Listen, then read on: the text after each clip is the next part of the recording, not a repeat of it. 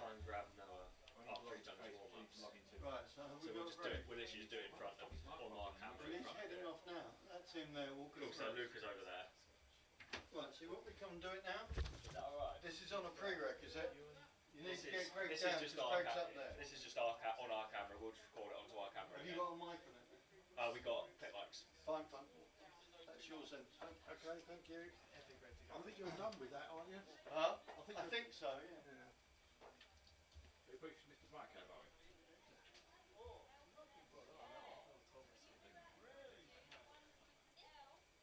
Who's going out? So that's going out. We're now live. Do you want to have done that? Is your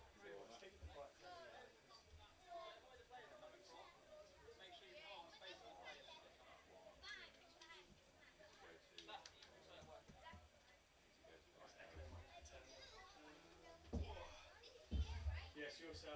Thumbnails are ready to go. Yeah, mate, you won't go to Black Cove, you need to go to Echo. I'll do that. Let me know when you've done that. We're live, by the way, live mics. Turn everything off. I need to.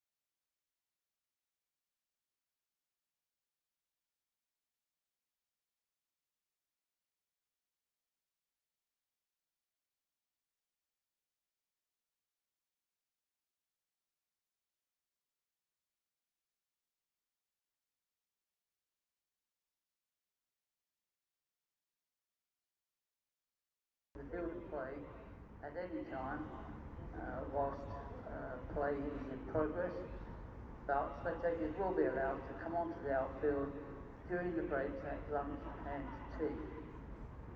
We do ask though that if you're going to play cricket on the outfield, you do not use hard balls for the safety of everyone.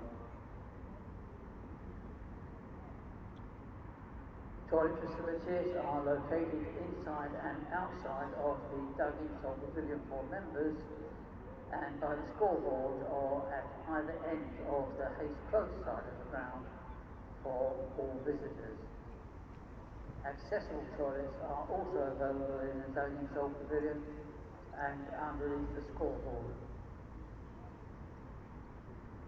This season the club has introduced a new face and reflection room at the Cloud County Ground and is available to spectators throughout and is located within the Allen Ford Graham Gooch Cricket Centre.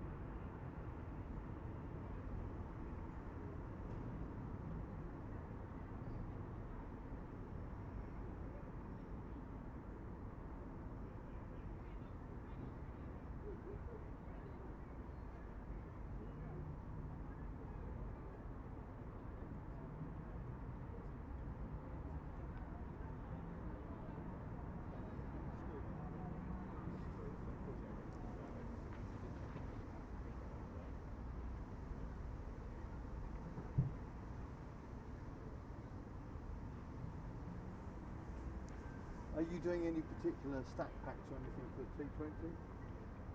I'm not too sure, actually. Who put the preview up on the...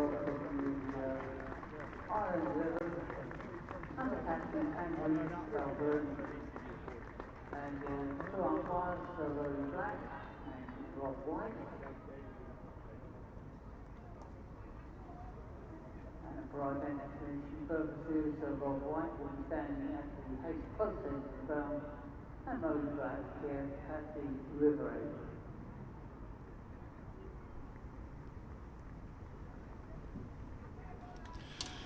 Welcome to the Cloud County ground as the Essex batters come out to face the Irish attack. It is Essex against Ireland. The tourists here for their final warm-up match before their test against England. Few changes as far as Essex are concerned. Nick Brown, probably the only regular man you would recognise, who is coming out now to open the batting. He's also captaining the side. Opening the Essex innings this morning, Nick Brown and Josh Rymel. So Josh Rymel will be alongside Nick Brown, as well as 4 of the Irish team, who are joining 7 Essex players in the Essex 11. It is a first-class match. 4 debutants for Essex in this game for their first ever first-class match, and 1 indeed for Ireland. Alright guys, off we go. Will be Graham Hume, who will open the bowling from the Hayes close end.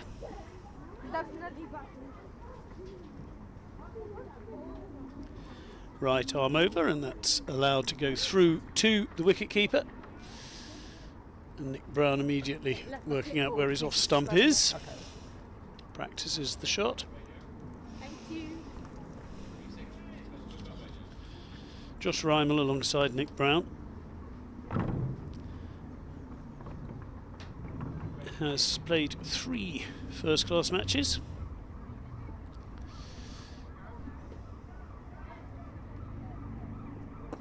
This time it's flicked away nicely off his legs by Brown to get the scoreboard ticking over.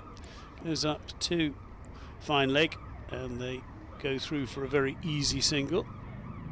Essex off the mark. Rymel will be facing for the first time.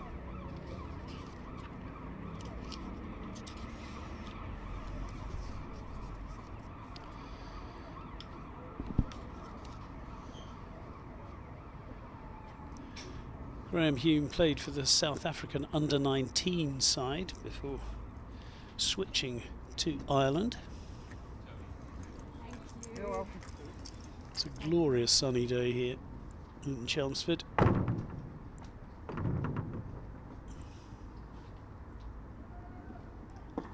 Rymel plays that nicely out into the covers defensively for no run. Played 2 tests so far for Ireland, Graham Hume. Taken 1 wicket. Decent first-class record though, with over 300 record wickets, an average of fraction over 18.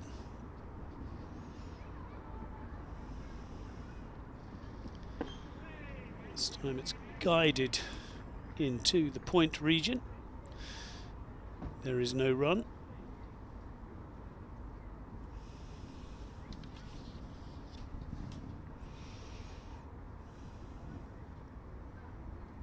Josh Ryman's enjoyed most of his success at Essex in the 50-over format. Indeed, he has a century.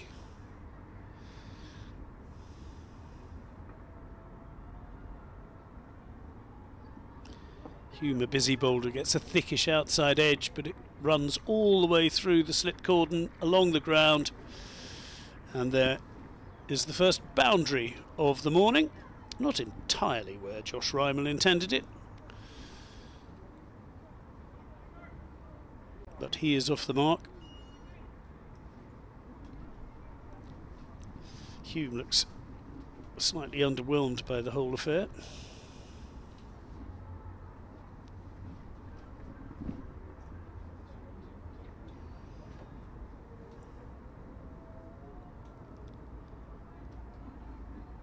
This time Rymel plays it more conventionally into the covers, but they go for a very sharp single indeed.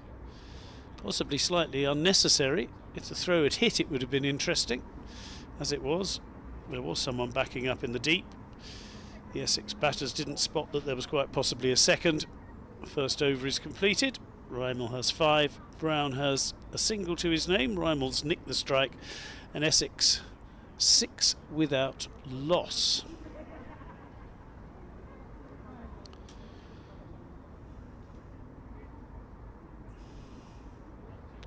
Nick Brown, of course, was stalwart for Essex as a scoring more than 1,000 runs in the 2017 County Championship winning side. Open bowling from the River End, Craig Young.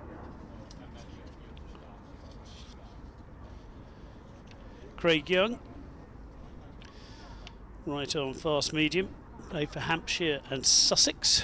He's bowling from the River End.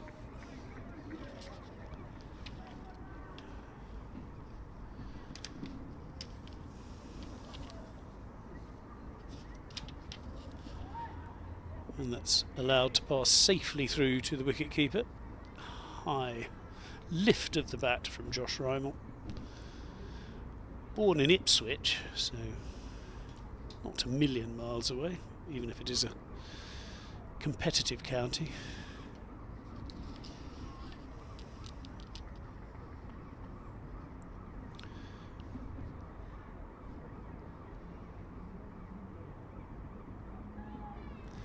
Young wide of the off stump on this occasion.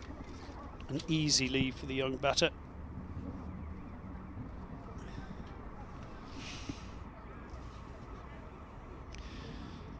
Craig Young been beset by injuries for much of his career.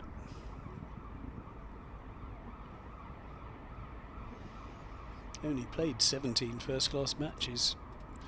As he comes in again, right arm over the wicket, that is on the stumps, and he's punched out nicely into the covers off the back foot for an easy 2.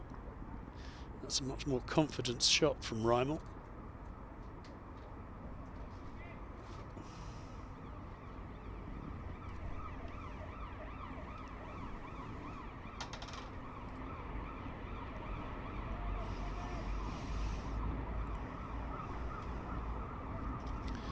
Not the world's longest run-up, it must be said, Craig Young. And that stroked nicely out. Just backward of square. It's a decent stop, actually. And there is no run. Practices the shot again. Probably meant it to go forward of square rather than slightly backward.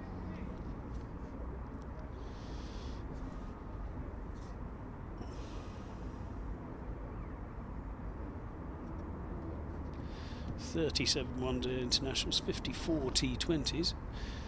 In once again. Once more, ball squirts out to that backward point position. 3 slips, gully, point, extra cover, mid on, mid off.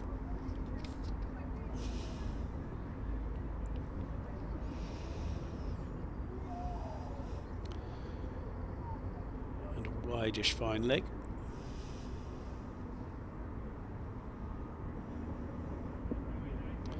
Again with that distinctive lift of the bat. Rymel happy to let that go, just 2 runs off that first over. Young will probably be slightly disappointed he didn't put more pressure on the batter in that first over. Essex won't mind though, they move to 8 without loss.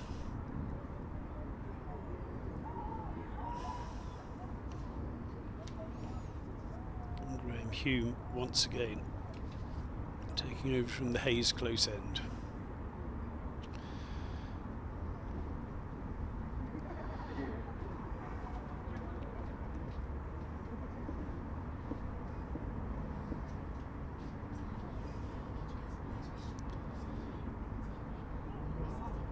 And that was sharp. Brown wears one, but looks perfectly happy so to do. he does go down and tap the offending area on the wicket, in which that ball climbed quite sharply.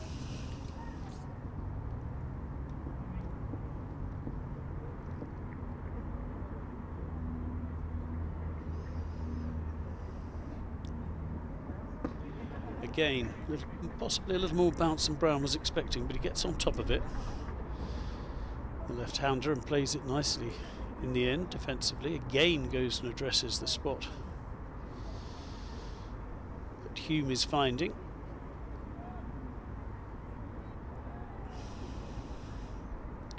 Decent crowd in as well for this.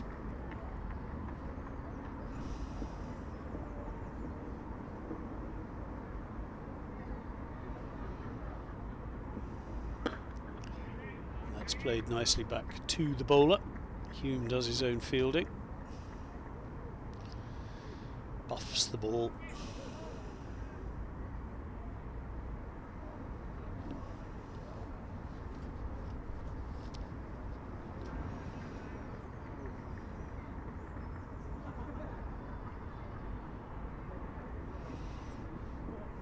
Hume at the end of his run out once again.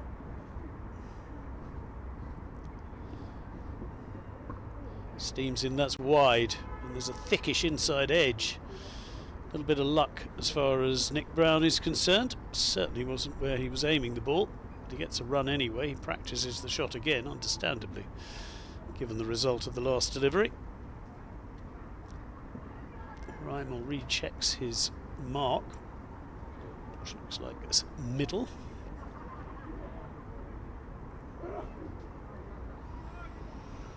Field changes for the right-hander.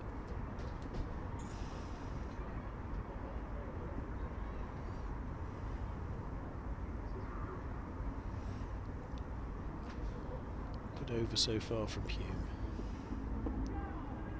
On another thickish outside edge, but this one will streak away to the boundary, and for the second time in 2 overs the outside edge has been found. But Rymel's played both times with soft hands, and the ball has raced away to the boundary. Frustration though for the bowler and for the fielders. Rymel, however, is bowling along to run a ball.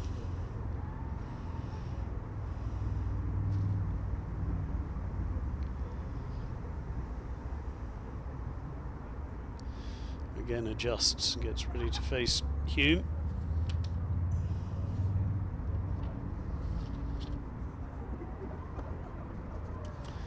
Down the leg side this time, loose delivery, probably first really loose delivery is bowled. It's flicked away easily by Rymel for a single, and in the end, despite having found the inside edge of one batter's bat, the outside edge of the other, Hume sees 6 come again from an over of his. 14 without loss now. He has the unflattering figures of 2 overs for 12. Young set to continue.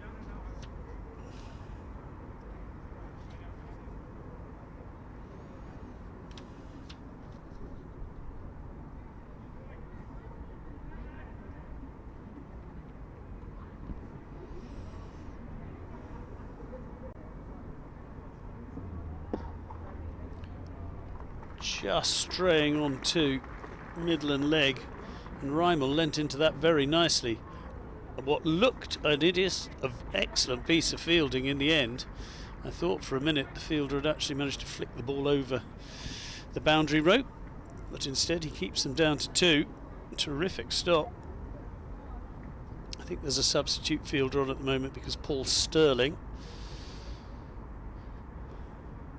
the explosive Irish batter, is playing in a T20 match for Warwickshire against Leicestershire today. So Young is in again, and that's wide outside off stump, and an easy lead for Rymel.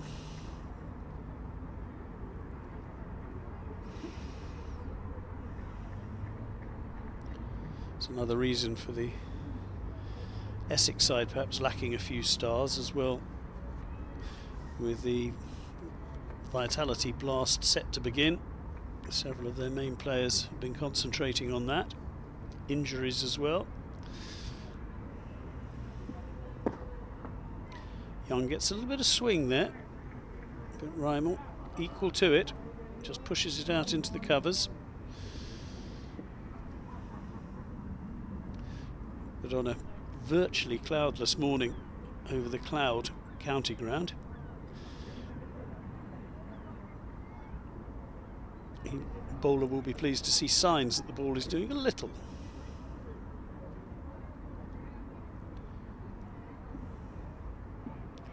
Again, a swing, but starting from wider this time, so an easy leave for Rymel.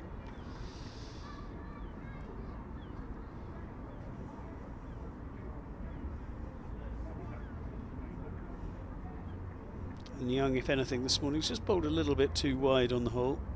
Hasn't put the batter under as much pressure, funnily enough, as Hugh, despite having much tidier figures.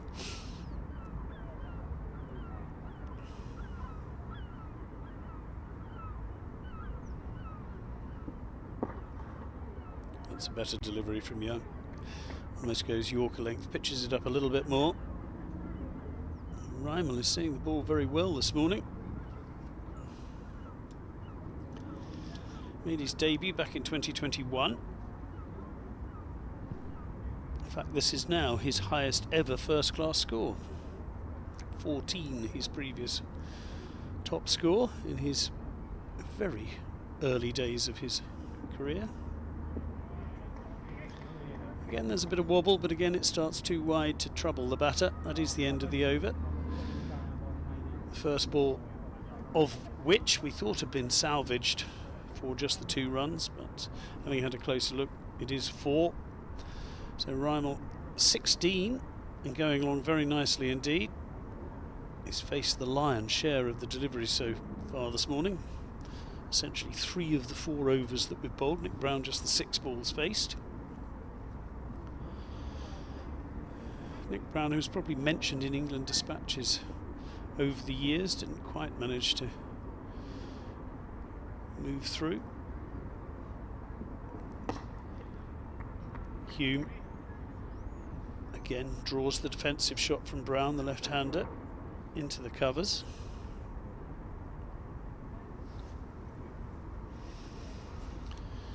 You can see what a lovely day it is today. Glorious Essex sky.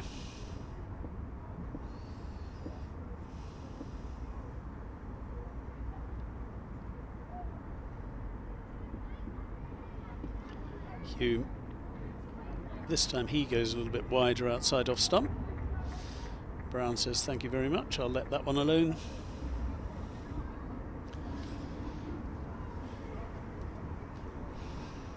It goes through to the keeper, Lorcan Tucker.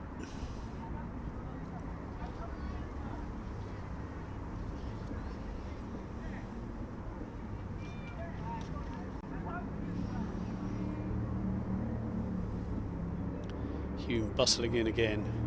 This time he gets a bit of a movement as well, but ball swinging back in after it had passed the wickets.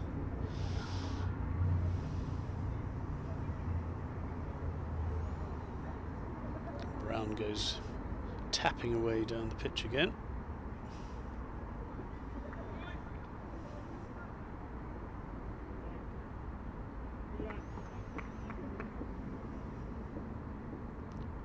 Readies himself. Hume, nice delivery that. Gets applauded by his skipper Andrew Balburney at first slip.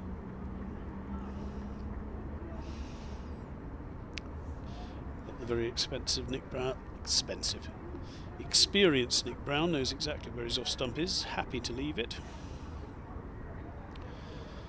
Scored more than 7,000 runs for Essex, an average of 37 over the years.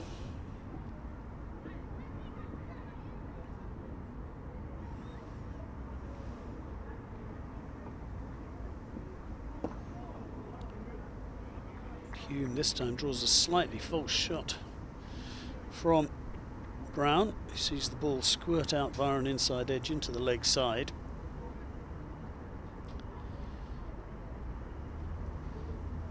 battle at the moment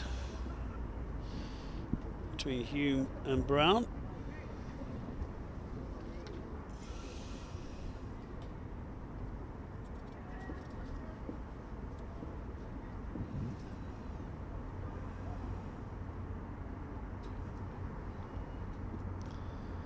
And Hume is in again, finishes his maiden over with a wide delivery that was easily left, but a couple of decent balls in that over from Hume, age 32 now.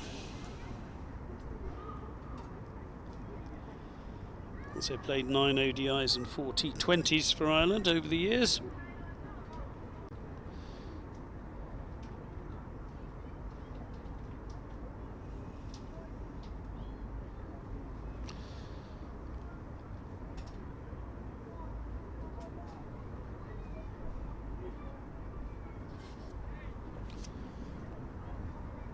Craig Young, much better length than line, forces the shot on this occasion from the batter. Plays it nicely in the end, just outside off stump.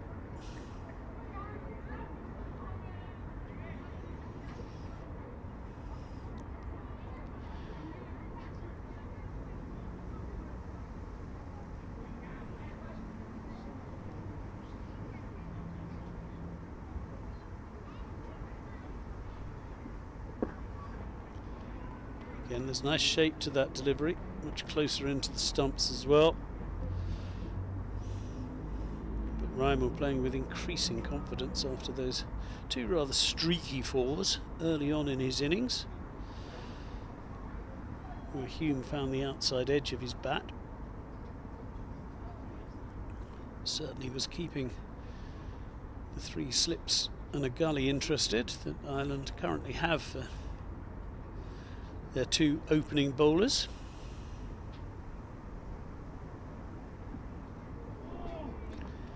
And that's a good leave, as the ball actually came back into the batter on that particular occasion, having had a couple go away from Rymel.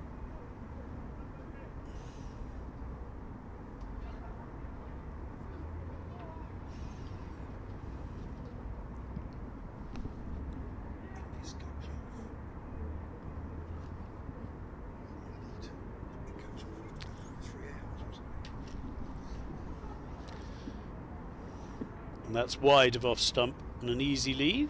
Nice shape away again.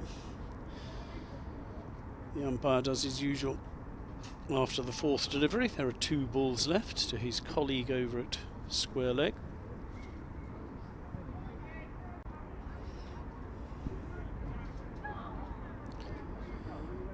Two umpires, Rob White and Roland Black.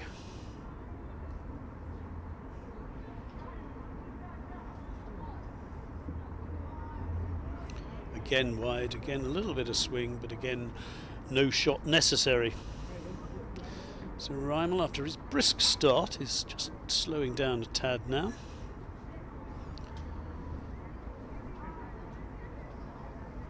With 84 overs and a ball left today, there is no rush.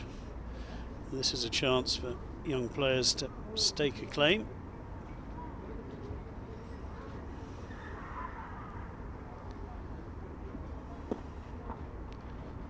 That's a nice delivery, well played in the end and well fielded. It is the 2nd successive maiden as far as Ireland are concerned. This one from Craig Young. Rymel played it nicely though. Goes and has a word with his experienced skipper Nick Brown.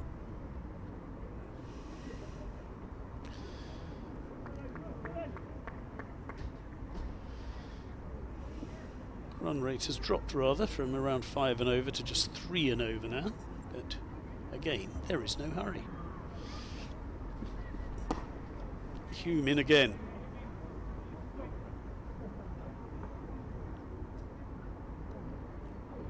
Not for the first time. Brown plays it defensively, perfectly safely. Hasn't been much for Brown to attack whenever he's been batting. He's having to play the long game.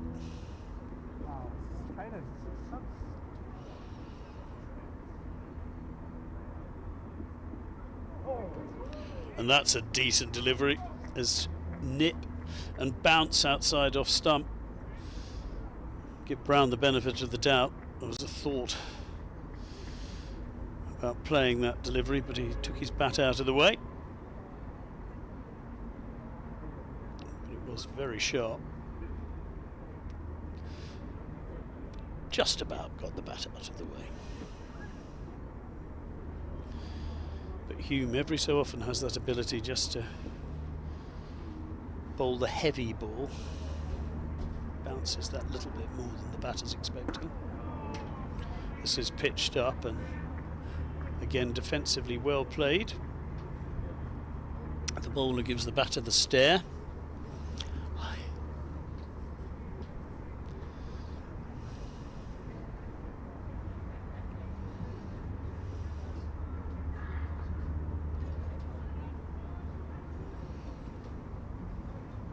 Hume has played this is his 101st first-class match.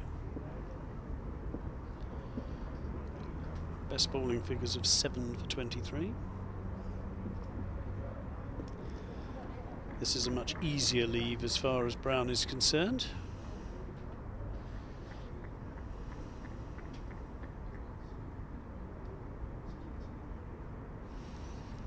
Understandably, perhaps, in the early overs, both batters and bowlers were coming to terms with conditions. Ireland have played a couple of second 11 county second 11 sides in this little warm-up run.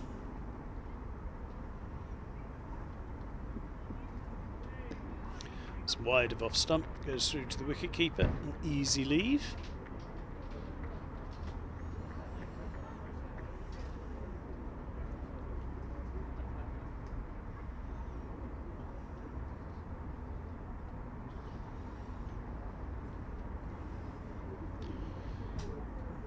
Next stop for Ireland is Lords, of course, for the England test, in England's warm-up for the Ashes.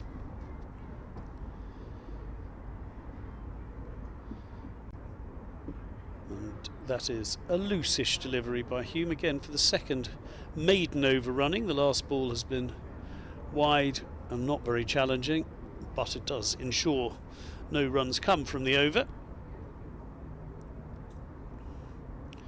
So we've now been stuck on 18 for the last 3 overs.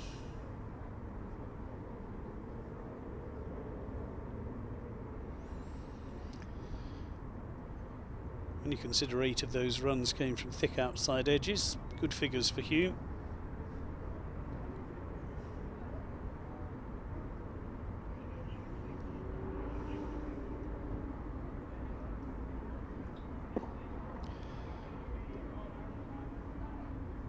Not lightning pace, but nicely directed. And again, Rymel can only play it defensively to the shortish mid-wicket.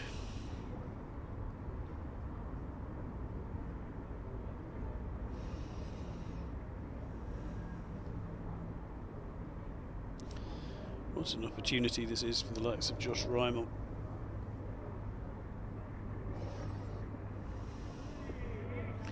Wide this time from Young, and going wider meant that the keeper ended up taking it in front of first slip Lorcan Tucker, in front of Andrew Balbirnie.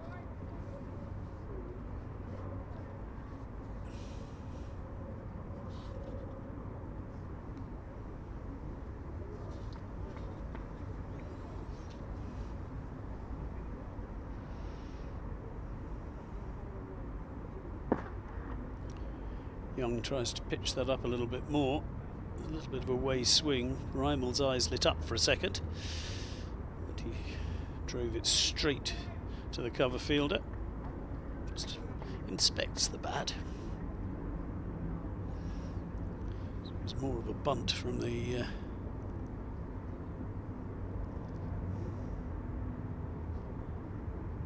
bottom of the bat.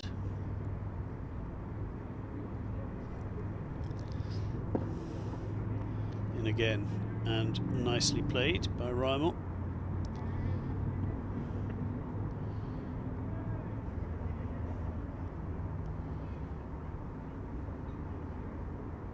Now 22 balls without a run.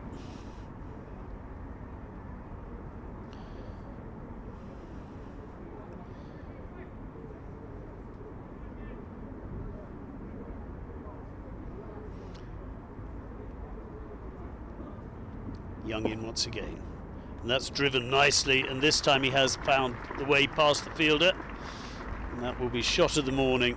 It was wide, there was swinging a little as well, but Rymel was on it so quickly. Lovely shot through the covers, and he gets a well-deserved fist thump from his skipper.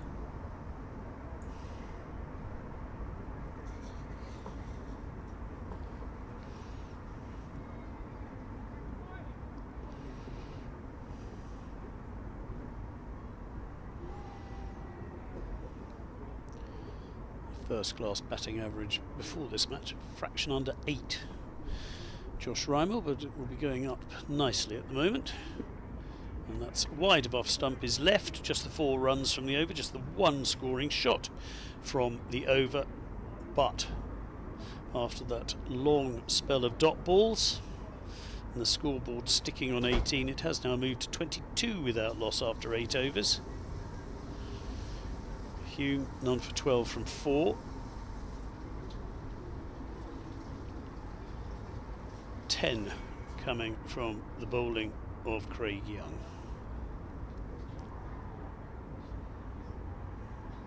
Coming on the bowl now from the post end, Fionn Hand.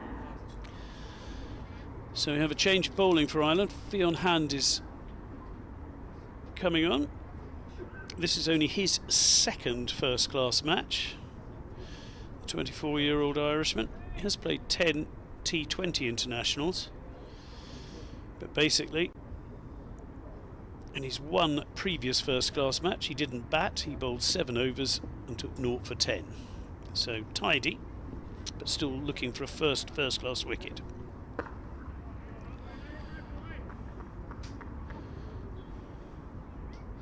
Gets decent bounce,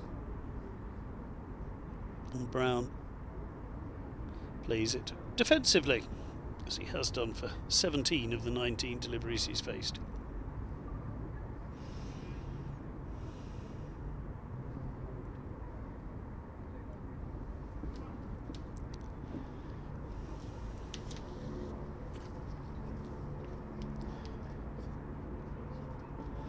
And that was wide and will be a no ball as well. So we'll have to bowl that one again.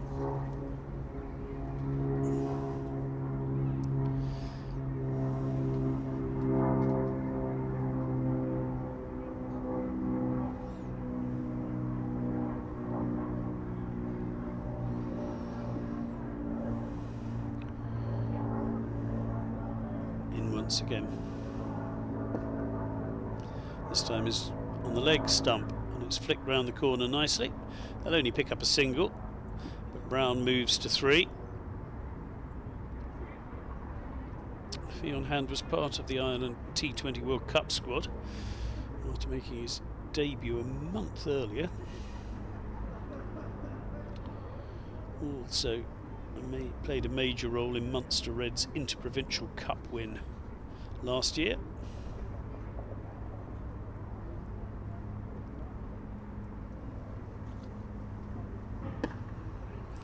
And gets that one on the money, and Rymel plays it defensively back to the bowler.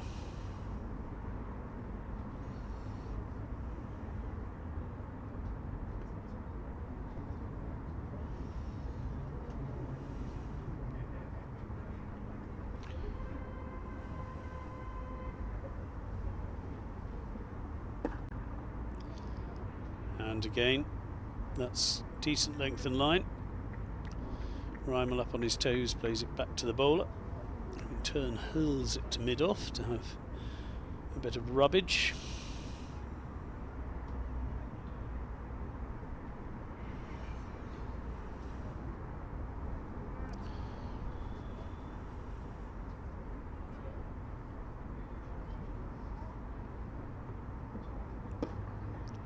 and this time just airing onto the leg stump, more midland leg than leg, but they can only take the single. The fielder's on it quickly.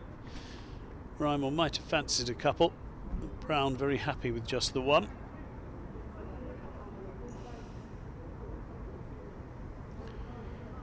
Brown resumes the strike. This is a big step up with the shortage of first class cricket for many of these island players. This is a big change of thought. And that is whipped away very nicely, and that is the first boundary off the bat of Nick Brown this morning. It was there to be hit on or around leg stump, it must be said, but Brown played it very nicely indeed.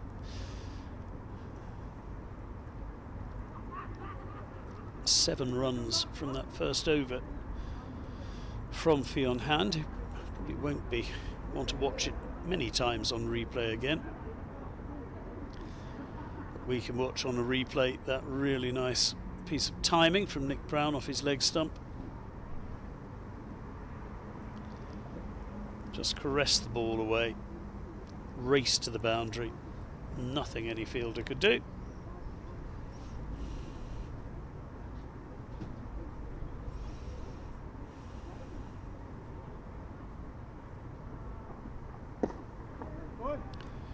Again, there is that little bit of swing for Craig Young.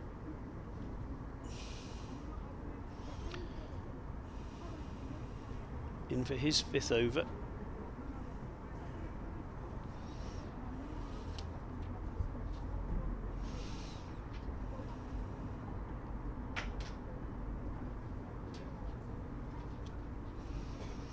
He's made a bright start to his county career before injuries got in the way. You can't tempt Rymel into the drive outside off stump on this occasion. And the ball shapes away into the hands of keeper Tucker.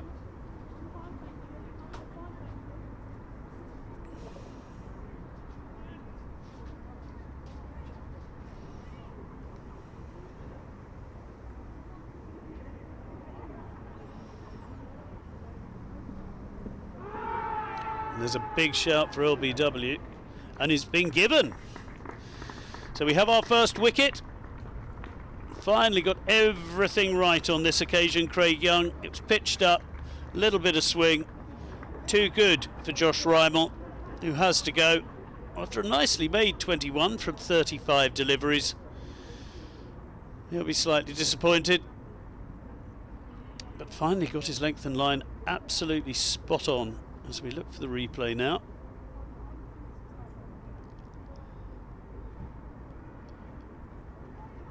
Only possible question is if the ball was going to swing a little too much, and I don't think it was. Looked like a very good decision. And Craig Young has his 67th first-class wicket after that delivery.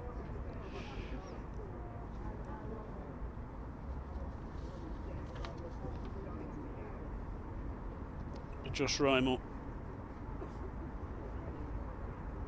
decent little knock, will be slightly disappointed not to have gone on after making the start. Josh Rymel was LBW to Craig Young for 21, and the incoming batter, Robin Das.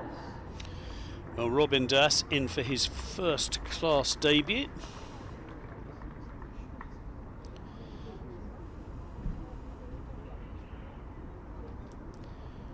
Has played 50 over cricket for Essex, made 7 appearances and 5 for the T20 side. It's a high score of 63 in the 50 over game.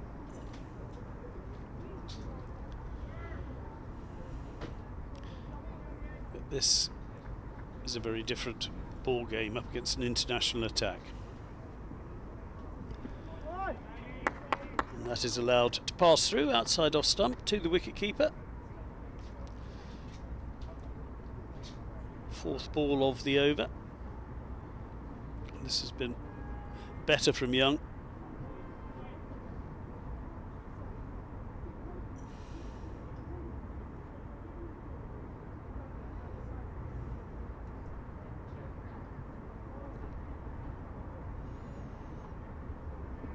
That's back to being a little bit wide outside off stump though, and an easy leave for Robin Dass.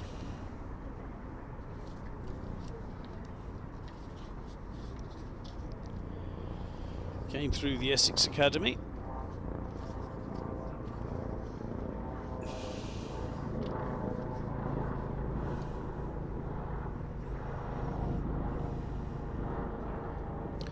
And Young's coming in to conclude the over.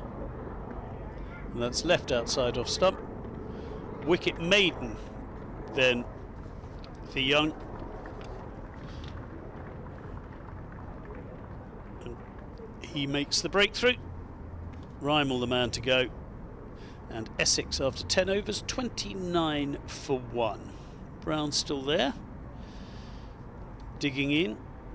And it's good that he's there, because if he can stay at the crease and just help all the new young players, 4 Essex players and 1 Ireland player making their first class debuts in this game, has first class status.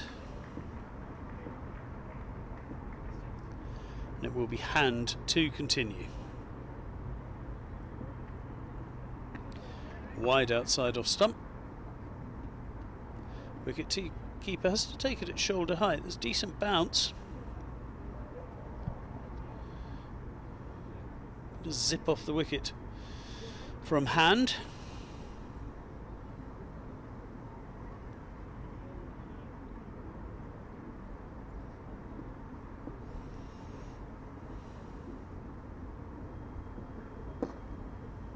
This time it's airs onto leg side. It's just flicked round the corner by Brown.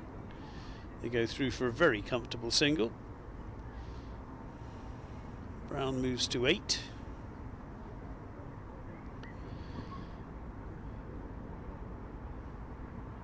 Now Fee on hand.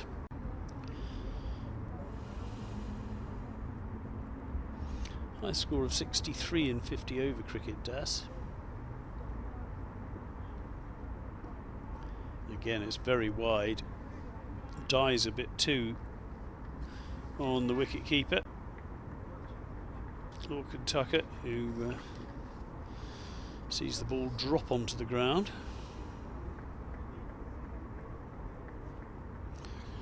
Just has a little look at his bat.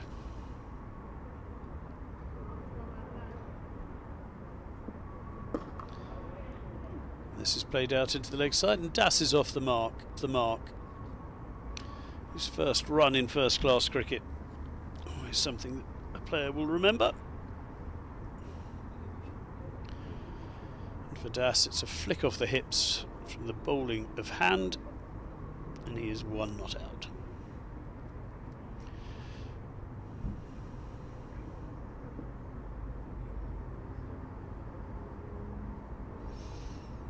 Brown then will face the final ball. Flicks this away on the leg side nicely, but straight to fine leg. They go through for a simple single. A tidier over this time from hand, but 3 singles coming from it. Score goes up to 32 for 1. Brown will keep the strike.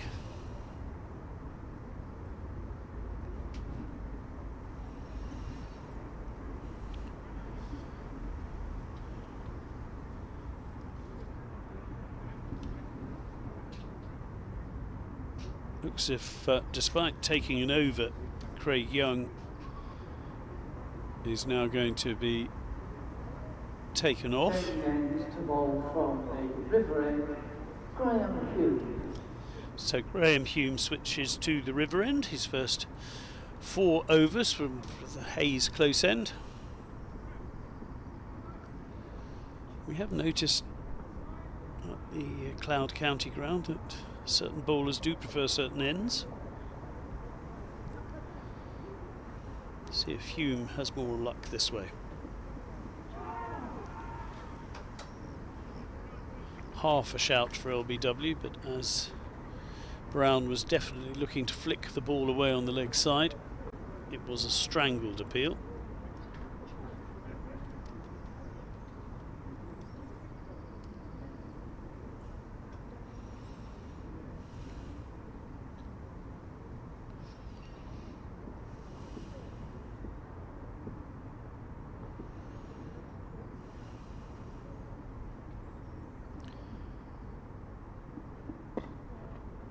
This is played into the offside, but with two men converging on the ball. Brown decides discretion is the better part of valour.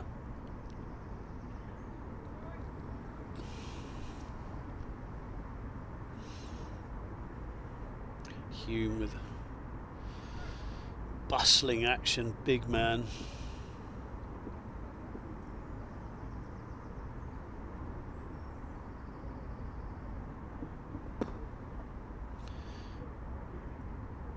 With time, Brown and timing, Brown plays that out into the leg side for a single. He moves into double figures.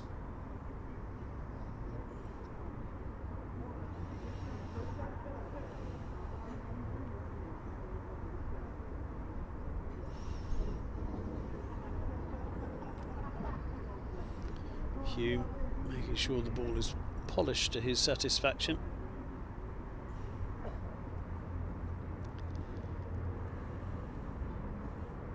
Slight tweak in the field as mid-on goes in a little bit tighter.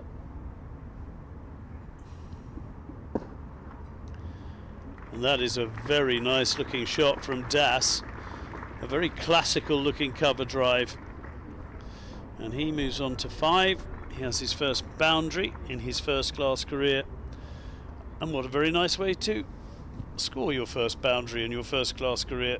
Classic cover drive, just slightly over pitched by Hume, and Das was onto it very quickly indeed. Lovely shot.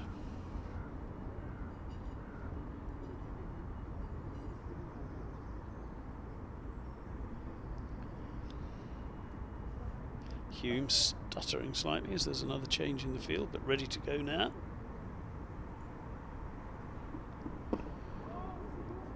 Oh, and this surprises Das on this occasion. A little more bounce. We've seen that from Hume this morning. He can suddenly drop in that heavier delivery.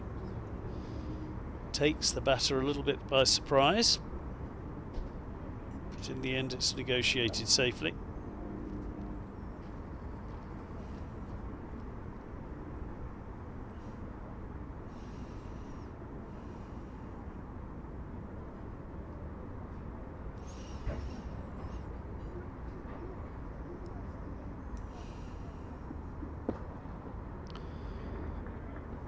Das plays that very classically out into the covers. That is the end of Hume's over, his first from the Hayes Close, from the river end. 5 runs come from it. He now has figures of 0 for 17 from his 5 overs. Robin Das has also played in the Bangladesh Premier League for the Dhaka Dominators.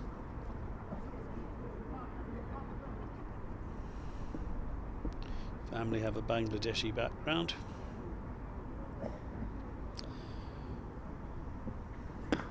Hand is in again, and that's wide, and Nick Brown will feel he's missed out a little bit on that from the sound of the delivery. Didn't absolutely nail it. And drives it straight up to mid-off. There is no run. Hand will feel he probably got away with one then. And that's a lovely drive again. This was better timed, but hit to exactly the same fielder. And Brown just beginning to stretch the arms a little. But at the moment he can't get it past Tom Mays, at mid-off, and that's very wide. It would be a one-day wide.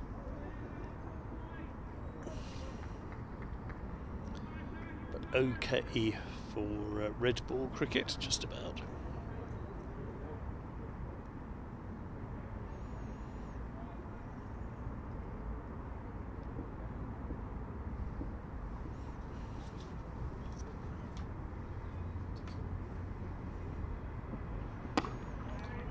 And in again, that's better. Much better length. Brown has to play it safely.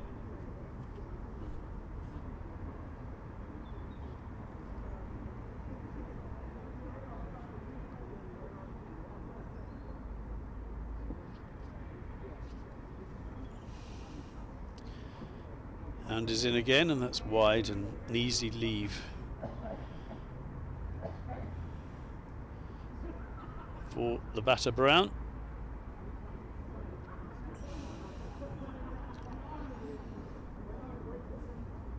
He'll now bowl an absolute peach, but I think Field Hand would admit he hasn't quite got his length and line consistent so far in this.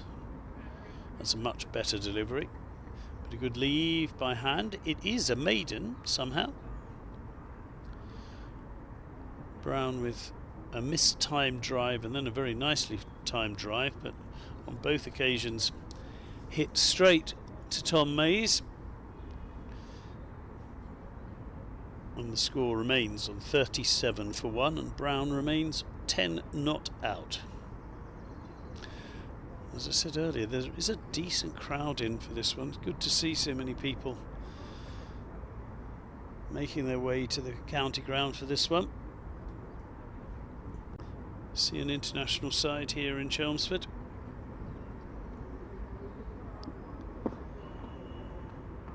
And this is played back to the bowler.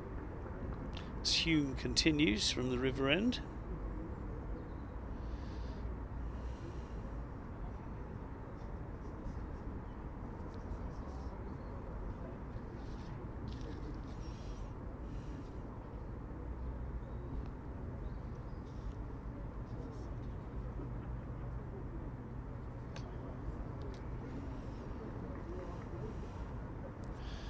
Das ready again.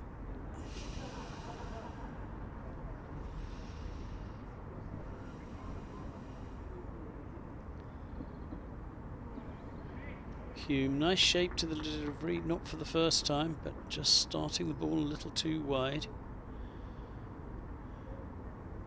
Other bowlers beginning to just do their exercises, saying, "Skipper, if you fancy a change, I'm here." Andrew Balburney keeping his counsel at first slip, second slip, apologies.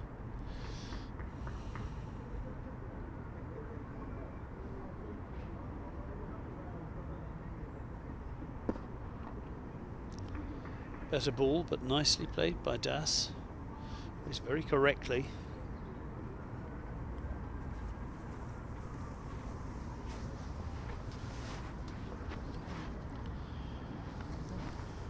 Knocking on the door for a little while.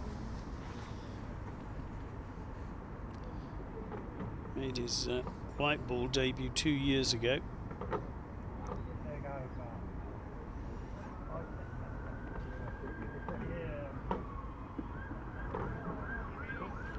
Happy to shoulder arms on this occasion, let the ball go through.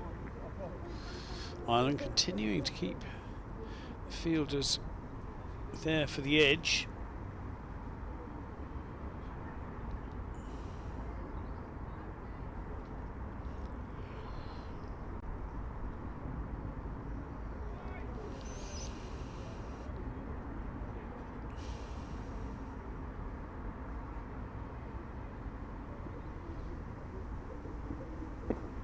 Human again, and this again draws the defensive shot from Robin Das.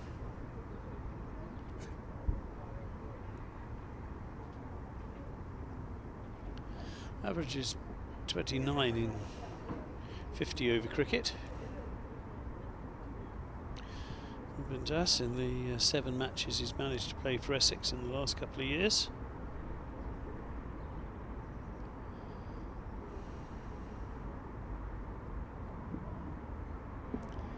Hume just outside off stump, again shape, but easy leave in the end. Das remains on 5, it's another maiden over.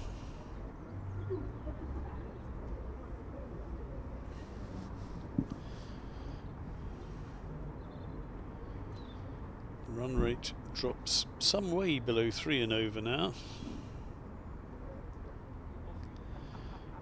Nick Brown very happy just to stay there at the moment, see off the best that the Irish attack has to throw at him. His hand in again, and that is just played out in to the offside. Fielded again by Thomas Mays. Seems to be quite ball seems to be quite attracted to him at the moment, particularly from the bat of Nick Brown. That's wide, and Brown again plays a very nice looking drive, but once again can't pierce the field. So a couple of times in the last overs, 2 overs he's faced from hand. He has played some nice looking shots outside the off stump, but hasn't been able to pierce the field. Hands in again. Oh, and that despite the late attempt to take the bat inside the line. Looked to me as if he was beaten on that occasion, Nick Brown. Nice delivery, probably the best he's bowled so far this morning from hand. Yes, he does definitely get the prod outside off stump before it's whipped away behind the pad. And another absolute ripper from hand, who suddenly found his length and line to the left hand of Brown. Struggled a bit so far this morning, but these last 2 deliveries have been absolute hurlers. And that one, absolutely beautiful delivery. Too good.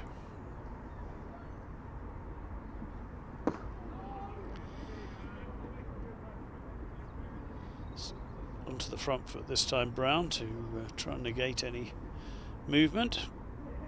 Still can't score from it though, it's flicked into the leg side. This has been a much better over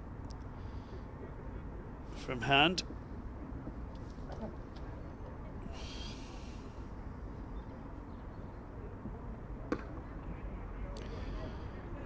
And the final delivery is also treated very respectfully by Nick Brown. It's another dot ball, it's another maiden. I've had a lot of maidens so far this morning. 37 for 1 after 15. Nearly had the first hour of play, so certainly up with the run rate, the Ireland attack. And has the figures of 4 overs, 2 maidens, no wicket for 10. Hume is to continue his 7th over this morning. Bowled from both ends. It's his 3rd over from the river end.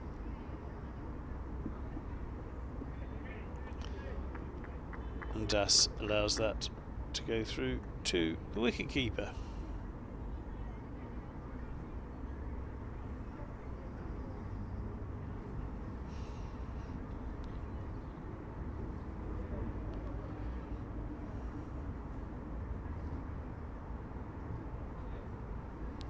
Little bit of breeze around in the ground, not that much.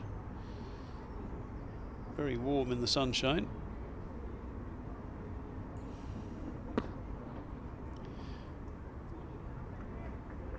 Das gets bat on ball on this occasion.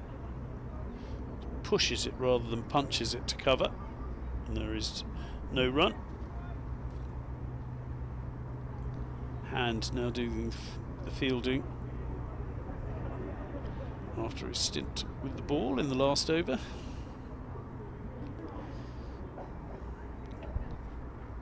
Big expanse to cover in that cover area.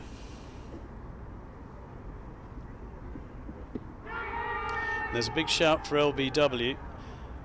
That looks as if it was jagging down the leg side. Hume looks very disappointed with the decision.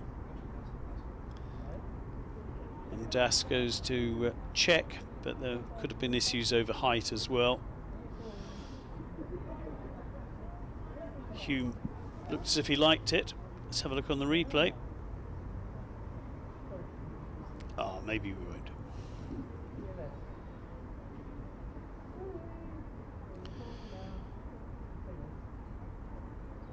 Hume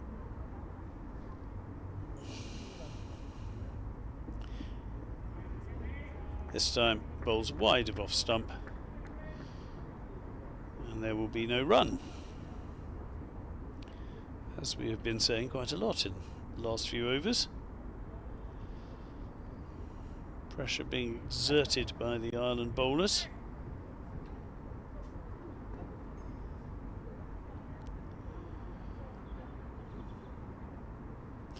One LBW decision go the way of the bowlers this morning. If you just joined us, Josh Rymel trapped LBW by Young for 21. That's pushed defensively, about a little away from his body, by Das into the covers. And this is the early LBW shout. No. Just watching the defensive push. That's the LBW shout. Hard to see from that angle.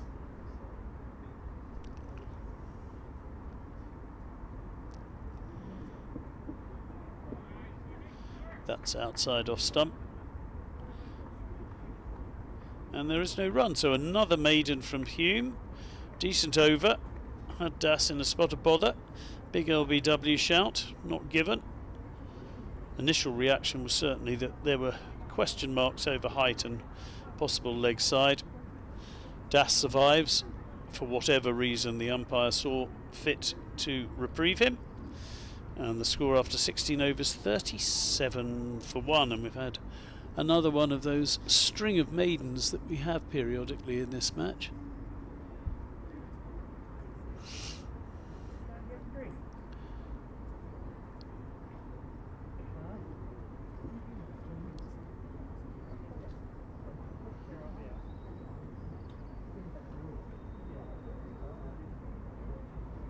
We've had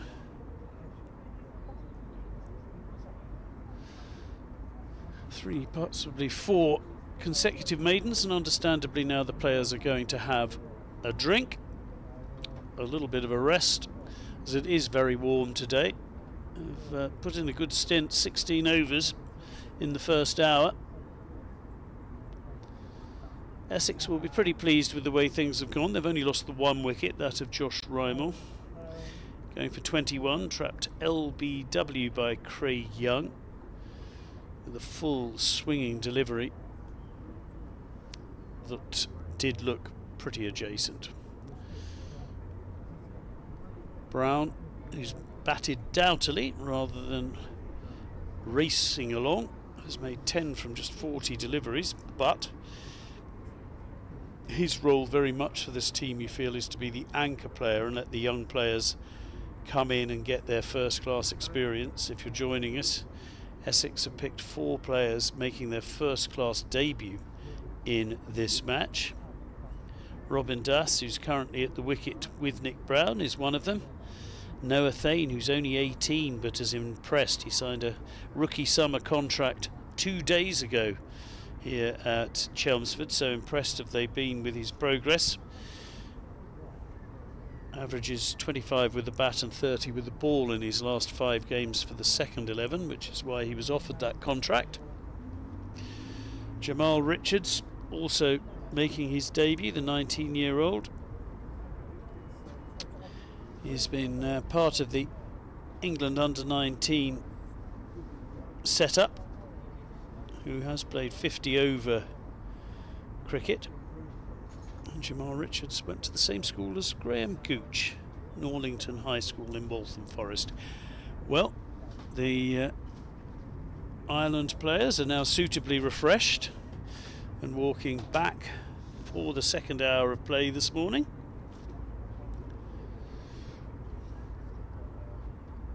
Had a succession of maidens before the break.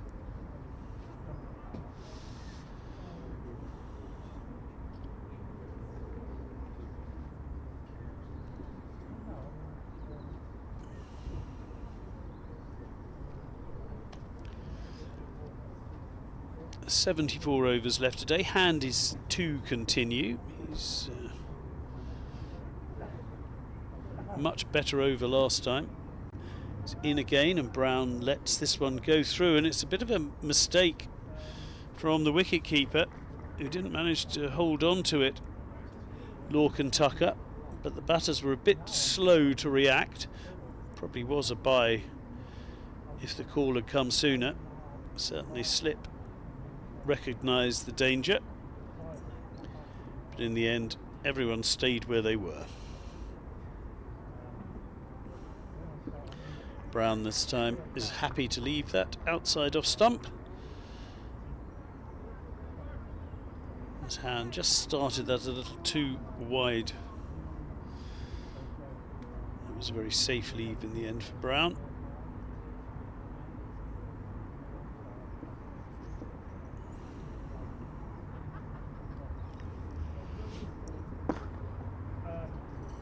And he's driven it this time, and has he finally beaten the fielder? Well, sort of. Enough to get a single. Tom May still managed to get hand on ball though. Stop the boundary. But Brown does get off strike. The scoreboard does tick over. And now Hand has to bowl to the right-handed Das and readjust his length and line.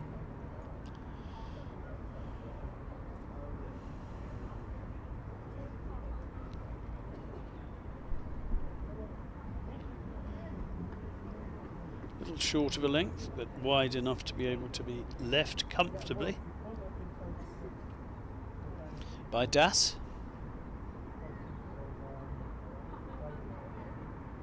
And there we see the ball start wide and go wider.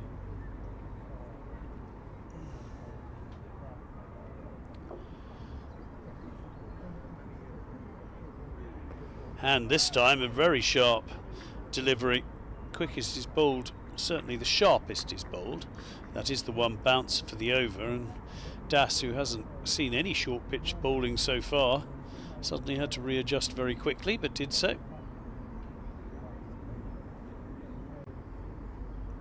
Hand just showing that he can go through the gears. And this is punched nicely, but defensively largely into the covers.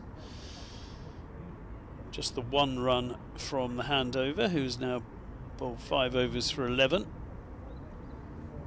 Tidy stuff.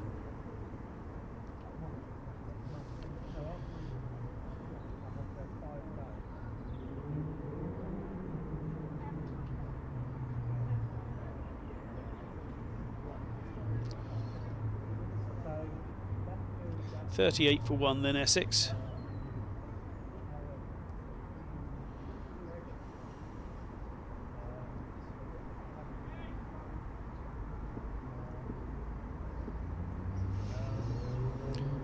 Will be Hume to continue. He's putting in a stint this morning.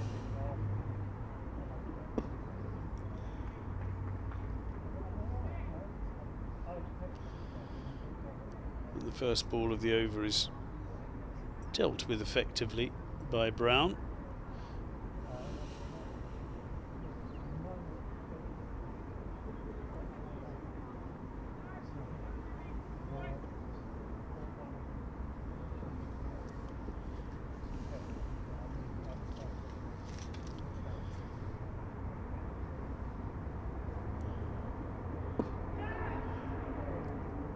And there's a shout for a catch for a second there. Played up in the air a little from Brown, into that leg side. He practices the shot that he probably should have played, but certainly there was enough to interest Hume for a second or two.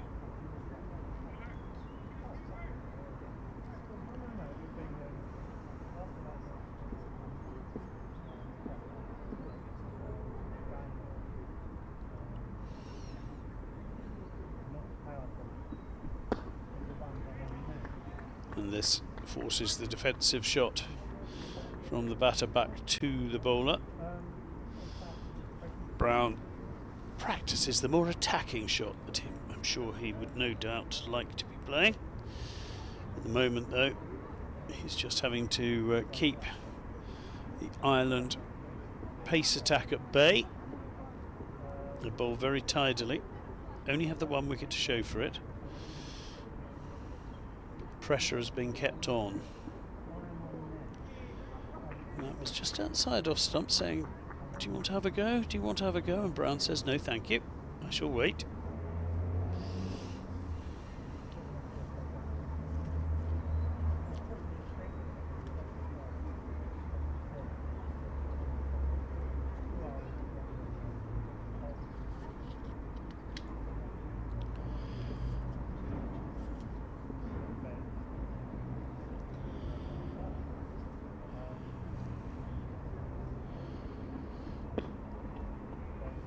Again, just plays it nicely defensively back to the bowler.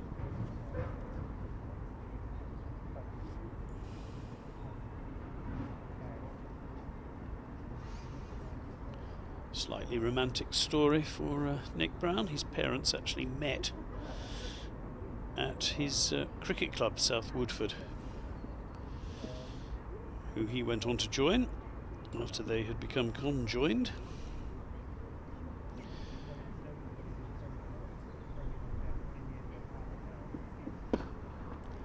And that is driven nicely by Brown.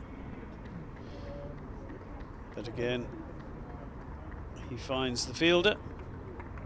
And again, it is a maiden from the bowling of Hume, who really has got tidier and tidier, and in fact has looked rather happier at the river end than he did from the Hayes Close end, where he bowled his first 4 overs.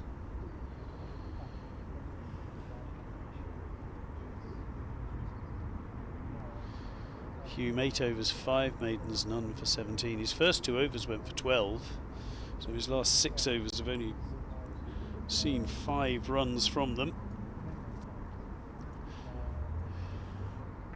See how in the sun it is nice and warm, but a few jumpers on because there is a north breeze coming across from Scandinavia, across East Anglia and into Essex.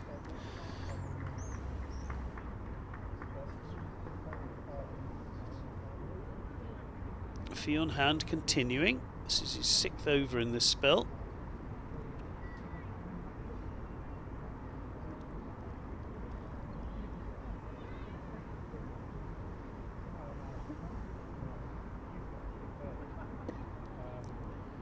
That is flicked away into the leg side, and we have runs, and Das will be relieved.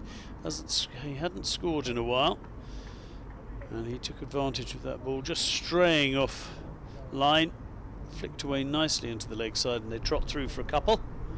Das moves on to 7.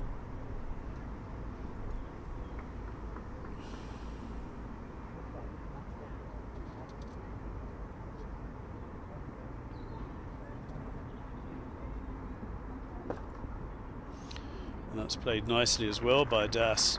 Really nicely by Das. It's going to go all the way for 4. What a lovely shot that was.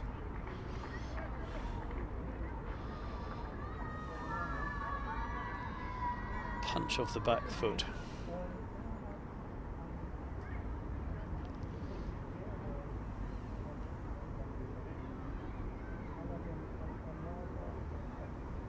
Just a little bit of width, not much, but Das with great timing. It's Michael Atherton-esque. Plays that one down backward of square for 4. The next one he is very happy to leave to sail through to the wicket keeper.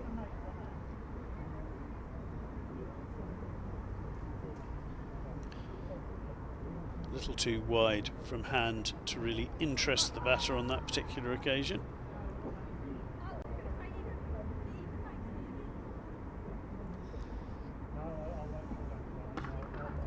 And that's short, and it's cracked away. That really was well timed, almost as if he'd been waiting for that one. And Robin Das suddenly exploded into life. 10 runs from this handover, who had been so tidy beforehand. His first 5 overs had only cost 11. And it was short and it was wide, and it was pulled outside off stump through mid-wicket for 4. Lovely timing. Great sound as it came off the bat as well.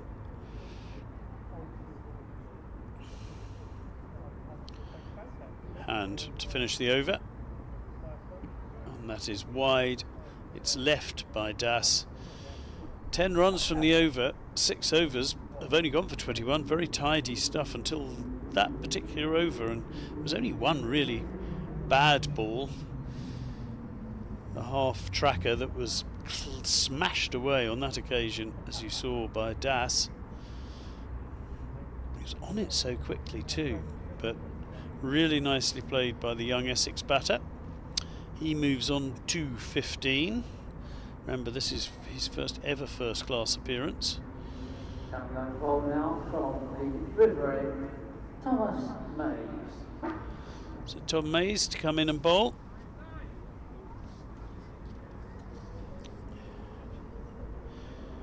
Another young man who grew up in South Africa, but his dad's family were from Ireland.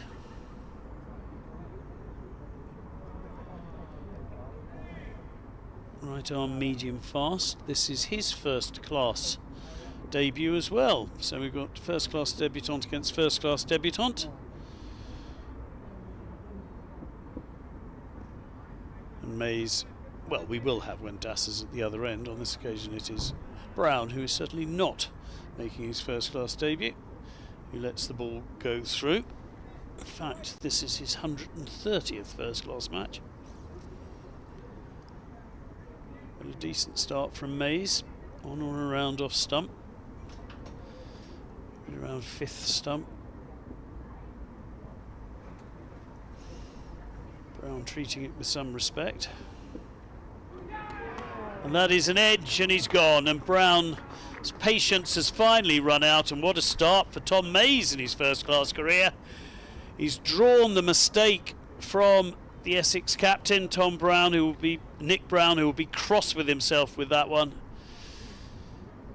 It was short. He thought there was room to cut it. There wasn't as much room as he thought, and he nicks off, and Lorcan Tucker, the keeper, takes the catch. Just watching the replay, and it was there to be hit in many ways, but it was just mistimed by Brown. Gets a little under edge, toe end of the bat, straight to the keeper, and it's a second wicket for Ireland, and a big one, because that is the most experienced player by some distance, Nick Brown, who has gone. We're now into Ireland players and further Essex men making their first class debut.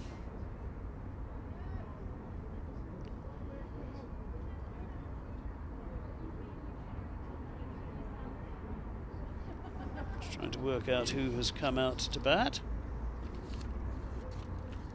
Nick Brown was and it is one of the Ireland contingent who's come out to bat. incoming batter, Curtis Cantor. Again, another one of the Ireland players who began life in South Africa. So one Irishman born in South Africa to another. Mays bowling to Curtis Capfer.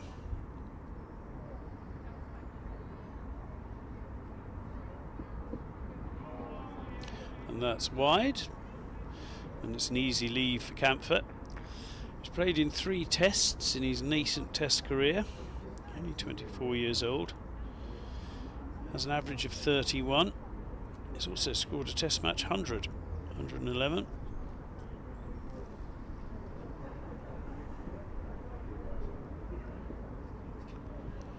So played 25 one-day internationals and 34 T20 internationals for his country.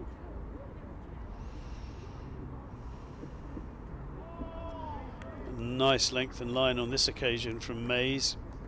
Camphor, quite rightly, not tempted into that delivery outside off stump, leaves it to go through.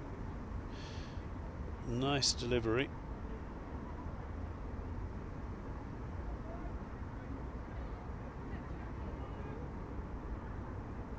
Lovely shape to that one, but well played by Camphor.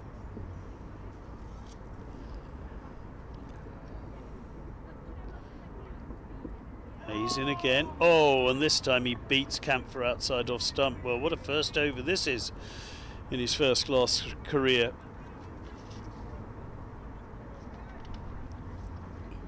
For Tom Hayes.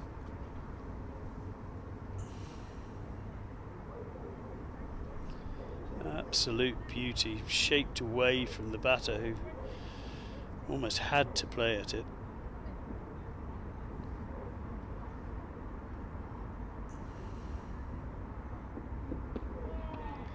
This time doesn't quite get the line as perfectly judged as he has throughout the rest of the over, and that is able to be flicked away for a single. And a very nice first over, 1 for 1 from his first over, including the very big wicket as far as Ireland are concerned of Nick Brown, who will be disappointed with the way he got out, playing a loose cut shot to a delivery that was probably there to be hit, getting the toe end of the bat and going through to the wicket keeper. And now Curtis Camphor batting alongside Robin Das. A little bit of tactical discussion going on.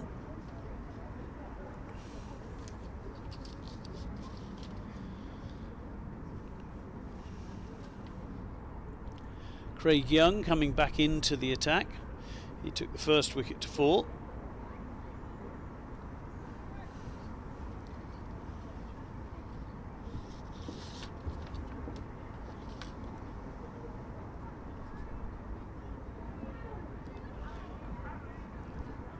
And his first delivery is left outside his off stump by Camphor, who nicked the strike.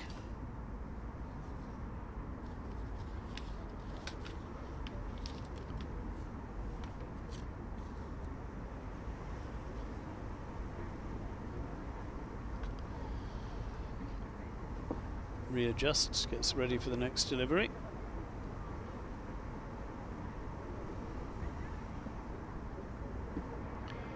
That's a much easier leave outside off stump.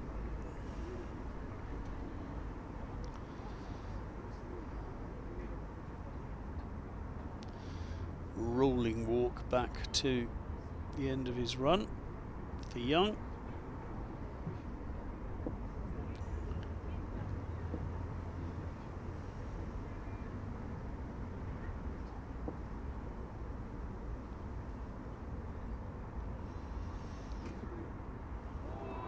And there's a swish and a miss on this occasion for Camphor. Tempted into the drive outside off stump, and there was a little bit of a way swing there as well. Well bowled by Young. Camphor will be moderately relieved to have survived that one. And there was swing. He's found a little more movement through the air than most. And again, an absolute beauty. And this is a good over from Young. He started at the river end, and this is a change of end for him. He's now at the Hayes close end, and he's started with some absolutely superb deliveries. Excellent start to his second spell from Young. This though does just stray onto leg stump and flicked away almost disdainfully. Great timing from Camphor. Didn't really look as if he was trying to hit the cover off the ball. He just flicked it away. This run all the way up through mid-on for a boundary. Lovely timing. Absolutely lovely timing. Let's watch this again. Yes, it had strayed onto Midland leg, but didn't try and overhit it. Lovely delivery. 50 up. This is wide of off stump, punched into the covers, and there is no run. And a good battle in that particular over. Beaten a couple of times, Camphor, but found a way back and one lovely four, which we're just watching again. Really was glorious timing and placement. And the fielder was never ever going to catch up with that. Well, the 50 has come up for Essex in that over, 53 for 2.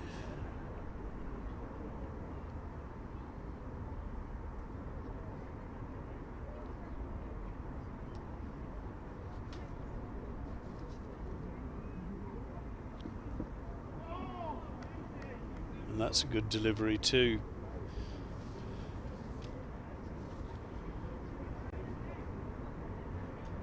Thomas Mays really has bowled nicely, beaten the bat more regularly than most so far, and is only in his second over.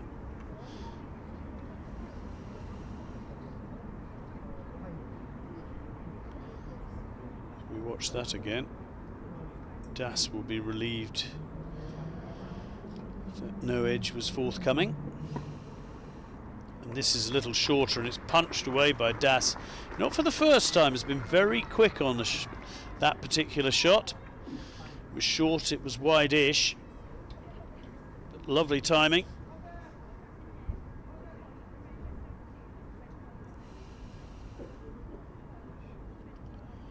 It's 4 more runs as far as Essex and Das are concerned. A little bit short, but there wasn't a lot of width, but he does play that shot so well, Das. Just coaxes it through. Just coaxes it backward of square. Joe Root-like.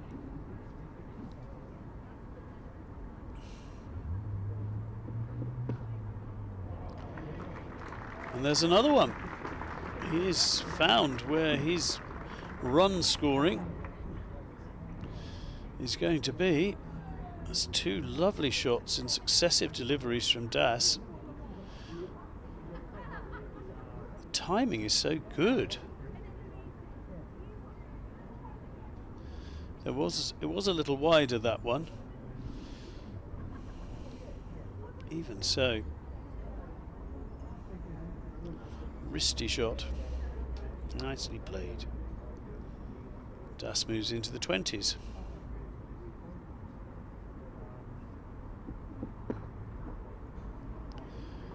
This time I don't think it'll go all the way, but they'll get runs. Probably a couple of them. They trot through for an easy 2. The throw isn't the best coming in, but the slips get involved and stop any possible further damage.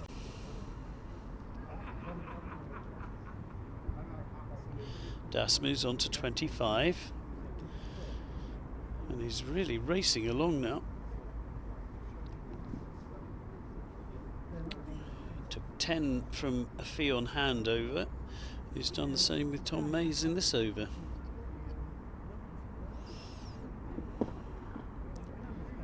And a slight overcorrection possibly from Mays, and it's nicely played out into the leg side, but there is a fielder there. I think it was fee on hand. He got there in the end. Slightly uncomfortable stop for the fielder.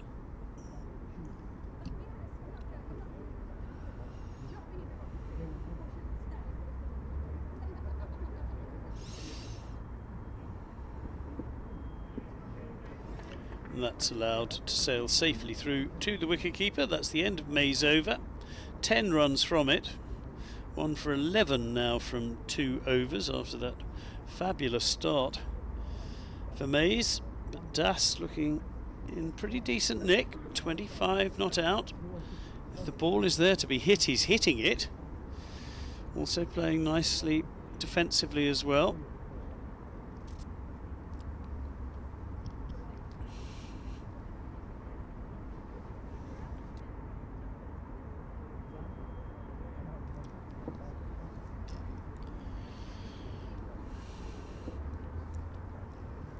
And it is Craig Young to continue. And that's allowed to go through safely.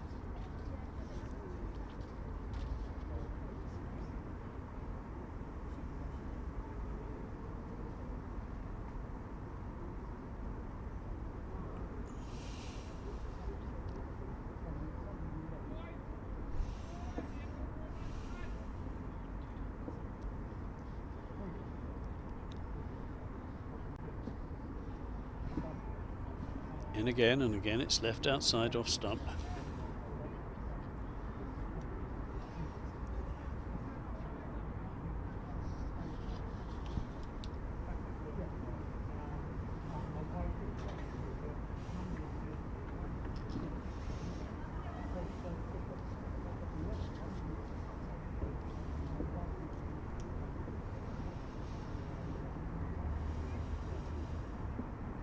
Young in again. Bit of a strangled shout from the slip fielders for a possible LBW. It will be a leg by, but certainly Young, the bowler, wasn't remotely interested in that. Camphor remains on 5. The scoreboard though does tick over for 1 more run. It's only his 5th first-class match. So he's played 3 tests, 1 other first-class match, and this one, Curtis Camphor. That's nicely played by Das. Punches it past the mid-on this occasion. They'll go through for a very easy 2. Das was quick, thinking if there's 3 I want them, but they settle for 2.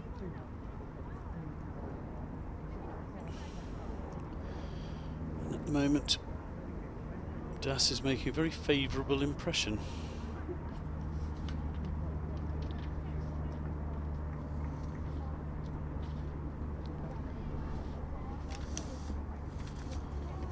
Oh, this time he has a little flirt outside off stump though, a little prod, well bowled, again getting that little bit of swing that Young has found but others haven't.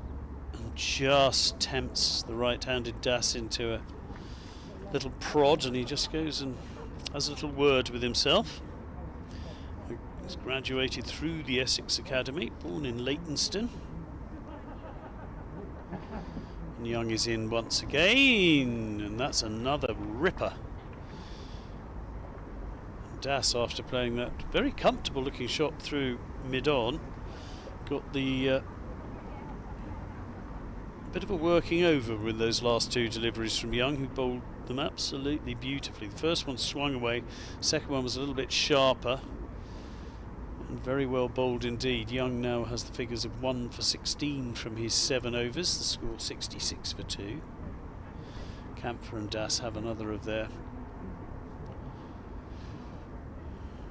end of every over chats. Camphor gets ready, looks around to see who is where. Fielders and bowlers he knows very well, obviously, because he usually plays for Ireland, but for the purposes of everyone in the Ireland squad getting a game ahead of the test, he is playing for Essex along with 3 of his countrymen, and that is flicked into the leg side, and they just trot through for a very easy single.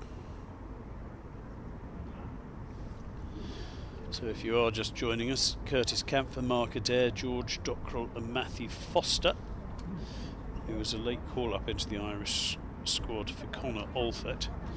Well, they're all playing for Essex in this one against their usual teammates.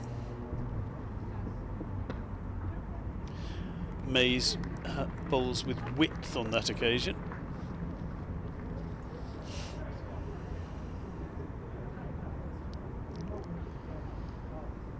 Das will feel he missed out a little.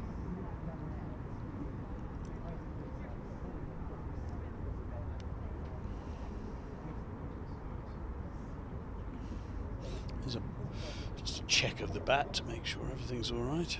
There's a wide short delivery that he failed to score from. Mays hasn't bowled many of those. That's a better ball. Though Das does what is required and plays it nicely. Down to just a couple of slips now in a gully.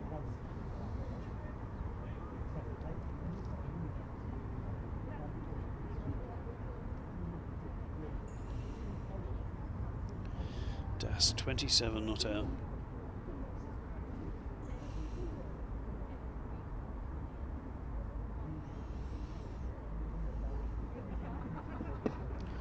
Mays, and this is punched off the back foot nicely by Das. It goes straight to the fielder,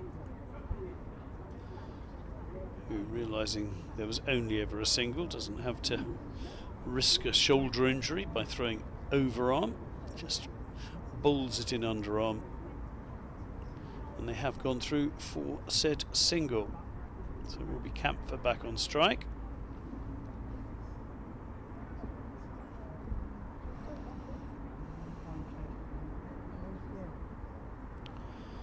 Mays in once again, outside off stump, and that's a long way outside off stump. And Camphor not tempted into anything rash at all.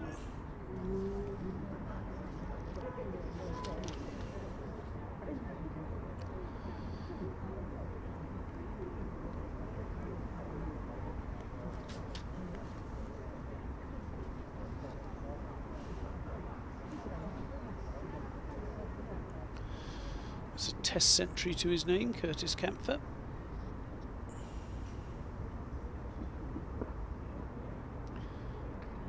Here though he's tucked up by Mays, just plays it sensibly out into the offside. A couple of singles from the over. Mays, who really has impressed in this little spell. 1 for 13 from 3. Couple of boundaries in his second over, but the first and third really have been tight.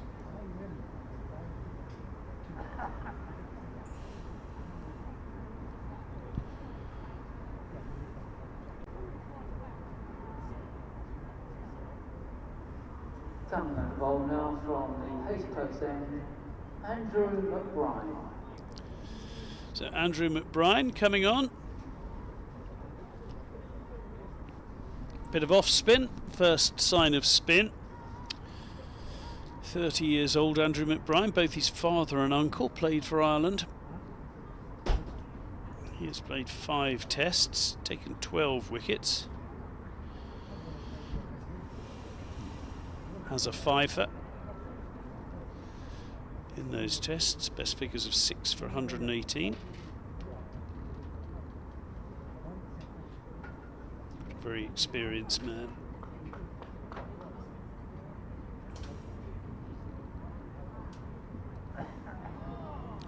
Oh, and a nice start. Das, who's looked increasingly comfortable against the seam bowling, suddenly having to switch the brain to the spin, and he was beaten outside off stump first up. Lovely stuff from McBride. Oh, and there's an edge this time from Das. It's safe, but lovely bowling.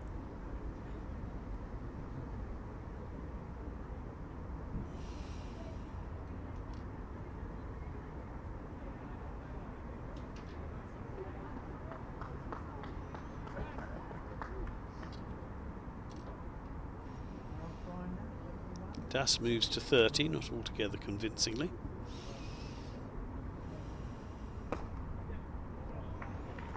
That the more conventional delivery. cut away nicely by Camphor. Brilliant piece of fielding. That really was superb to drag the ball in. I think the batters had thought there was certainly 4 runs there. In fact, they'd only taken a single. Brilliant piece of fielding. Particularly when you see that brick wall coming at you at pace. But played back to the bowler.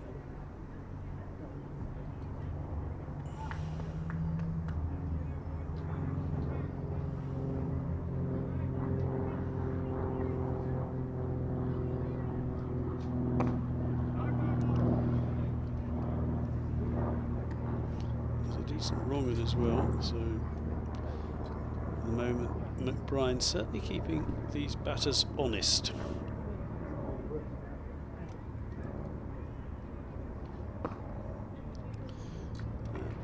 It's a little bit shorter though, and Das, who throughout this most impressive innings has been very strict on anything short, clips that away for a very nice looking boundary. He moves on to 36. Just watch this again. For the first time, didn't quite get the length right. And his ability to not need a lot of width to play those powerful shots off the back foot. A real plus as far as Das is concerned. His impressive first innings for his county in the red ball form of the game. Most impressive. There we see him again just rocking onto that back foot and cutting away. That brilliant piece of fielding. It really was stunning.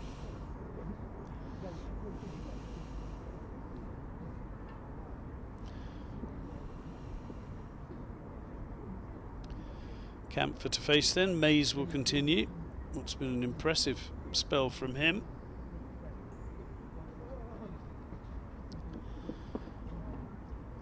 And the ball is played defensively into the covers. Lunch about 20 minutes away.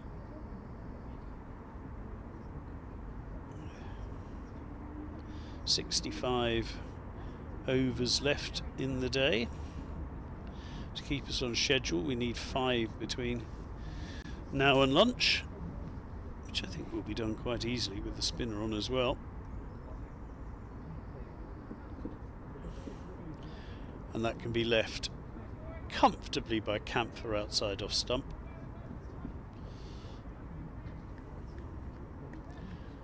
Goes off for a little stroll to square leg to get the mind sorted.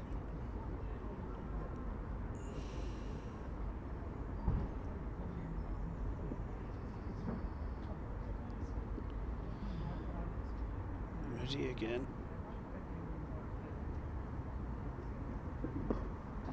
And that's punched away on the back foot by Camphor, but straight to the fielder. There is no run. Just practices the shot.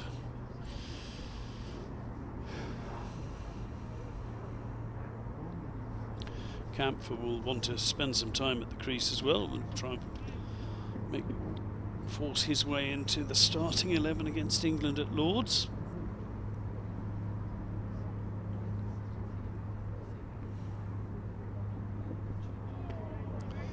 That's a good delivery. Cracker. Camphor is beaten outside off stump, and Mays gets a little bit of extra zip and bounce on that delivery. Bent his back. And that jagged away from the batter. Lovely piece of bowling.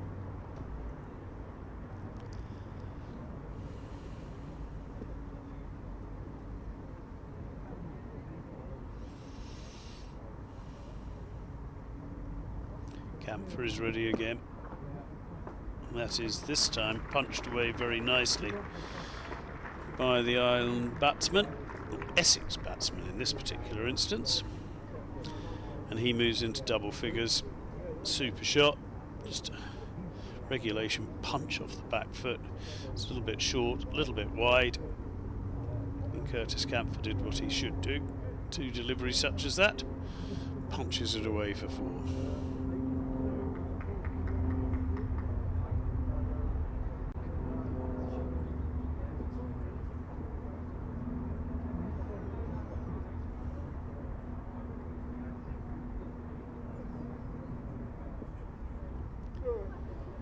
Just the 1 ball left in the over.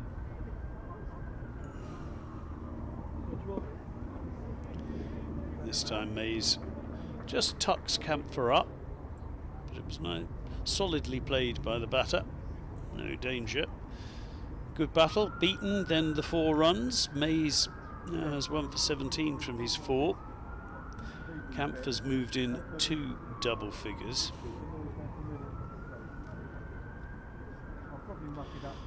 Played 25 one-day internationals and 34 T20 internationals for Ireland.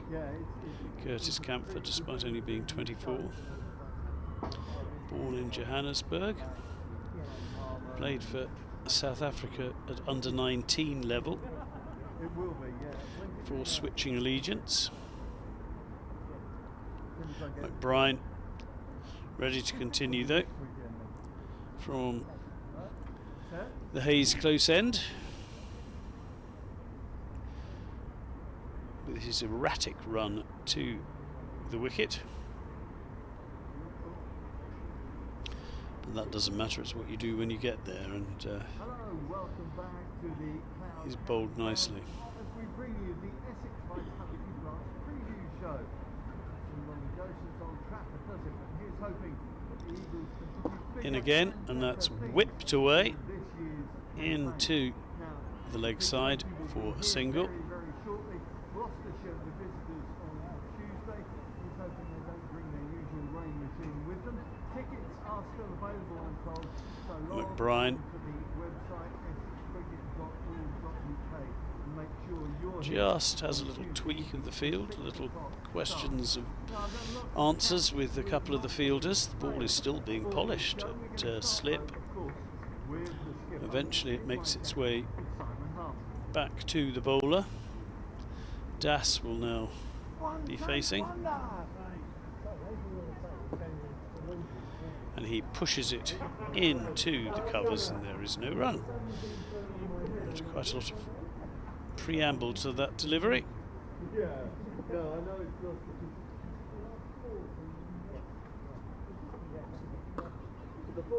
And that's cut away.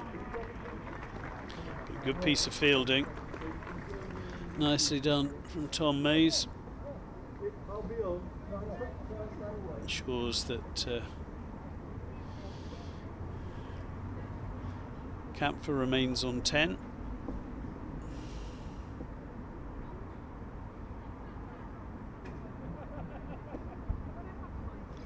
It's flicked away nicely.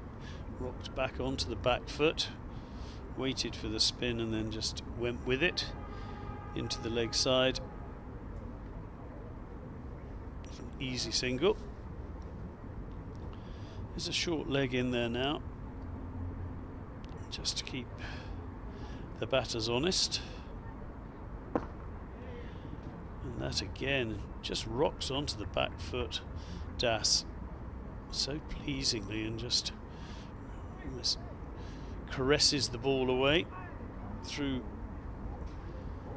that point region for another single. He moves on to 38.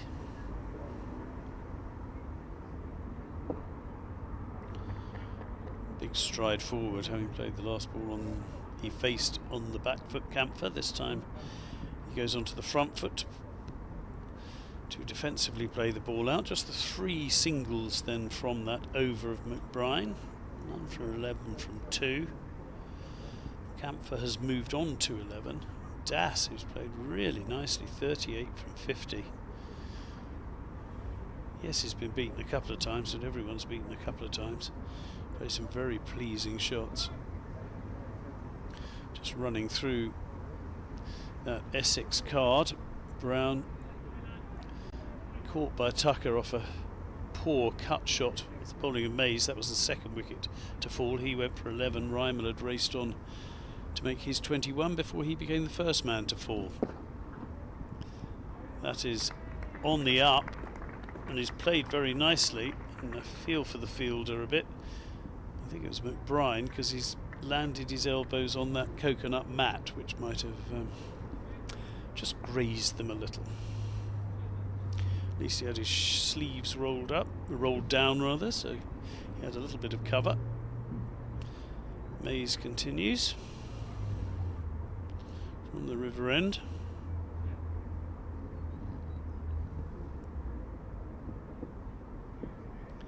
And that's allowed through to the keeper.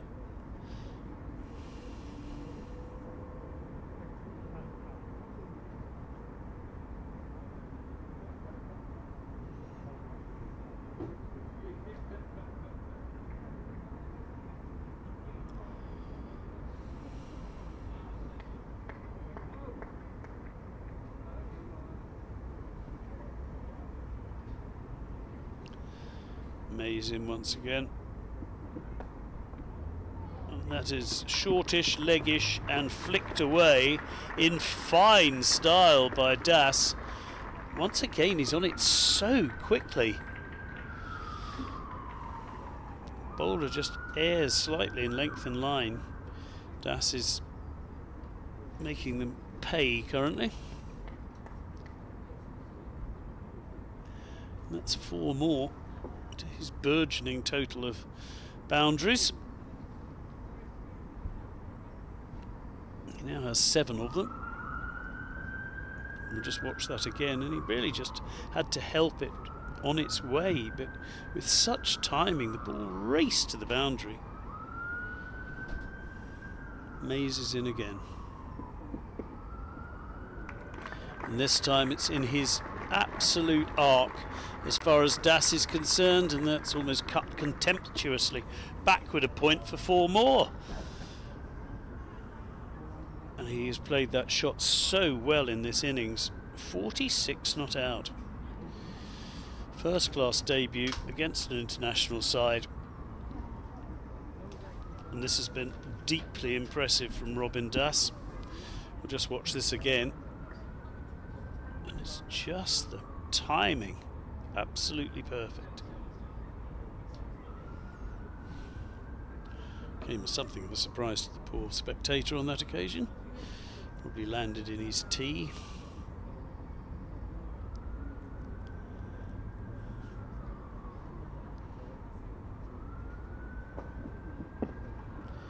Mays on this occasion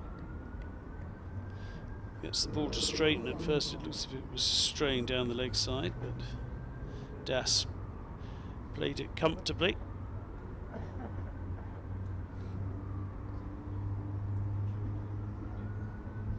Is the way in which he just accumulates runs. 46 from 55. Settles down once again.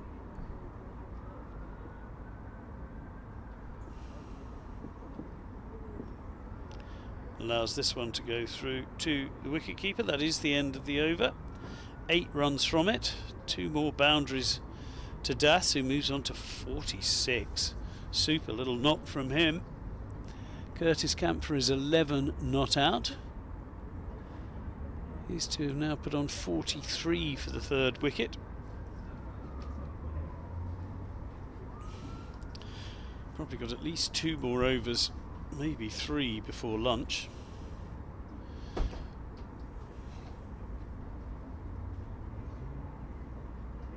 Just watching this lovely cut away. That shot he just plays absolutely beautifully. I think that's the 4th time he's played that shot. But now it's on to spin. It's Curtis Campher, and he can't beat the fielder. Decent piece of fielding.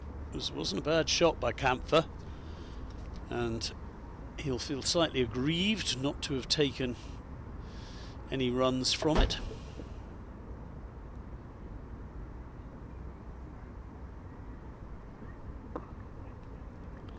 And that is just punched away backward of square. He'll certainly get 1, possibly 2. Mays, who's a good fielder, can't stop them coming back for that second with his dive and throw. So McBride Eventually gets the ball back, but there's 2 more runs against his name. None for 13 at the moment. This time he goes back to defend Camphor.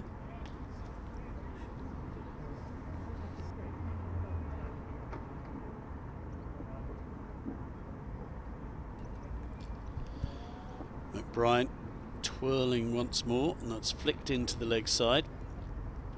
Just take a single this time. So Das back on strike. He's looked more comfortable against the seamers than he has against spin so far, particularly the first couple of deliveries he faced from McBride. What can he do this time? Gives it a bit of air, and it's slapped away, and it will be 4, and that will be a remarkable 50 on his first class debut for Robin Das.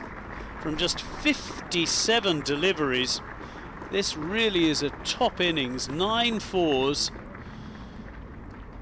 So he's scored briskly, as well as bringing up a 50 in his first ever first class match. And he will continue to knock on the door for a place in the Essex starting 11 in the county championship.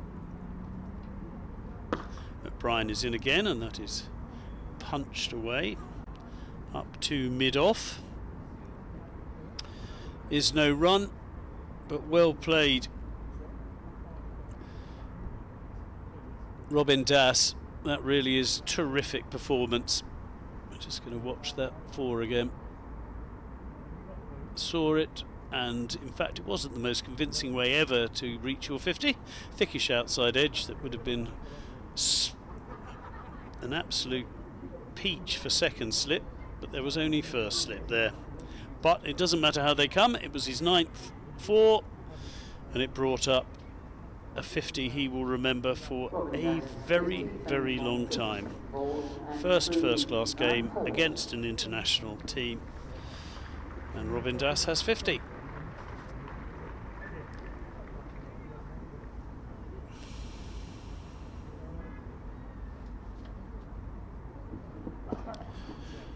Mays in once again. Camphor this time punches it away, and they should get a couple. They do get a couple.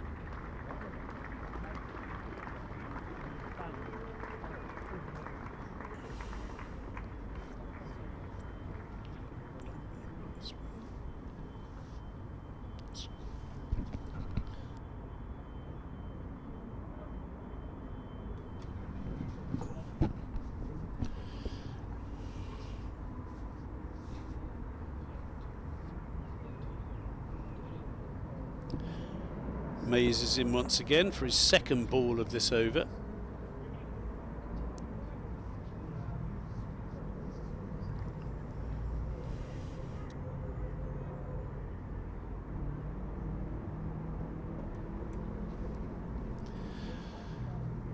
So a dot ball to follow that 2 off the first ball from Mays.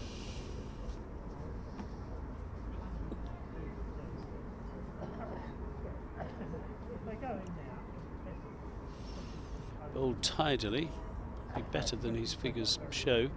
1 for 1 after his first over. And there's a big LBW shout, and it has been given. So Camphor has to go just before the lunch interval. He is trapped LBW for 14 by Mays.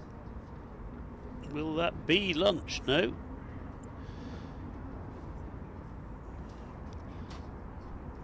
Camphor will find that deeply frustrating. He's just getting into his stride, and he has been trapped LBW for 16. Here we go, let's have another look at this. No, that was the 2 runs from the first ball of the over. That was his last scoring shot. He is now having a look at a replay that the Irish backroom staff have to see how close that was. We'll hope to see it in a second.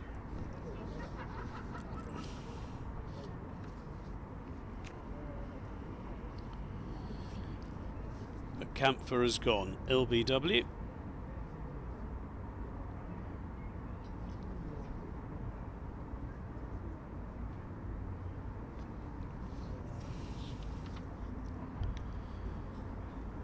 Curtis Camphor was LBW Here we go.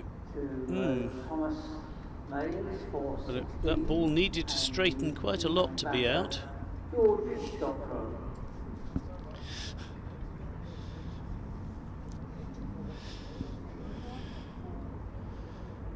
I understand why Camphor was having a little look at the replays when he was back in the pavilion.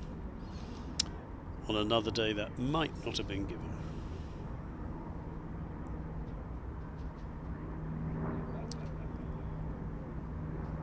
But it's Dockrell, another of the Irish contingent, who's next out.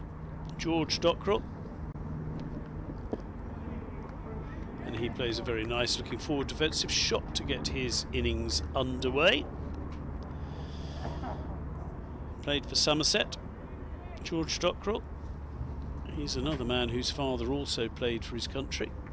So we have another look at this LBW.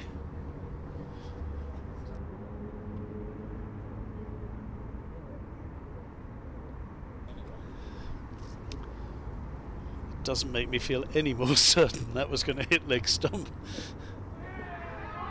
And this is, has he been strangled down the leg side? No, there is an appeal, but I think it flicked off the thigh pad.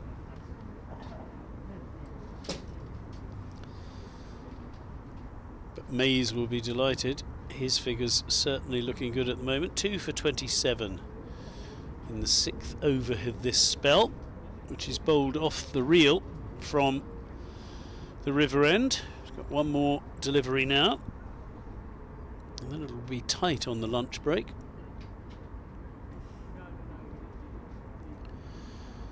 They're perfectly timed in that they've had their 30 overs in this session. It's in, oh, and that is a good delivery, and that just forces Dockrell back, and he manages to keep the ball out, and that will be lunch. Well, what a very good start. We've had 100 runs, we've had 3 wickets, it's 100 for 3. We've had a debut first class 50 from Robin Das. The Ireland bowlers have gradually got themselves back into this match. They've picked up crucial wickets. Mays has 2 of them. He managed to pick up Nick Brown, who won't want to watch his rather loose cut that was toe-ended to Tucker behind the stumps, and he had gone for 11. Earlier, Joss Reimer was the first of the 2 LBW victims this morning, trapped by Young, and he looked absolutely plumb for 21, but he played very nicely for that. Curtis Camphor, well, he might perhaps have a more interesting, nuanced view on whether he was out LBW, but he had to go. He went for 16, and you can't say that Mays didn't deserve the wickets. He bowled really, really well. McBrien also none for 18 from his 3. He started very brightly indeed, but Das has led the way with the bat, 50 from 58. And that is an absolutely wonderful way to start your first class career, a half century against Ireland here at the Cloud County Ground in Chelmsford. And at lunch, after 30 intriguing overs, Essex, after being put in by Ireland, are 100 for 3. Das will resume on 50 not out. Dockrell has yet to get off the mark. We'll be back after lunch for more on the live stream here. Thanks for joining us. Now, can Essex continue to build on this, or will Ireland's bowlers chip away as they have been all morning?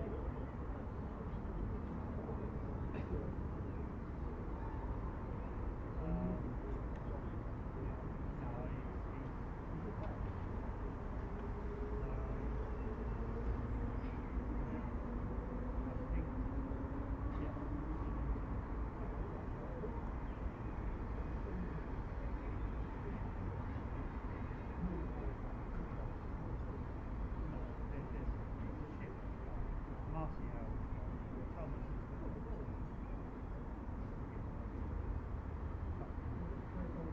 Yeah. So, he gets contact and then he goes.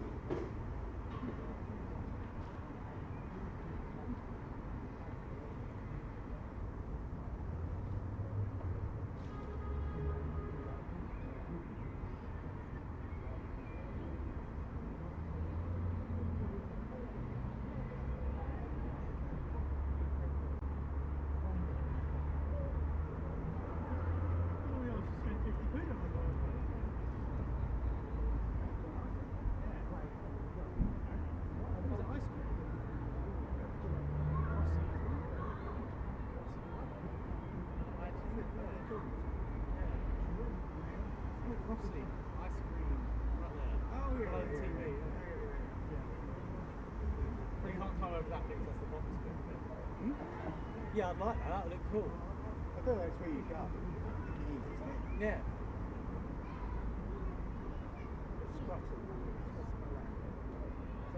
Yeah, it's just a piece of it.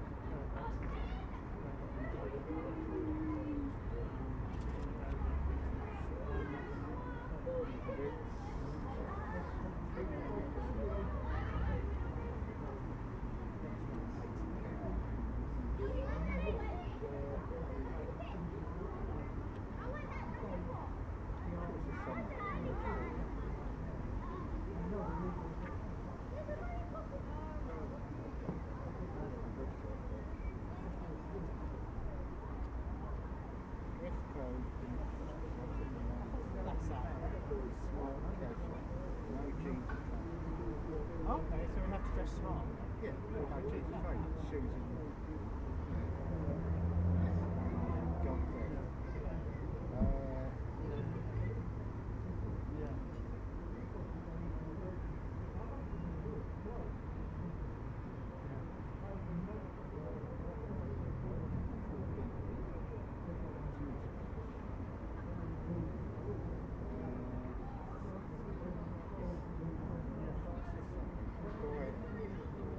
I remember it being on the website. Yeah, I've seen something.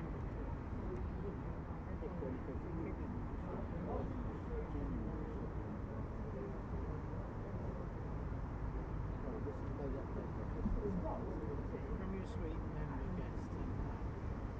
Premier Suite member gets to be like that. Daily upgrade price is £20.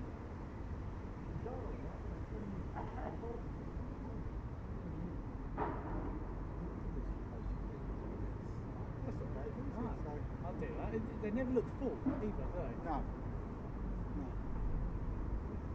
Oh, it's got a funny camera here. I think give a match interview here. That's right. Gave a match interview. Well, so what can I do? Interview me? Oh really? When? When? Well, man, you saw a romantic interview. Oh yeah, I remember, yeah.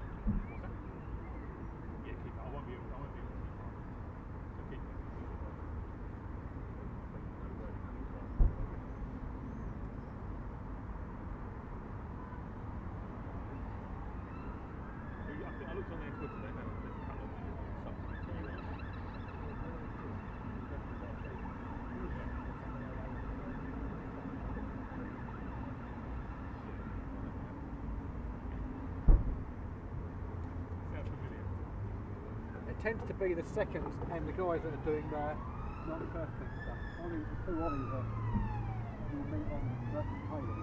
Oh, okay. They're properly with it. Yeah, that's right. Good. And I know you said there's no mascot, Yeah. but they will probably have a mascot. They have a mascot. Yeah. All that happens is after they cross that. I saw you had a picture with the in the middle. After they cross Yeah. that, they get three left margin. Yeah. Stand out. No company about it. No, they're very well organised. They've got someone on their case all the time.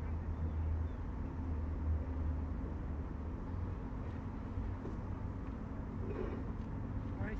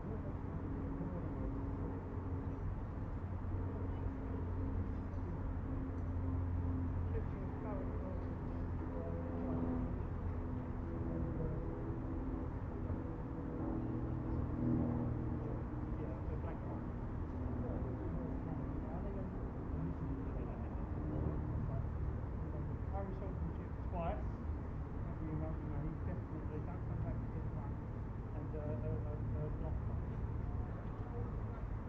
Thank you. Yeah, well. Yeah. Hold on. Go away. Where are you going now? It's done. You're going to take the chair with you.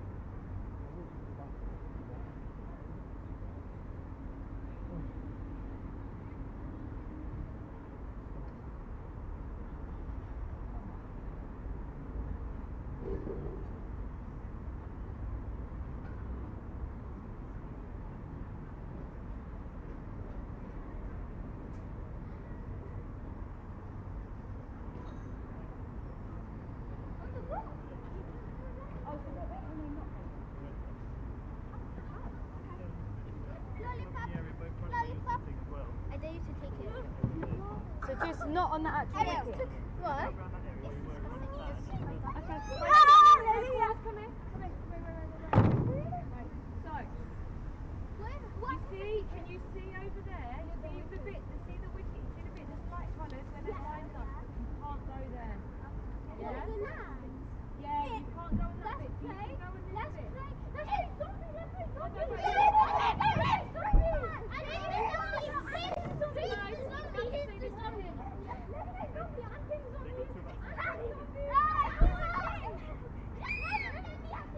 Oh, it was an accident.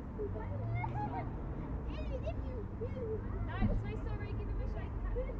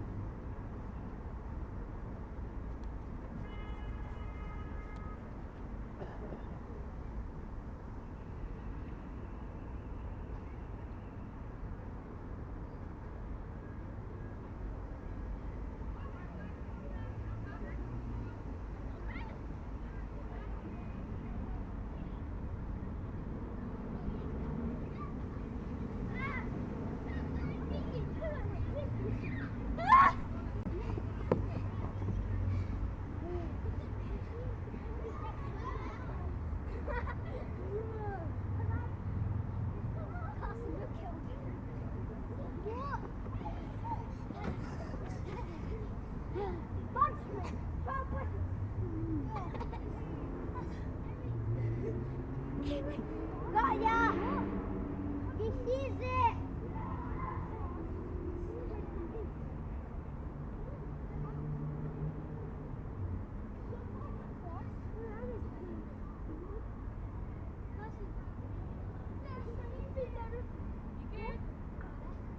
Let's be there at the street. Get in the race!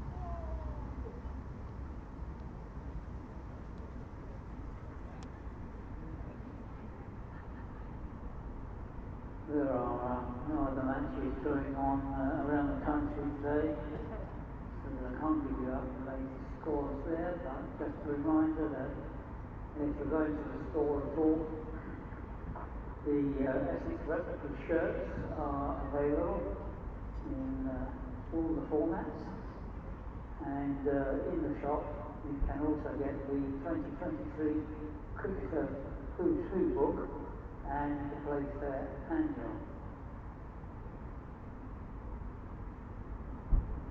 Don't forget that if you want to come to the Vitality Blast home matches here at the County Ground, you ought to think about getting your tickets as quickly as possible, because 2 matches are already sold out, and you wouldn't want you necessarily to be disappointed at missing out on tickets.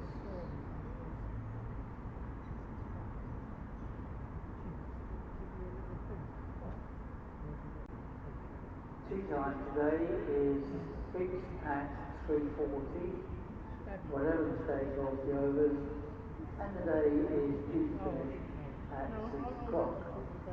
If there's any alteration to those times, I will of course let you know.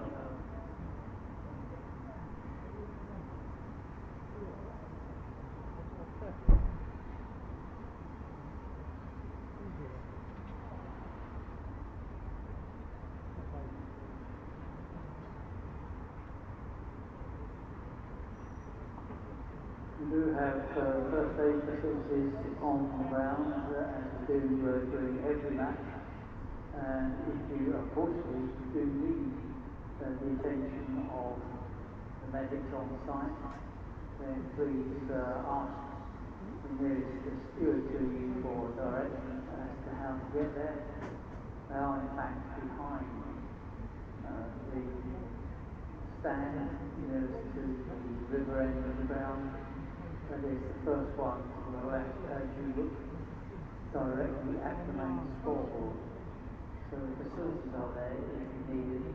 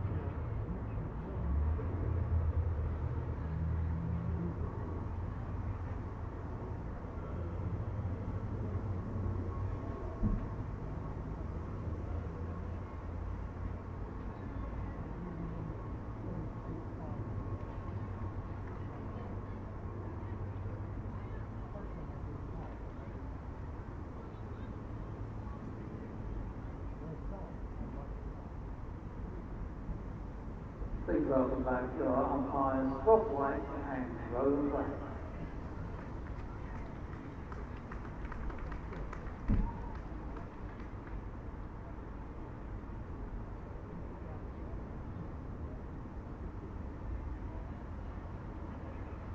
And welcome back to the Ireland 11 under Captain Andrew Malvern.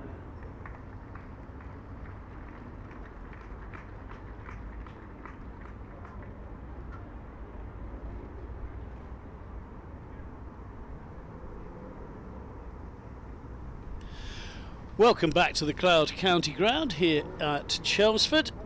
Play about to resume after lunch with Essex, who were put in by Ireland. If you're just joining us this morning, Andrew Balbirnie won the toss.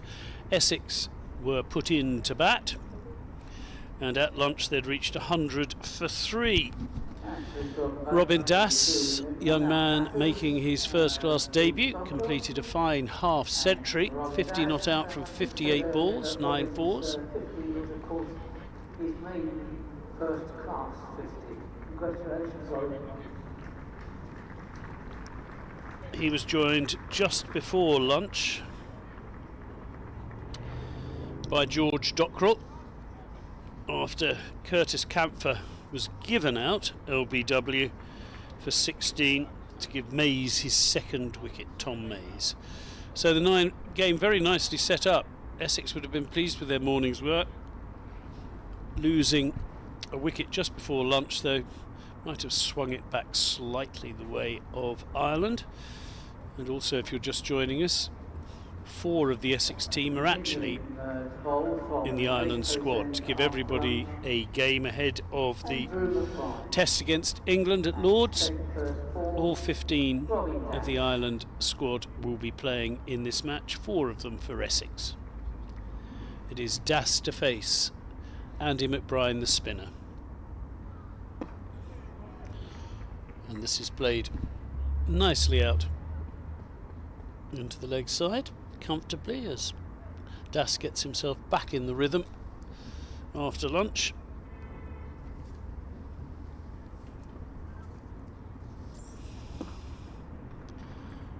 Again, this time big stride forward, negating the spin, playing it back to the bowler.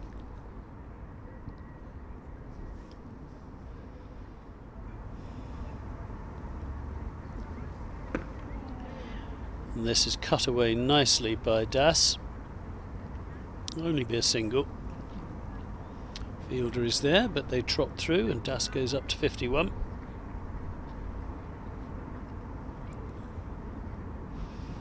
McBride gets a little bit of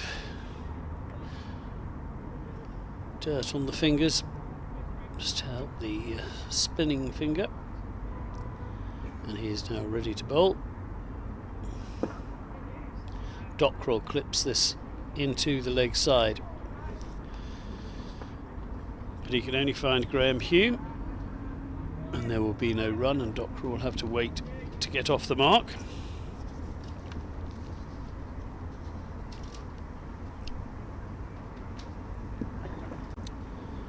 This time he flicks it round the corner and they should be able to go through for a single, and he is off the mark. There's one more ball left in this McBride over. Dass will face it. Dockrell scored over 1,000 runs in 61 first-class matches, at an average of just over 18. Highest score of 92. McBride waiting for the field to be rearranged for Dass.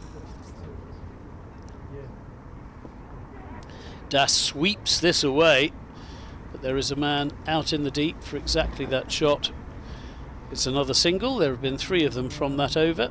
Essex move on to 103 for 3. McBride no wicket for 21 from his 4 overs. Dockrell's off the mark, but Dass it is who has taken the strike as he moves on to 52.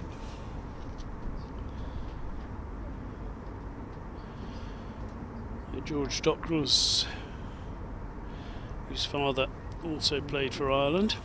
Opening the bowling from the River End after lunch, Fionn Hand. and it will be Fionn Hand who is to come on from the river end. Bowled nicely earlier in his spell without any real luck. None for 21 from his 6 overs.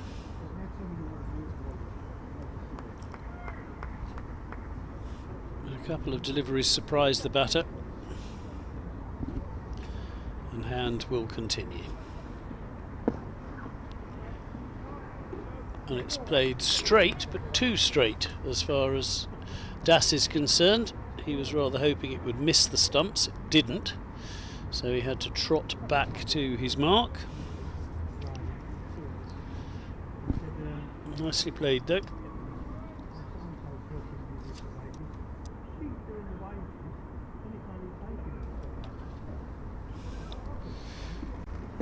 Hand now is picked off on the leg stump for a single. Das continues to only deal in singles. He's got 9 boundaries already to his name in this maiden half century.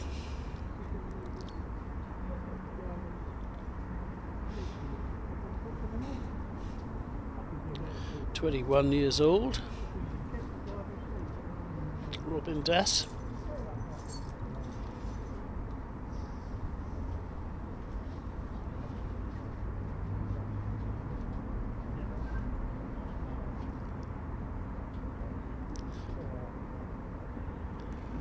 And in, and that just goes past the outside of the off stump.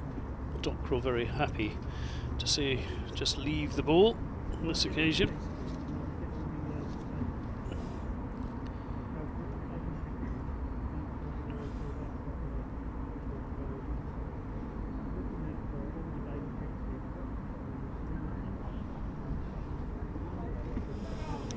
That's a good ball. Had Dockrell up on his toes defending. A couple of times I've seen Hand find that extra bounce to surprise the batter.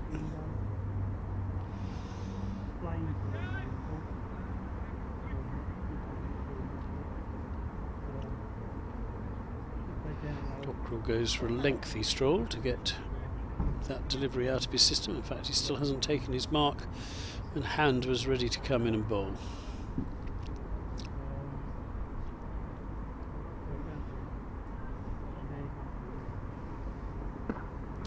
Hand again gets the ball to rear up into the body of Dockrell.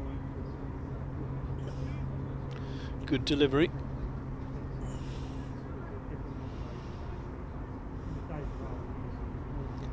Dockrell just tapping down with the ball reared up.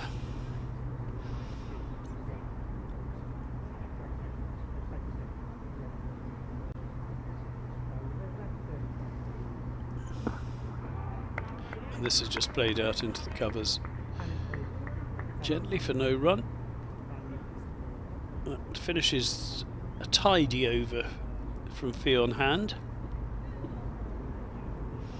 Just the single from it. Dockrell is just 1 not out from 9. Das 53 from 64. He not only scored well, he scored briskly. Has been a most pleasing innings. Going to have to adjust the old brain between the medium pace and the spin of Andy McBride. Goes onto the back foot, punches it away.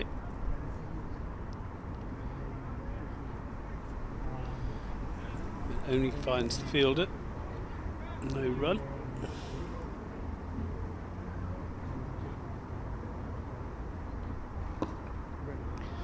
Just straying onto leg, but again the fielder is there to ensure there are no further clicks of the scoreboard on that particular delivery. Nice looking shot for nothing again from Das. Certainly McBride has got his fielders in the right place now.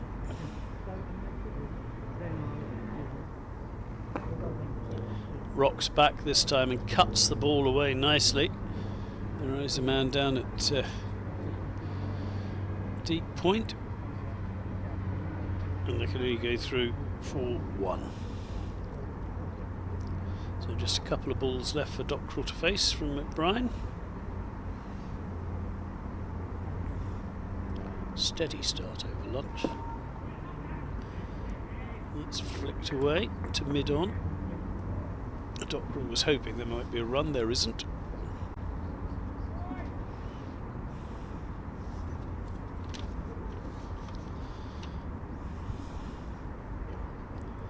McBride fails to let go of the ball on this particular occasion. The dead ball signal is given by the umpire, and McBride goes back to twirl again.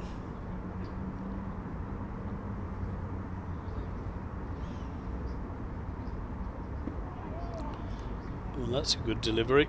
It goes straight through to the wicket keeper, and it's a decent one to finish as far as McBride is concerned. Just the single off the over. 5 overs for 22. So George Dockrell, very much the all-rounder, in fact more possibly of the bowler than a batter. Yes, he's scored 350s in first-class cricket, but he's taken 186 wickets at under 30. 111 one-day internationals and 118 T20 internationals for his country. Remarkable record.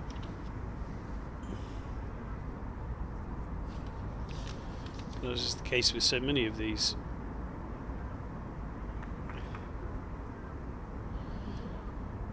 Irish players, just the 2 test matches. Hand is in again, and Das thought about playing that cut shot that's been so productive so far. The late cut shot back through backward point. But it almost got in position too early there. It was the slower delivery from Hand.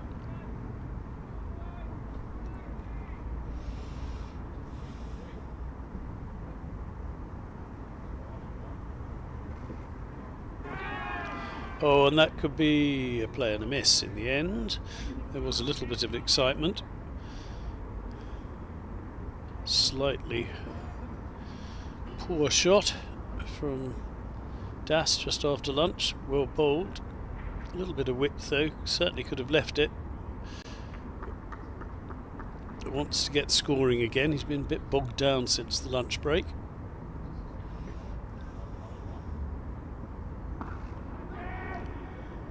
And this is up in the air, but safe, and 4. Lovely shot. Wasn't that far away from the fielder out in the deep, but he hit it so well that they're through for the 4.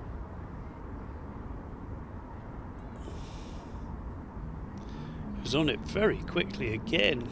It's been a feature of Robin Dass's innings is how quickly he has spotted the delivery and got himself in the right position to play the appropriate shot. That was another example.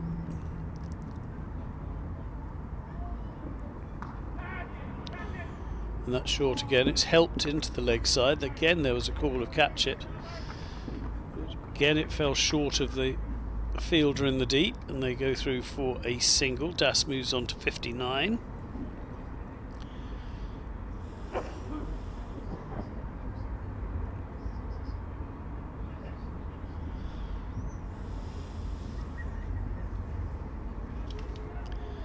Dockrell goes gardening for the 2 balls he has yet to face from Fionn Hand. Hand in once again. That's wide and going wider. Dockrell leaves it be. For a minute there was the possibility of a bye as the wicketkeeper hadn't managed to cling on to the ball as it went past the stumps. The slip fielders were pretty close into it. So we have another look at that pull shot, and the fielder was definitely interested for a moment or two. Suddenly realised how close it was to the boundary. That's down the leg side. He's flicked away for just the one. 6 runs from the over. In fact, it was a leg by, so Dockrell remains on 1. Das on 59. But a decent over for Essex.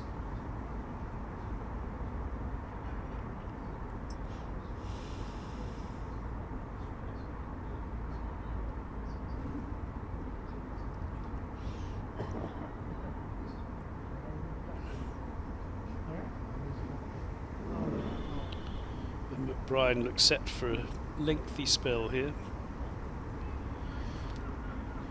from the Hayes close end. Sorry.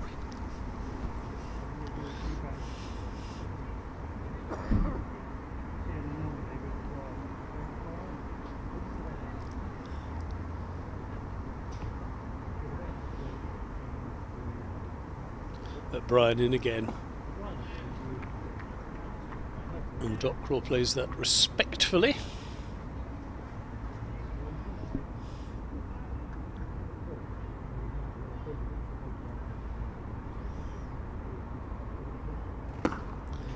And this is cut away nicely by Dockrell, and that's a good way to bring up your first boundary. And we have Dockrell moves on to 5. The score to 115. He was on it very quickly. Not the world's longest boundaries, and that ball reached the boundary most swiftly.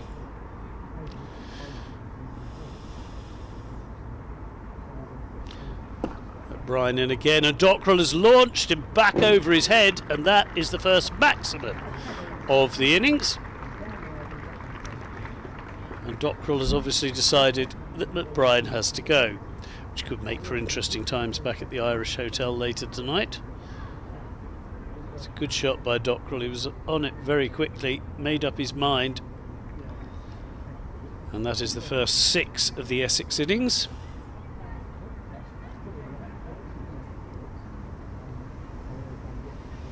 Dockrell now moves briskly into double figures in the space of those 2 deliveries. This is a quicker ball as McBride tries to stem the bleeding, and Dockrell plays it safely. McBride looking to get on with things. In again. Dockrell again happy with his work in this over already. He's scored 10 runs.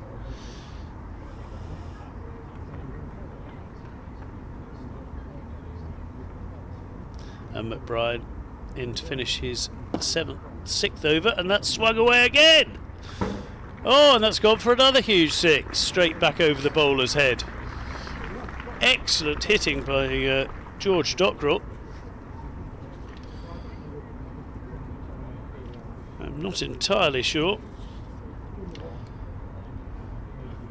that Andy McBride will have enjoyed that particular treatment being dealt out to him. 127 for 3. Dockrell 17 not out from 19 balls. He was 1 not out before that over started. 2 6s and a 4.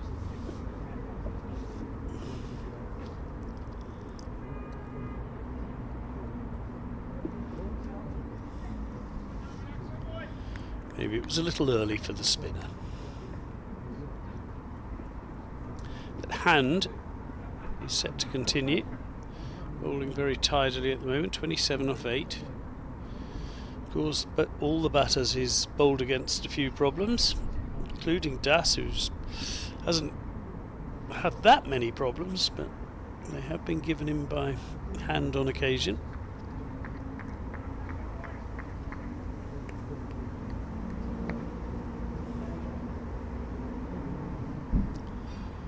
Everyone just waiting till they're ready. Hasn't got the world's longest run up fee on Hand, but still generates decent pace. That's foolish. But Das does not go big.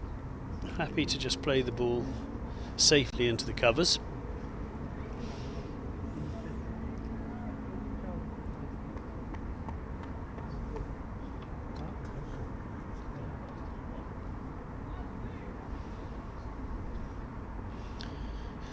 George Dockrell just removes his gloves.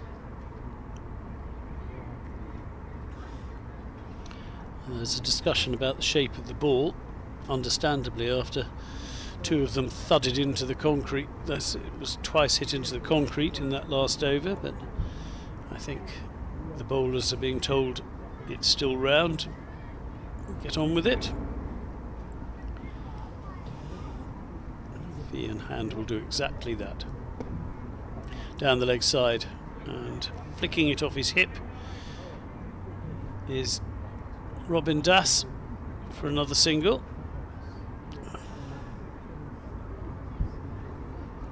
He moves on to 60.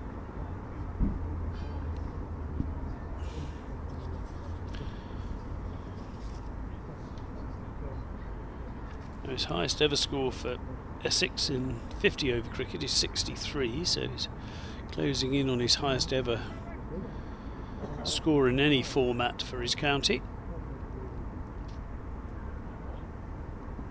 Hand has Dockrell up on his toes, playing the ball down in front of him. Tall man, Dockrell, so if he's forced up onto his toes, decent bounce.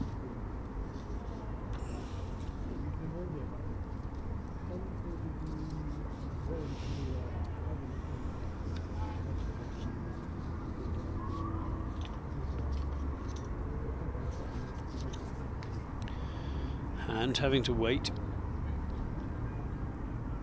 until everybody is ready,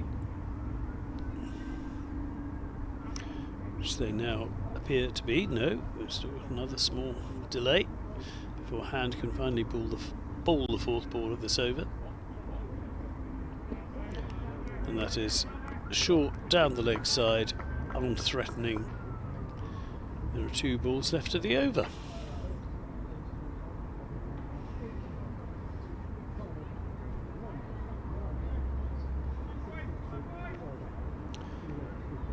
Interesting to see whether McBride continues for the next over or whether skipper Andrew McBurney is forced into a change. Oh, and that's a sharp ball that goes past the nose of George Dockrell, who was leaning to get out of the way of the bouncer, but it followed him a bit. Decent delivery. There's been a bit of bounce in this wicket for the bowlers if they bend their backs.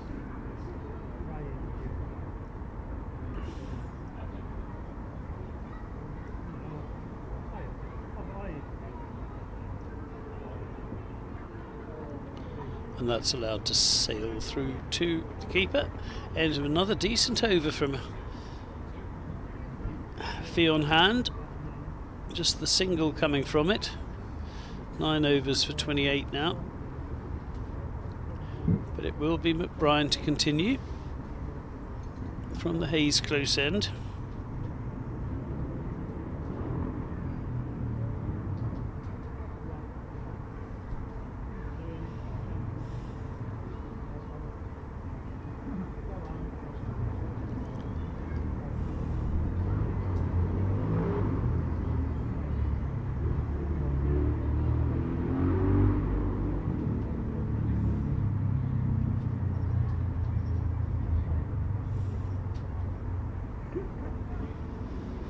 Eventually McBride seems to be getting his field sorted out.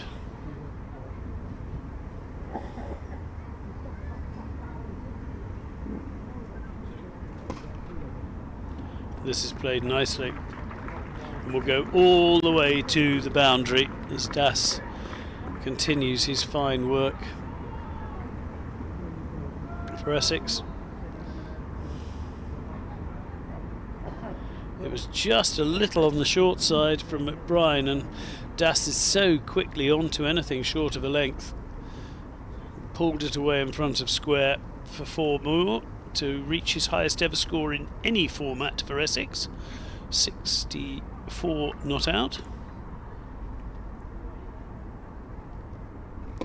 Surpassing his ODI 63. Not a bad way to begin your first class career.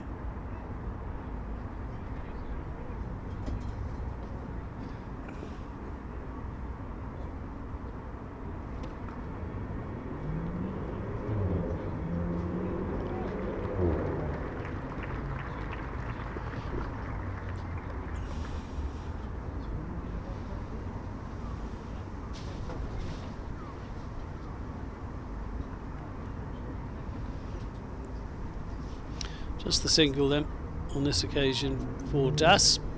Gives Dockrell the strike back.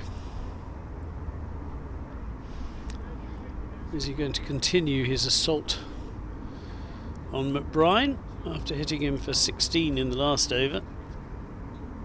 There's 3 balls left to attack the spinner. Still a man in close and a slip.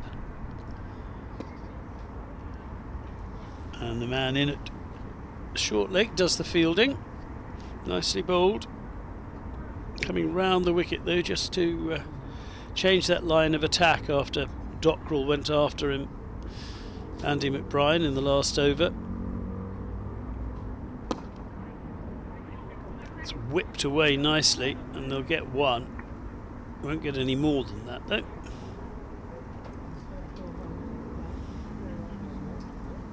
McBride continues to be a little on the expensive side, but he is into the attack pretty early for an off spinner.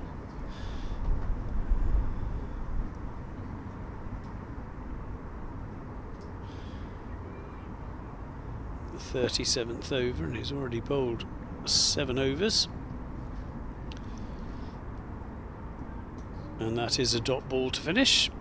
Dockrell will have the strike. He is 18 not out. Das 65, and he just continues to bowl along at a decent scoring rate as well. Most impressive. Strike rate of 84. Doesn't matter particularly in a red ball game, but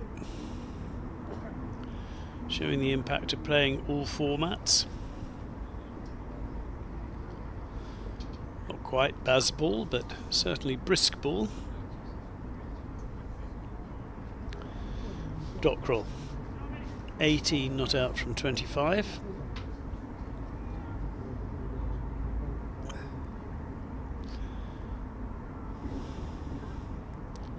Only had 5 scoring shots so far.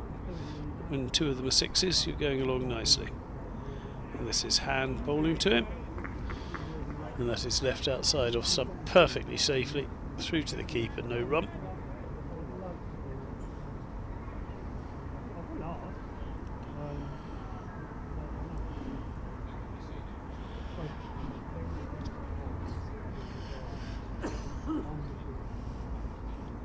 Imagine the England dressing room will be watching this match in some shape or form.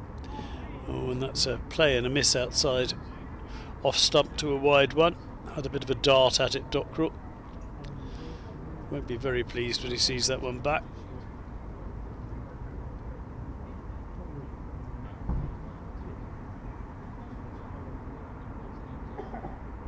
Goes for a walk to get that shot out of his system.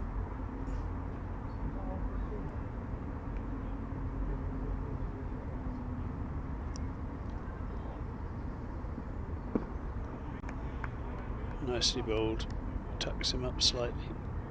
Has to can only play that forward defensive shot.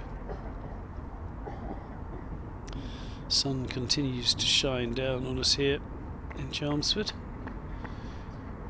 It's a bit of a breeze, but it is a glorious day. The very few clouds we had early on have now largely disappeared. Just a couple of small streaks of white, and that is played off his hips by Dockrell, straight to the man at square leg, and there is no run.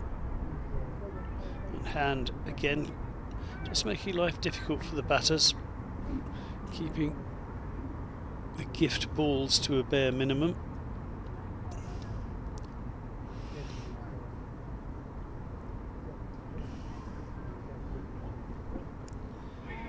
Oh, and that's another decent short delivery from Hand, he's told that's the one for the over, that it went over the shoulder of Dockrell, but Dockrell was down on one knee.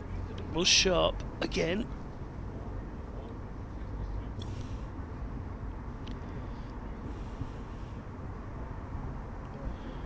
And this has been a very tidy over so far. Oh, and he beats him with the 6th. That really was a top over from Fionn Hand. Kept the pressure up the entire time. Good use of the short ball periodically, and then this to finish off what had been a terrific over, just getting the batsman to push outside off stump. But luckily for George Dockrell, he didn't manage to get an edge on it. McBride remains wicketless, as does Fionn Hand. And it was Hand who completed that over. He now has 10 overs, 3 maidens, none for 28. Bowled tidily. McBride, well, Essex have targeted him a bit. He's now going round the right arm round the wicket as a defensive measure.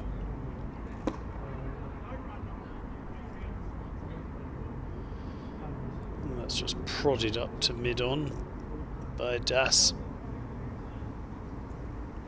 Just check his bat periodically.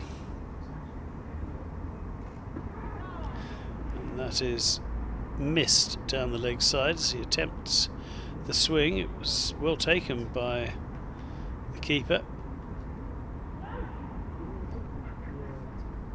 Oh, it actually hit the unfortunate keeper. I missaw that, which is why the helmet is off. And we presumably have a little bit of a break in play. Just watch this again. And it came off the... oh, ouch. Came off the gloves of the batter Das into the face of the keeper. And it will be a minute or two, you feel, before Lorcan and Tucker will be set to continue. They may have to do a bit of a... The bat also hit him on the helmet. So we'll just watch that again. I saw that the ball had, I hadn't realised the bat had as well. It was a big swing, and there you see the connection of the bat on the helmet. Ouch. So it kind of hit him in many different ways. The ball first, then the bat. That's going to sting. He's got a big smile on his face, and he seems to have passed all the necessary and quite right concussion protocols. The helmet also seems all right.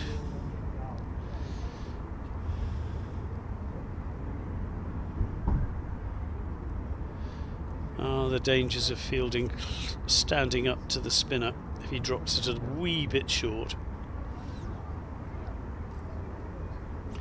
McBride is in again. Well, he will be in a minute. In now, and that is down the leg side and flicked down the leg side nicely. This might go all the way.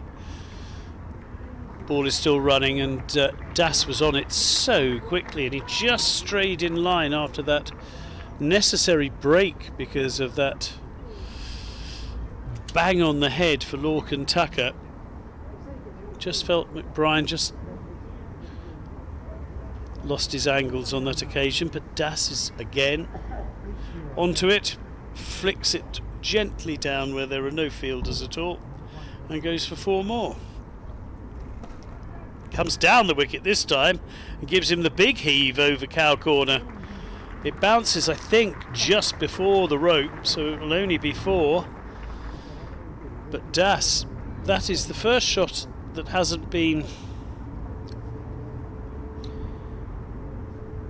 one that he has waited for. This time he made it happen himself and was unlucky to miss out on a maximum. He only gets the 4, but it's still back-to-back boundaries for Robin Das, and he moves into the 70s. McBride in again. Again it's on leg stump, and again it's swung around. They'll only get 1 this time.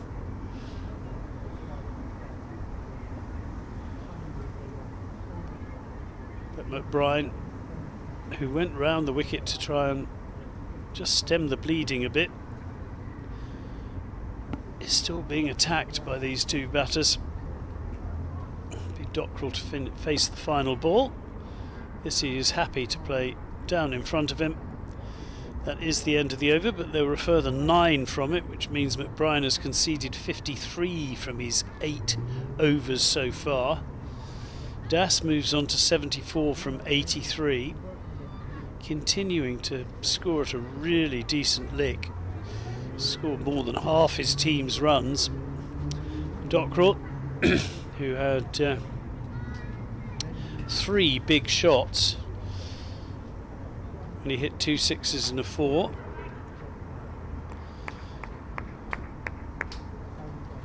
The other 29 deliveries have been largely treated with a great deal of respect that he has faced.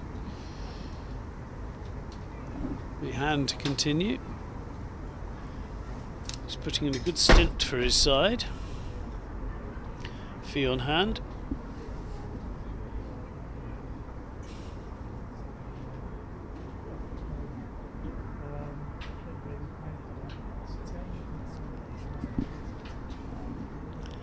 A bit of a gap now as the two batters have a little bit of a chat.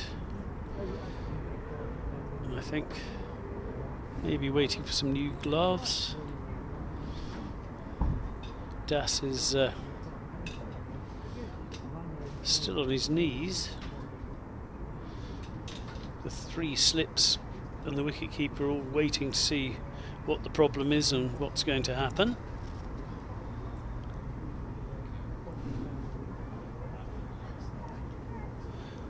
We are trying to work out the same, but there's something not quite right at the moment with Robin Das.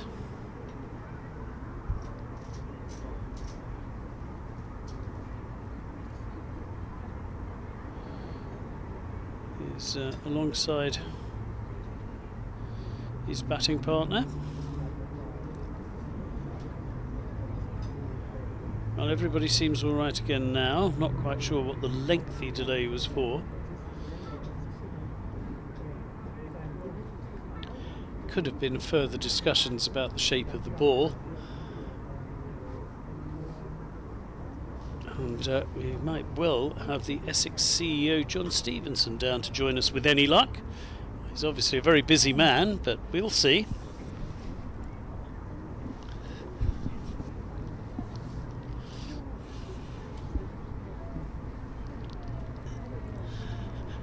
As finally it looks as if play is vaguely ready to get underway again. Bowler has ball, bat has bat, batter has bat. Finally we are ready to continue, and it's a wide-ish, shortish delivery. Das has a flash at it, doesn't get any of it, and Hand has another dot ball to add to his burgeoning collection.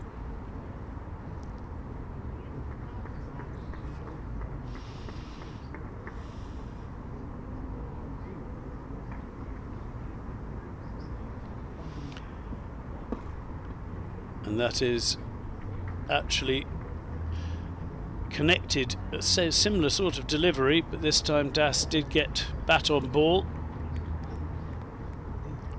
and enough to get past the initial fielder and go for a single. He moves on to 75. 13 fours in that 75. 52 of the 75 runs from the boundary. Good percentage. Dockrell facing. And he's squared up a bit. He gets a thickish outside edge. He'll get 4 for it, but certainly that was not what he was intending. And a moral victory to Fee on Hand, who gets a hand slap from the close fielder. At least you could say Dockrell played it with nice soft hands. Never was a chance, and there are still 2 slips and a gully in there. Dockrell gets another boundary. Hand in again, and he hits Dockrell this time. Dockrell thinking it was going wider down the leg side than it was, and he had to wear one. Well bowled.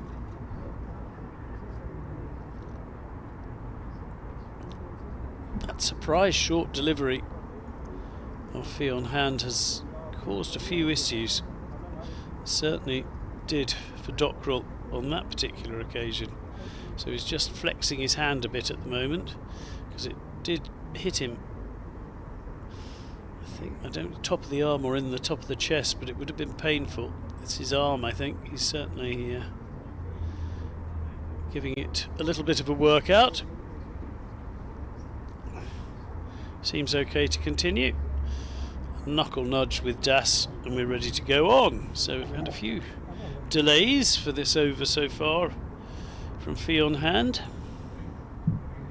His 11th. 2 balls left. We have another small delay before he's finally ready to go.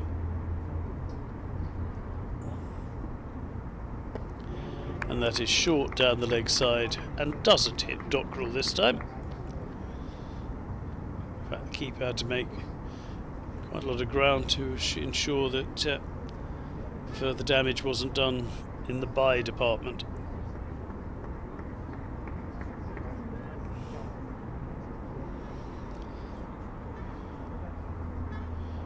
Dockrell ready again, and this time up on his toes, plays defensively. The end of a long and interesting over from Fionn Hand.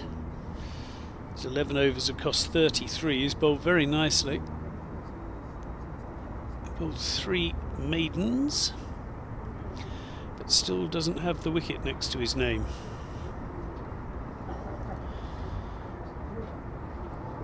The people who do, Mays has a couple, and Young the one. Tom Mays removing Josh Rymel and Curtis Camphor. We are going to have a change of bowler, perhaps understandably. The spin option hadn't really worked, so Thomas Mays, who we were just talking about, who took 2 wickets earlier today, is going to return. Now, he took his 2 wickets from the river end, and he's now getting a go at the Hayes close end. Just adjusts his run-up mark and gets ready to bowl to Robin Das.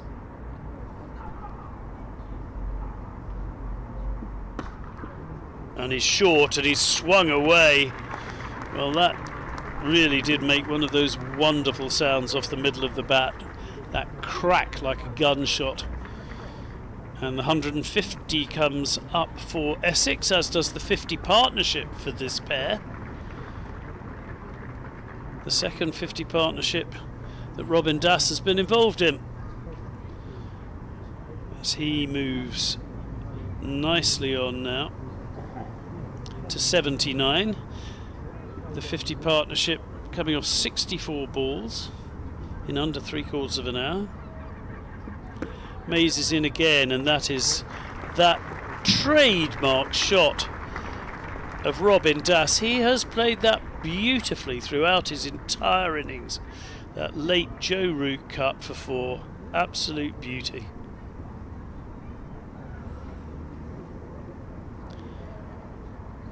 If any of the crowd were down in that corner, they'd be bored with the ball coming towards them. At the moment, back-to-back boundaries to greet Tom Mays, and Robin Das moves into the 80s. This is played defensively, though, on this occasion, into the covers. There is applause behind the stumps for the bowler.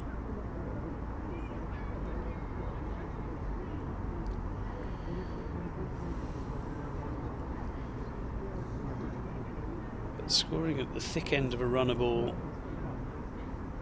in his first ever first-class match against an international attack. Robin Das doing himself proud. This time he manages to punch it out into the offside. He was hurried up a bit on the shot, but they go through for 1. Das moves to 84. scoreboard to 157 for 3. These two came together when the score was 100 for 3. When Curtis Camphor was out just before the lunch break.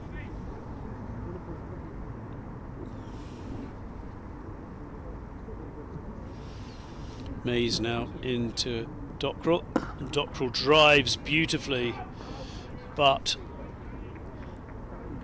it didn't miss everybody and everything, and there is no run.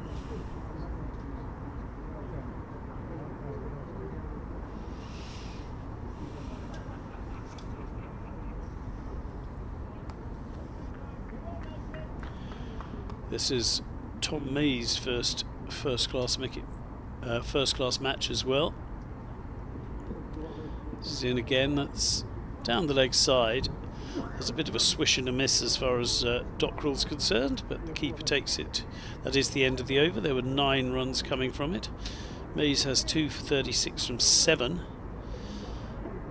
But this is really about what a wonderful performance this is from Robin Das. Not what Ireland would want to run into. A 21-year-old rising to the occasion of his first class match. We have another change of bowler as well, as Craig Young comes back. So we've got the 2 wicket takers on at the moment. Craig Young. Craig Young bowling from the River End.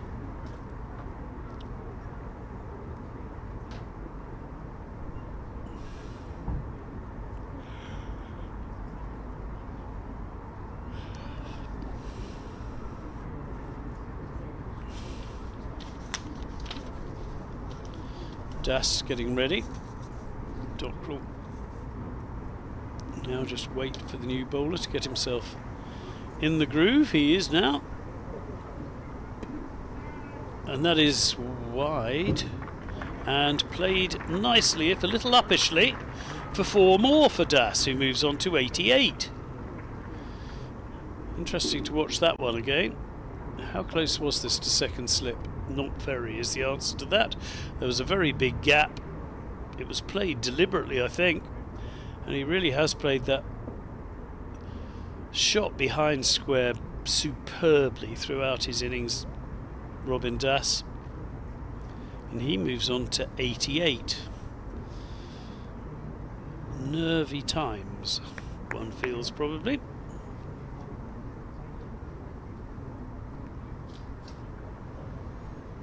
Young in again. Oh, and he gets cramped up. Doesn't play on, but could have done on another day when everything wasn't going for you. And this time he goes and has a look where the ball, as far as he is concerned, misbehaved slightly.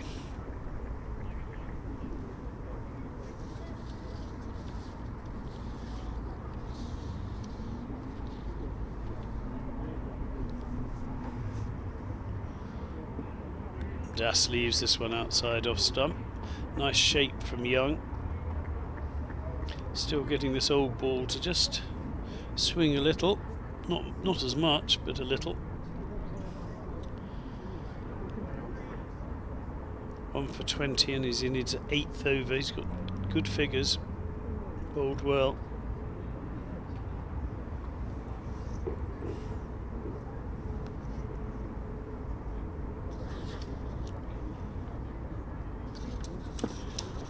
And that is on leg stump, punched away safely though as far as the bowler is concerned, straight to the fielder. Hampshire and Sussex fans may remember Craig Young. Spent time with both counties, but injuries mean that he's only ever had 17 first-class matches. Still took 66 wickets, a shade under 23, is in again. Bouncer, ducked under, through to the wicket-keeper, no run, 1 for the over.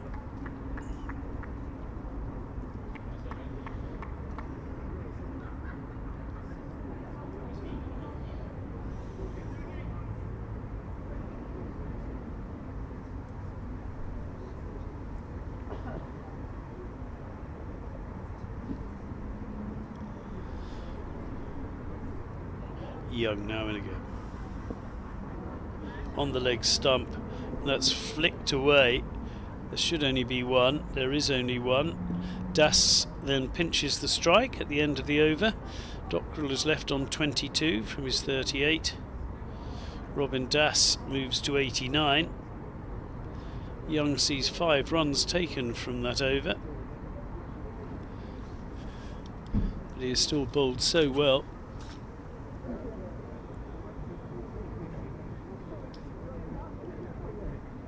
Eight overs, 2 maidens, 1 for 20.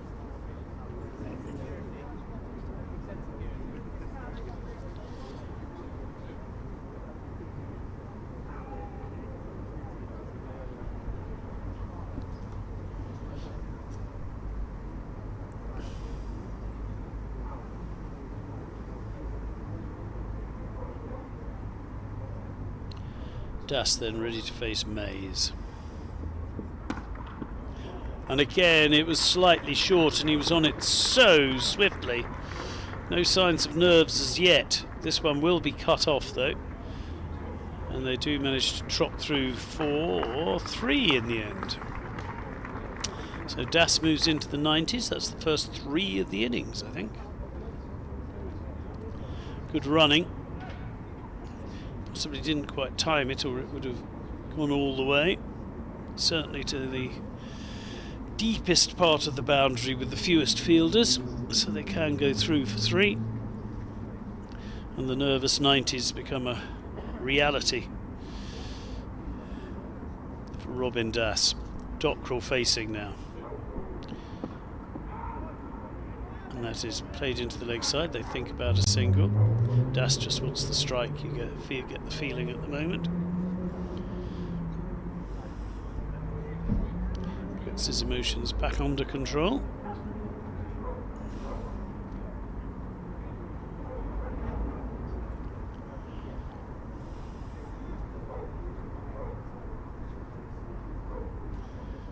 Mays once again.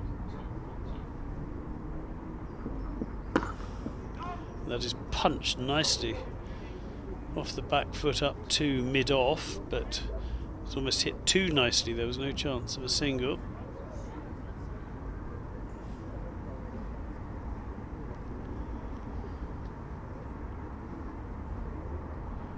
It's been a strange innings from Dockrell.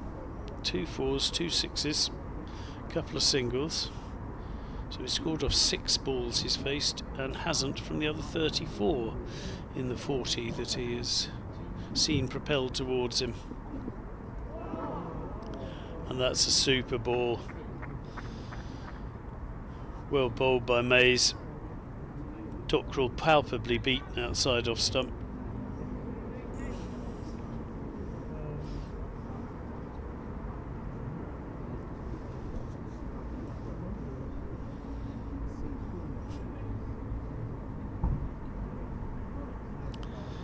And Dockrell prepares himself after being beaten off that last delivery.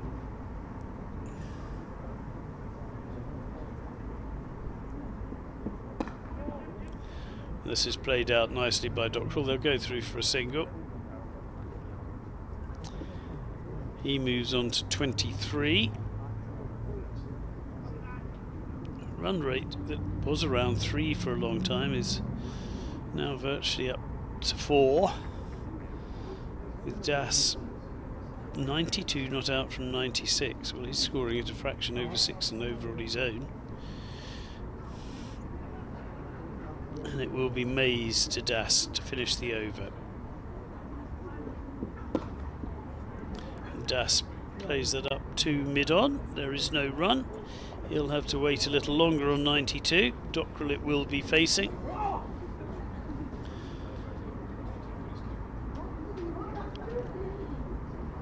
And the 2 batters convene in the middle.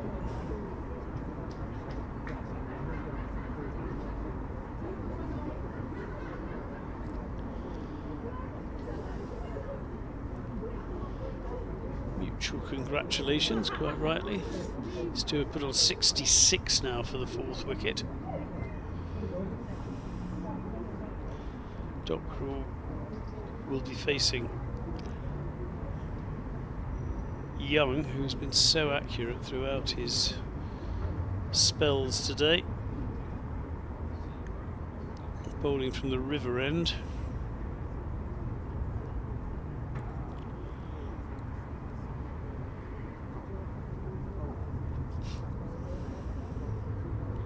Just waiting for fielders to get from the leg side to the offside. And now he is ready to bowl Young. That's down the leg side, and a rather, hardly call it a textbook, it was more a swat by Dockrell. Outside leg stump down to fine leg. In fact, it was off the pads. It will be a leg by, and the ball went so briskly, it didn't look as if it had come off the pads, but it did. So there won't be any addition to Dockrell's 23 scored so far. Now Das facing, 92 not out, Young bowling. And this could be more runs, and is more runs. Just a couple of them. He comes back well. And there are in fact overthrows. I think 4 of them. So that should count as 6.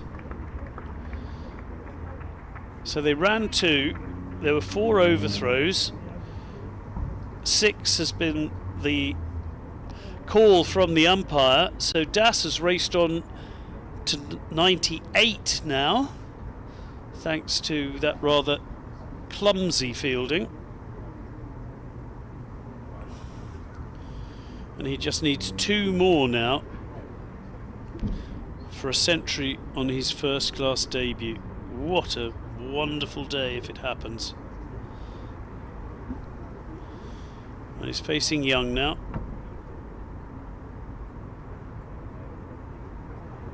Just feels the bat. Young is in, and that's off the leg side. Just be the 1, so he's going to be on 99. Off or from 99 deliveries. So remarkable innings. Without ever seeming to slog, he's just kept the scoreboard motoring round. Defended when he's had to.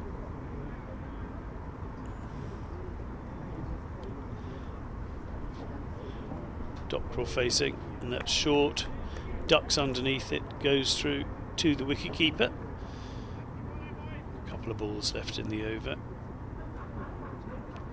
You feel for Robin Das kicking his heels down at the other end. Just wanting a single. Please just give me a single.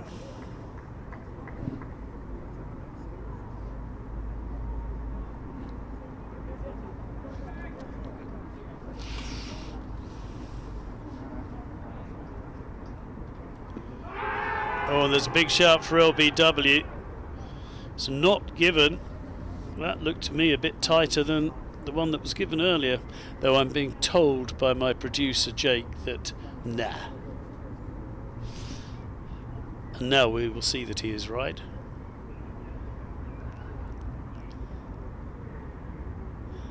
No, that was continuing on its journey down the leg side. There was a bit of obligatory hands-on heads from the bowlers and the fielders, but none of them looked desperately disappointed not to have been given that one. And this is definitely on the leg side, and he's flicked away for a single, which means that Dockrell's pinched the strike, and Das will have to wait even longer on 99.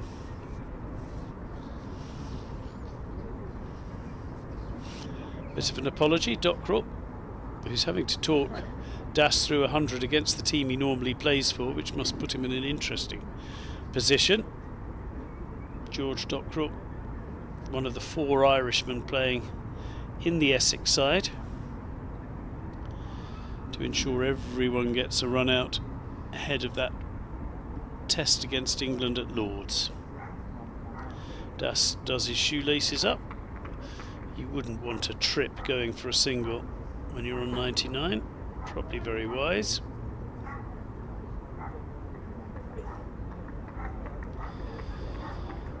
So 44 overs The run rate now a fraction under 4.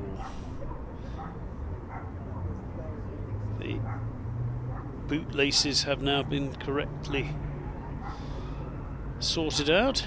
The double bow, I hope, has been applied. And it will be Mays bowling to Dockrell. And Dockrell sees the ball squirt out onto the leg side. Mays was about to launch into a massive LBW shout, but realised there was a bit of bat involved.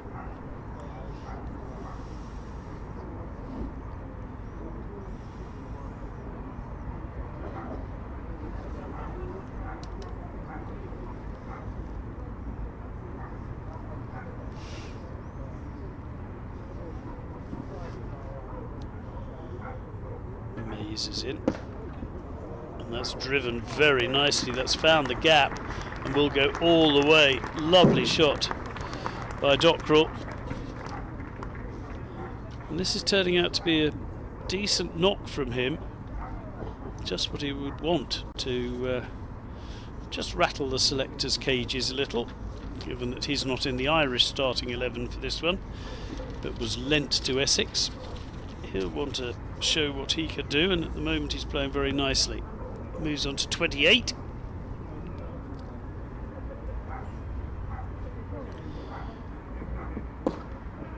And another nice looking drive, and this is super shot. Back to back boundaries for Dockrell. Both of them have been lovely drives. That one much straighter.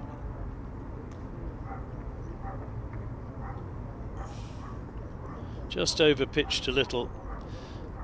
And lovely on drive, straight on drive. A difficult shot, beautifully played. The wide open expanses here at the county ground at Chelmsford. I think those two little white clouds now have disappeared. It's all blue here.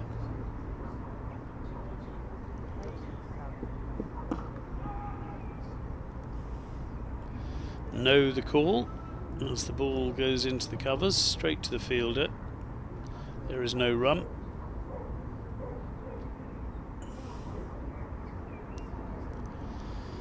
Oh, what a partnership this is at the moment as far as Essex are concerned. There must have been a few concerns when they went into lunch. 100 for 3.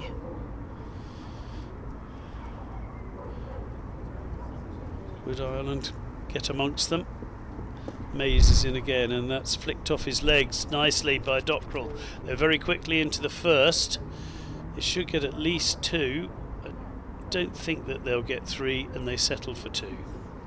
So 10 off this Mays over already. All to Dockrell, who's raced on now to 34 from the 51 deliveries that he has faced.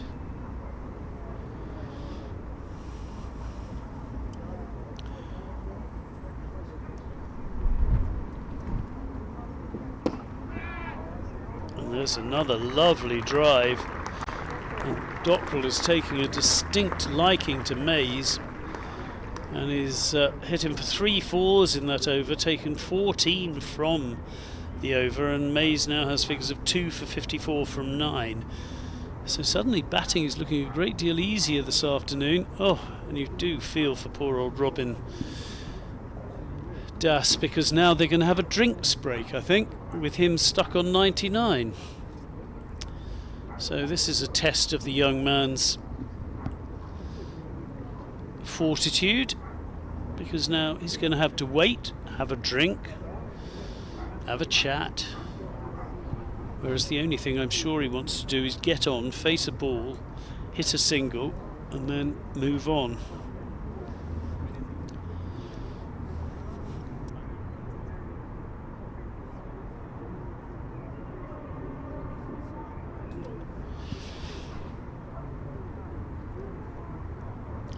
As you can see, the sun is virtually overhead.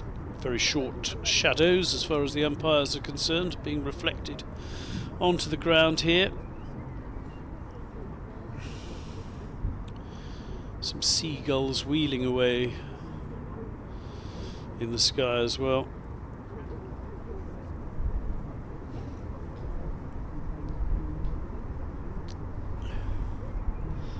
And What an interesting first hour we have seen since lunch. We've seen plenty of runs, 89 of them. Absolutely terrific performance. And they've come off just 15 overs, so essentially Essex have been scoring at a run a ball since lunch, 89 from 15 overs. Das has moved on from 50 to 99 in that spell. 99 from 99 deliveries. And George Dockrell has also picked up the pace in his innings. He now has 38 next to his name from those 52 balls.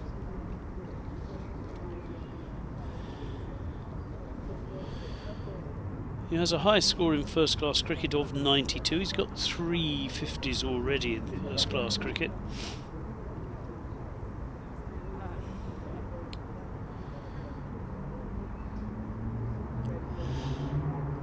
The other 3 Irishmen who are in the Essex side as well, with Curtis Camphor, who we've seen already, but also Matthew Foster, a late call up for Connor Alford, who was injured, unfortunately for him, who is a right arm fast medium bowler. He's played 3 first class matches, so still very early on in his nascent career and hasn't represented Ireland in any of the white ball forms of the game, and a man who has played for Ireland in both of those formats. Mark Adair, 35 one-day internationals and 64 T20 internationals, is also going to be playing for Essex in this match.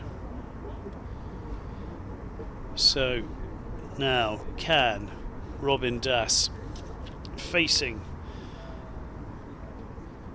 probably the Irish bowler who's caused most problems, Craig Young, score the single he needs?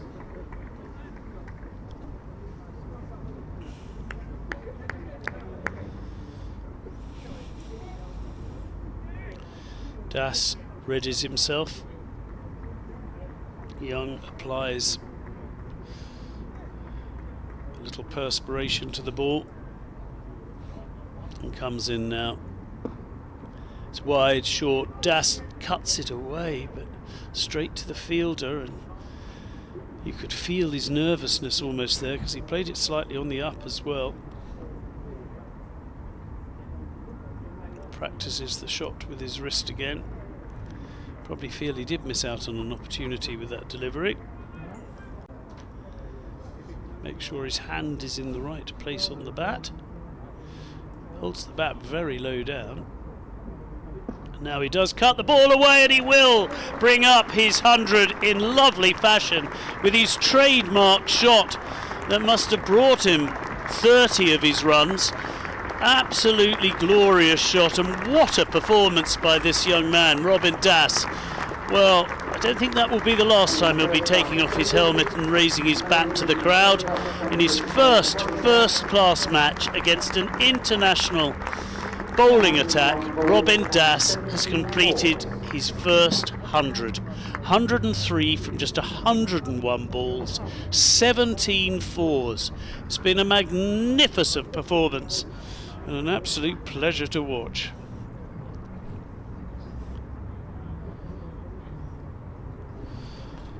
Came through the Essex Academy.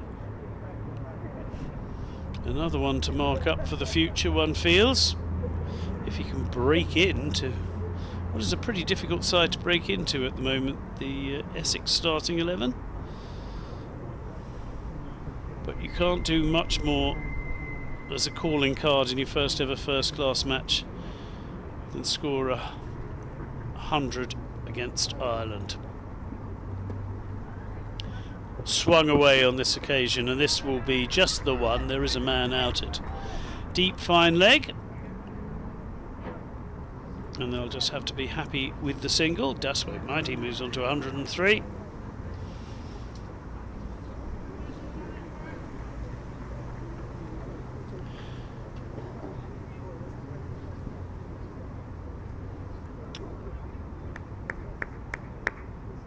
But as a very famous Essex batter, Graham Gooch, used to say, this is just the beginning, you want a daddy 100. Dockrell sees the ball flick off the pads, they'll just take the one. The fielder is round sharply from fine leg to do the fielding. The leg bye is signalled. Dockrell will remain on 38. Essex, though, go to 195 for 3.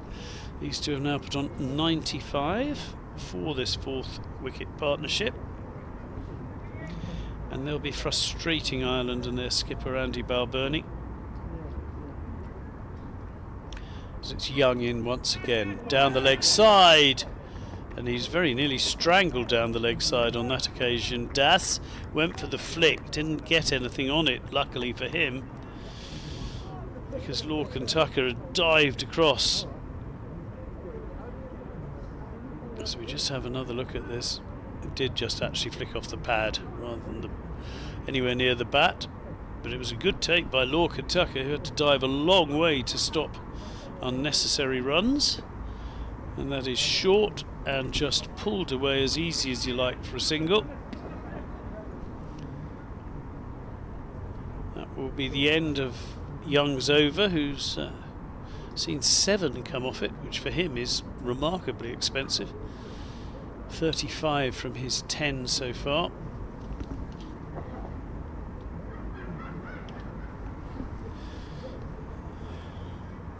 And Essex, well, delighted with this. For Ireland, it is a good workout. That's what they need. Plenty of overs in the bowlers. And spin is returning after that brief interlude with a bit of medium pace from the Hayes close end. Back comes Andy McBride to continue to go right arm round the wicket.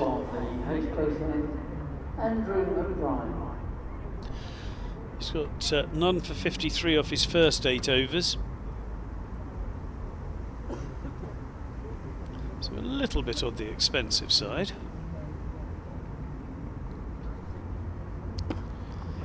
And that is flicked away by Das nicely as he rocks onto his back foot. But he picks out the man at deep mid-wicket. And they settle for a single. Now Dockrell was all for planting his foot down the wicket and trying to smash his usually Ireland teammate back over his head. Now he's playing in the opposition.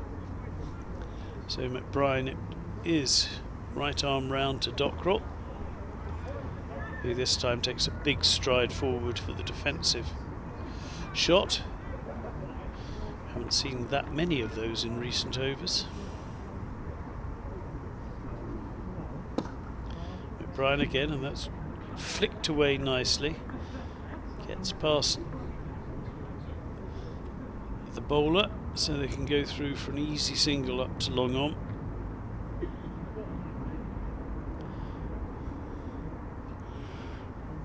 And Das will take over the strike. Now a brilliant shot. What a lovely inventive drive that was.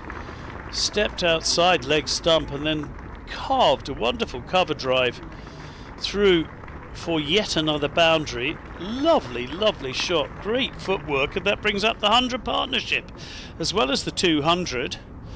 So these two have now put on 100. Das is 110 not out.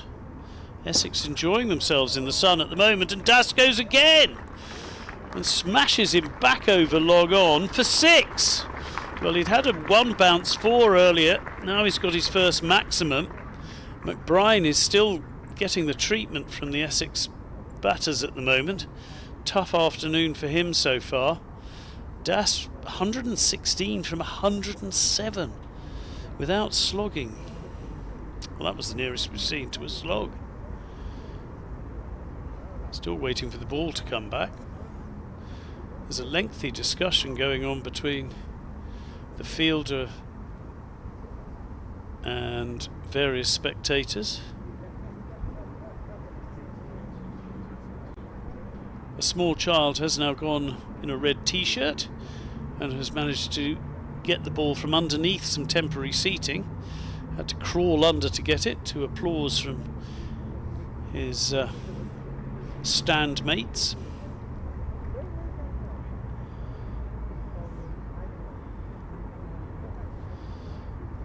And McBride will come to the end of this over with this delivery. And that is just coaxed into the offside. They thought there was an easy single there and then had to really put the afterburners on because it wasn't that easy. But 13 from the over. McBride has now gone for 66 from his 9. And Das 117 from 108 balls. Well, you can imagine if any England batsmen are watching this thinking, interesting. Ireland will be a bit concerned about the lack of wickets and even really the lack of pressure since lunch. They bowled well this morning, but since the lunch break Essex really have taken a major grip on this. They can take heart from Dockrell's for, but of course will be available for them against England. Das facing and punches into the covers.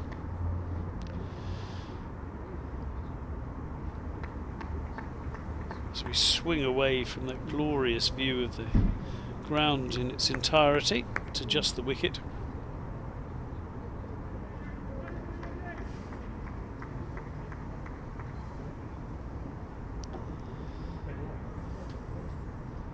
Young, short, and absolutely given the treatment. Crack of a whip, and he fetches it from outside off stump and absolutely rattles it through mid-wicket for 4 more. Onto it so quickly. In fact, it wasn't mid-wicket at all, it went through long on really, more like a baseball shot. Das is just seeing the ball so well now, particularly if it's short. That is where he's been. There have been 2 shots, the beautiful guide down through third man, and if anything has been short, he has pulled it and smashed it every which way. Young is in again. That's a better delivery, pitched up. Das has to play defensively, which isn't the mode he's particularly in mentally at the moment, you get the feeling.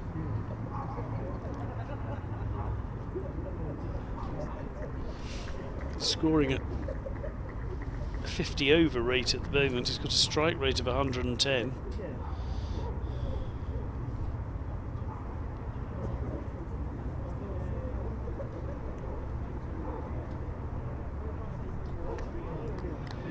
Pulls out of the pull shot in this particular occasion, just bouncing a little higher than he was expecting initially, so he lets the ball go safely through to the wicket keeper. That is the one for the over, says the umpire.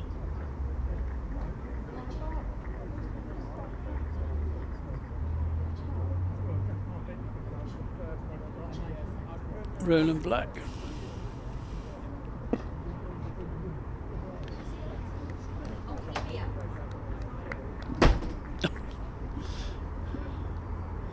And that is punched away for another single.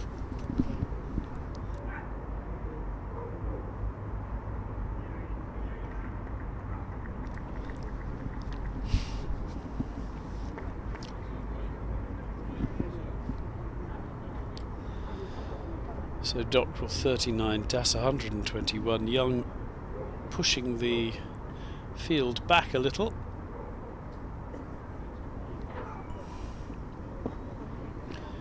And that is driven off leg stump out to mid-wicket, and Das will nick the strike as he moves on to 122.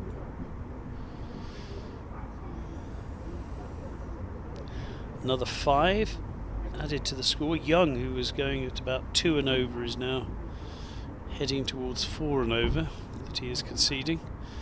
Poor Andy McBride, and he's going at over 7 and over currently.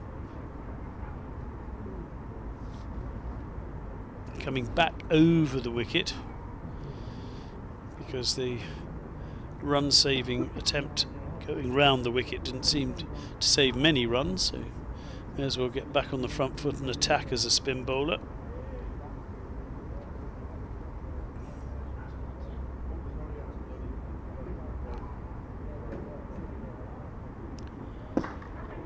And he comes down the wicket and launches him through the cover area for 4.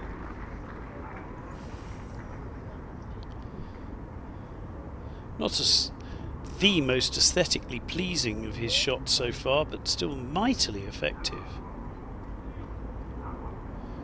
His ability to just step outside leg and then drive through off. McBride a little bit faster on that, but it's short and it's heaved away once more by Das.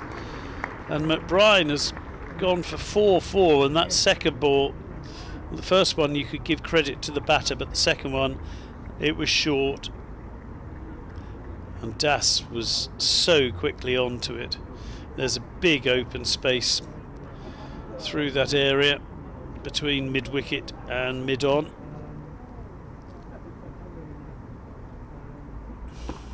Short again, and this is cut away this time. Stopped the boundary, but they should get a couple. It was good work by the fielder to save 4, but Das continuing to race along. It doesn't seem moments ago that we were worried about whether how nervous he was on 99, and now he's 132. And there are absolutely no signs of nerves whatsoever from Robin Das.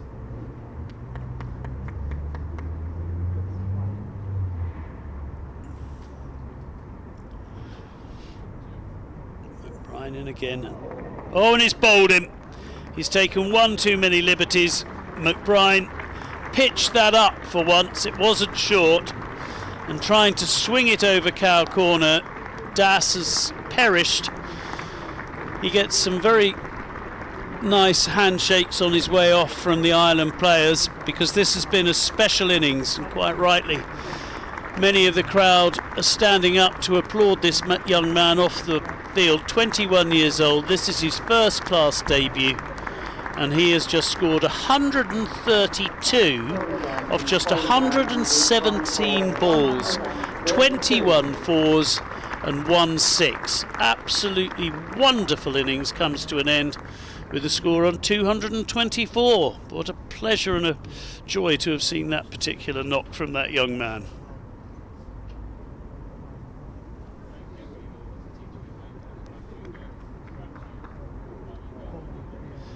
So he gets warmly applauded off. Well played, mate. And the incoming batter, Mark Adair. And we have another of the Irish contingent coming in yet. Next, Mark Adair.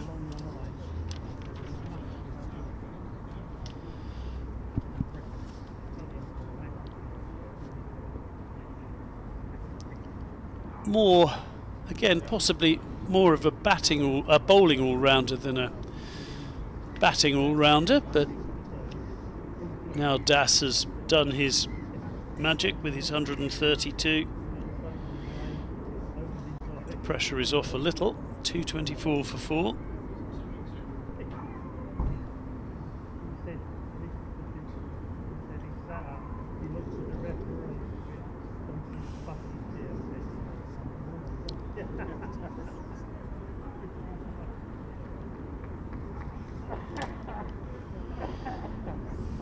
Good bowling actually in the end from McBride. And Adair finishes, plays the dot ball, and we'll now have one more ball with which to finish the over. Comes down the wicket and smashes him back over his head for 4. So, okay, I'll have one sighter. And then I'll go for 6. Carried all the way. So, well, Mark Adair showing very little respect to his normal teammate Andy McBride, who's just been larruped back over his head for 6, second ball. So although he took a wicket, he still went for 16 in that over. And we have, I think we have a guest to come and join us for the last 20 minutes.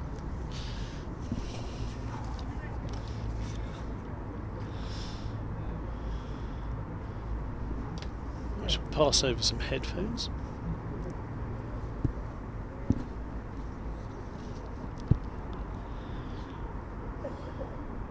Dan Feast, how are you? Very well, yourself? Very good, very good. Thank you for joining us.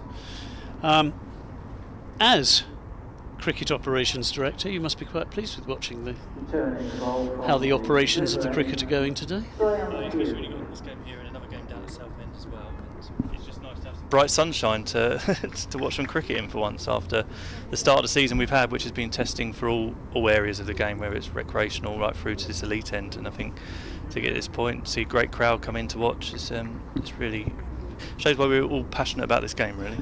No, it's interesting. I was here earlier in the season, and the pitch, and we'll talk about that in a minute, as that is played defensively back to the bowler. There is no run, as we do have a change in the bowling, and Graham Hume returns from the river end. But this pitch seems absolutely playing a belter as far as the batters are concerned, and everything seems to have dried out a bit finally. I think it's dried out, and Stu's exceptional at what he does, really. He's got years of experience. Someone said to me the other day, I think it's over 5 or 6 of the head groundsmen around the country have all come under Stu's mentorship now, and he just knows how to prepare wickets. Again, this morning was great. He had that little bit in there for the bowlers, as you'd hope, and now the batters playing sensibly and taking their time at flourishing from that. And it was great to see Dassie get his first 100. We'll talk about that in a minute. There was a bit of a flash down the leg side. There was obviously a sound, but George Dockrell survives. Sounds might have flicked off the pad rather than the bat. But yeah, to come in, if we could just talk about that for a moment, Robin Das coming in his first class debut against an international attack, and to smash 130 of 114 balls or whatever it was is absolutely remarkable. Just wait for this ball, which again is missed out on down the leg side. Both batter and bowler look disappointed by that. I think it shows the work that Barry and Mark Patini and that do within the second team programme and part of our academy setup, that constantly it's a challenging game, isn't it, cricket, in the fact that you can wait for a long time before it's your opportunity, and the key is how do you get yourself mentally and physically prepared to take that opportunity. And I think we've seen with Robin today the work that goes on behind the scenes away from Chelmsford down the likes of Billericay and in the indoor centre really came flourishing today, that these guys are ready to perform when they get their chance. Hume in once again, and that is driven nicely by Dockrell this time, and he's beaten the first fielder. There will be at least a couple. There's a possibility of a third, and they do trot through 4-3. Adair will be back on strike. I think it was his mental strength that was so important. One, he sailed through his 90s as if it didn't matter at all. He was helped by 4 overthrows, but even so, when so many players you see reach those kind of landmarks and you think they might freeze, and there was nothing, he wasn't going to freeze today. No, we talk a lot in our programmes and some of the research it's around the resilience. What have they gone through within their development and their lifestyles that give them that resilience to be strong when they're out in the middle, because it's a mentally challenging game. You can be as physically prepared as you are, but there's so many things against you in the game of cricket and can change the thing that you've got to take that opportunity. And I think you're right, today he sees that as his opportunity. Just let his ball go for you. And that sails through to the wicket keeper. Adair leaves that one from Hume. And things like he's still heavily involved with his education at university, and being able to balance that all up and everything gives him relevance around where cricket actually is in his life. And he's come out today, the same as a number of our young lads we've had over the last 4 or 5 years who've really shown they are ready to perform when they get that chance. And that's the big thing, and I think it's certainly the philosophy that Anthony puts in across the whole thing, is actually we're all part of one team and club here, that we're trying to be ready that when your moment comes, you're in the best position to take it. in again, and that is flicked away, off leg stump by Adair, but straight to the fielder. Hume just sees the 3 off the over. None for 20 from 9. The score 233 now for 4. And we're keen at looking at these opportunities. So you might not be aware, we've worked with the England Test team. So 3 of our young lads are going off to be the 12 players next week to give them those opportunity. We'll be doing the same for the Ashes as well. We did it last year. Obviously, Robin was 12th man last year. There was a lot of publicity around that. And just as much as anything, so they're in and around that environment, and they can see what the next level is. It's like playing today against Ireland, but also it gets them that inspiration, that moment to realisation of what it's going to take to get to that point as well. And it's all part of that learning journey for them. Well, watching Robin Dass, he'd obviously be watching Joe Root on occasion. that wonderful late dab behind square that I was just really enjoying all day. And it's interesting as we carry on with Robin. He's had a tough winter. He obviously went out to the Bangladesh Premier League, which was a great opportunity for him. And McBride, who finally made that breakthrough.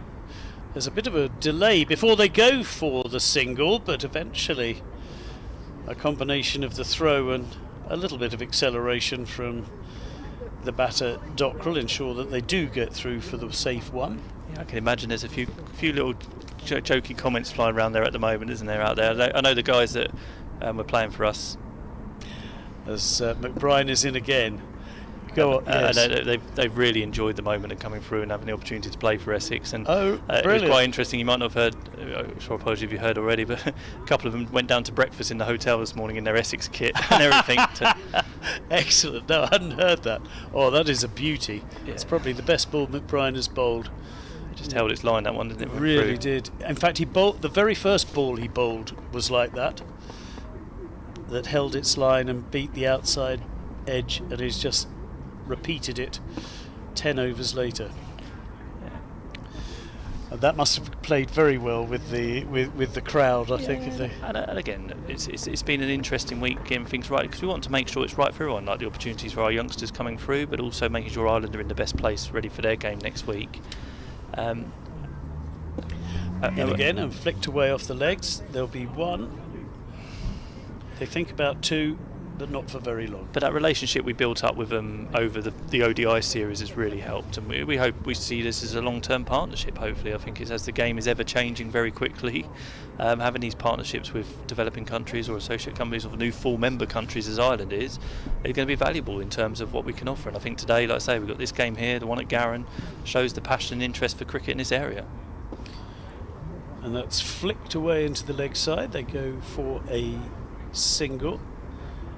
And that goes very nicely. And also the fact that Chelmsford is being used as this hub for the pre-Lord's Test match. We saw it last year with the emerging counties against New Zealand as well. Yeah, I think it goes back to your point that they trust and understand Stuart will prepare the best preparation wicket for them on a decent facility. They also know and they like the fact that they get well looked after when they come here. Yes, it doesn't take a lot to realise we are limited in the facilities and resources we have, but the people we have work here, the fans we have, will get behind whoever's here playing, because they're very passionate and enjoy their cricket. And there's no better place to be on a sunny afternoon, is there, with coming through. And I think that really helps us in terms of, like you say, it does geographically, it helps. There's not many other places they can go to. There's quite a lot of them have been associated here and come through and enjoyed their experience, and that really is key for them. So, and again, I think it's the fact that we try to build this relationship up the whole time to make sure everyone gets the best opportunity. Well, it will be Hume to continue, and that is stand and deliver. It's a good shot though from Adair. Foot movement was limited, but if you hit the ball as well as that, it wasn't entirely necessary either. And they race through, I think, for 3. Dockrell moves to 44, who has batted really well since he came in. And the other thing, nice just to go on with that, was what was nice to watch was the Irish boys talking Dass through his innings as well. And when presumably they were getting it in their ear from their other teammates that perhaps we could get the kid out soon, please. Yeah, I think there's always within cricket there's always a challenge on the field, but there's a mutual understanding of people starting their career and their development, and people want to support that and coming through. No, we saw the handshakes when he was out, and the well dones from all the team, and that is a super shot, isn't it? Absolute cracker from Adair, who is a slight stand and deliver batter, but if you can stand and deliver like that, then that doesn't matter very much. That was almost being back here for the one-day series. That was like, I remember, we're just missing the 3,500 Bangladesh fans. Well, that was the weird thing about that. Again, I keep talking about it, and I think I will be for several days. The Das innings that was a one-day innings, but he, at the pace, you looked at the numbers, but he just played so beautifully, as it was conventional cricket at just a very fast rate. It was terrific. Yeah, I think that's where the game has moved. I think people get caught up with the sort of the baseball area around it. I think where it is, there's now a positive intent in the game in terms of where we're looking to develop a game to get a result. And this is only a 3-day game, and we want to set it up so it keeps the crowd and the players entertained, because that's the best way of being motivated to go out there and perform. No one wants a game just to float along or anything, and the same with these guys. So, and they recognise that is, how do I be positive in my decision making and my play, and that sometimes requires a different mindset at certain point. Doesn't mean you have to be just quick scoring at all the points throughout the day. And again, up on his toes, punches that into the covers. Good fielding. There is no run. In some ways, it takes the bit we all love about multi-day cricket, is that it's building up and slowly building the game up. It's just now being in a more positive intent that we're aiming to get the result at the end of it, rather than letting it just drift through points and bits and pieces. But within that, and I think you're right, like Dassie is one of those players that come through. There's no fear in them now. They just go out and they score, and they're going out to try and make sure they have an impact on. We talk a lot about what are they going to do today that gives us the best chance of winning. Again, played defensively, no run. And through all our age groups, it's around that. Finding a way to win the match is a real key bit, and that is the challenge around 4 days, 3-day cricket. Is setting the game up to give yourself the best chance. And if he goes out there today and he scored his 130 that we've talked about, that gives the best chance of Essex winning this game, then he's played his part. And that's a real key point around it. I think you're seeing more around that, probably that bit focused around their own performance is now actually where's my role playing this whole team, and that's a real key step change I think we've seen in all cricket.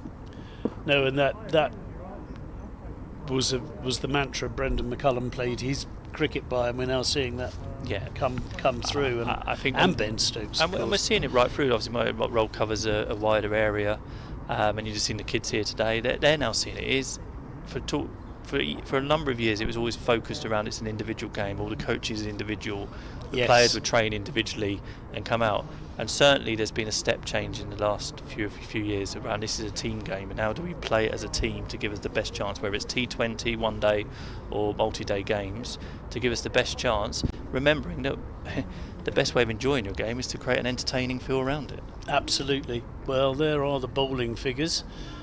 Certainly, Mays took a couple this morning, and we'll talk about this in a second, but we had 100 runs this morning in the session. It was hard. There were plenty of maidens this afternoon. Once the guys got themselves in, we've seen exactly what you've been talking about.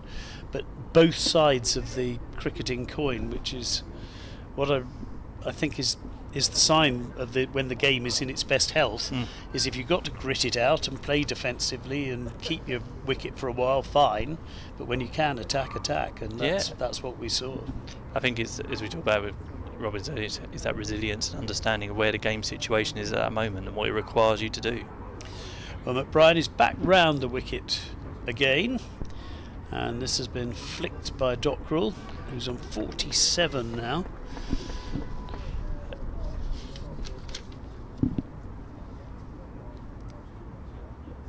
47, and that's a shout for something, possible stumping, but I don't think that he had got anywhere. No. He's certainly making the most of getting through his overs at this point again, trying to have an impact on the game, isn't he? He has. McBride he's rushed. He really has raced through. Yeah. And we're going to be. If they finish the 90 overs before 6 o'clock, presumably we play until 6, or do we stop at 90? It's 90 overs in the day. Okay, so I've never flat rate. seen 90 in less than No, with an international set. But again, I think that's the difference now. People have realised, why are we dragging the game out and going through? Like, there's obviously natural changes and stoppages that will come through it. But even that, the players are taking ownership again now, which is really positive. That it's their role in terms of making sure those overs are set. There's no reason for going over. If it's outside their control, it's a bit different. I think that's a real positive, and it's certainly something we're trying to move down through the systems, and we're seeing it in club cricket as much as anything as well. Well, Dockrell is on 49, and now he moves on to 50. Excellent knock from George Dockrell. That's his 4th first-class 50 in his career, and he's batted superbly today. He has taken the long handle when necessary, and we have seen a couple of 6s, 5 4s, but his 50 comes off 70 deliveries, and well, for both sides that's a very good knock, because it's a good one for Essex because they're 248 for 4, and a good one for Ireland as they head into a test match when they have an all-rounder in some decent batting form. Yeah, it's a perfect solution for the day, really, isn't it? It's what it requires. One of the conversations we had with them as well when we were saying around some of the challenges we had with injury, it gives them the best chance. Otherwise, they'd have had 4 or 5 players here looking for an odd session at lunchtime and an odd session before, where actually they're out playing. And again, partly because of the way we all know how frustrating the weather's been at the start of this season, it's got them out in the middle, and they don't play a lot of first-class cricket. So actually getting them that chance to play in this intense environment is good. Yeah, you do look at the numbers for the Ireland team, unless that is just over the top of slip. That's well bowled by Hume. Dockrell got a big edge, and second slip leapt, but couldn't keep it in the hand. Goes for 4. We'll just watch that again, because that was a good piece of bowling. It came back, and first slip. In slow motion it looks cruel, it looks as if you almost saw it late, but he didn't. It was just a big enough edge. If you're going to cut hard, cut hard. Yeah. That's one of those you probably expect Simon Harmer might get. Yes. Big bucket hand. But I think he certainly bowled 2 or 3 like that today, where he's had that bit more in the shoulder, and as we used to talk about, and comes through, surprises the batsman almost with an extra yard of pace. Absolutely. There's been a couple of the Irish guys who have looked at the batter's been expecting exactly the same ball they saw last time, and suddenly that heavy ball is bowled and that extra bounce, and they're hurried into the shot. Well, certainly that one, that's that extra bit in the, as it came through, sort of gave it that, like you said, it cut back a little bit, which surprised him as well as the bounce and the pace. But again, I think you're right. Dockrell's just played he supported and mentored Dassie to his 100, which is, again, as we go back, is to anyone on their first class debut to get the chance of scoring 100 on their debut. It doesn't happen to many, so he played an important role there. And now he's playing an important role, taking on the leadership role. Though Adair seems very happy to swing, so.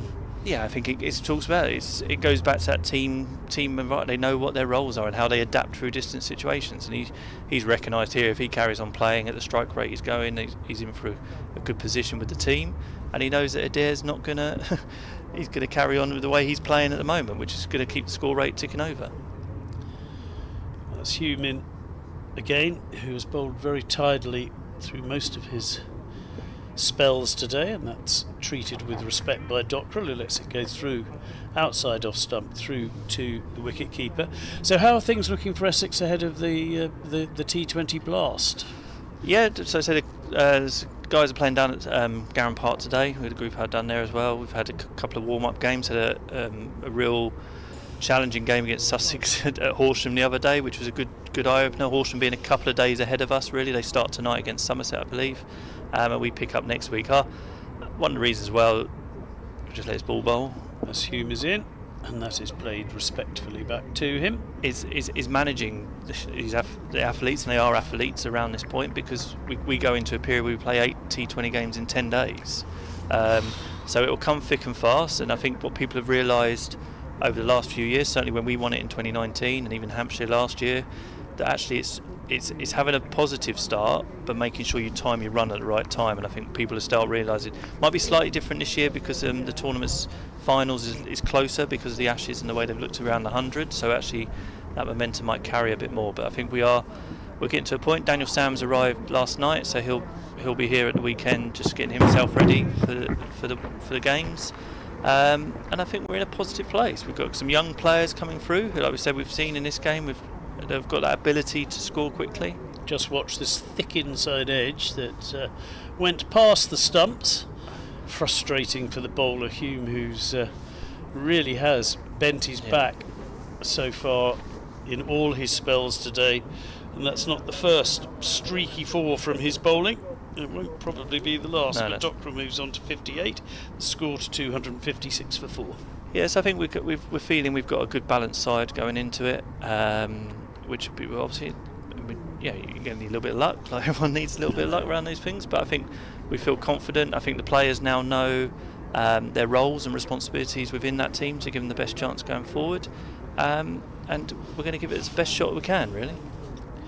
No, yes, talking of luck, during the county games when you had Surrey on the run and it rained, I being an Essex man, I was irritated at that particular juncture in the. Yeah, and I think, as I said, we've had a couple of bad sessions that we had, but actually overall we've felt we've been in strong positions in all the games. It's a challenging division now, isn't it? Like, no one really stands still, everyone keeps moving forward. That'll be the same with the Blast.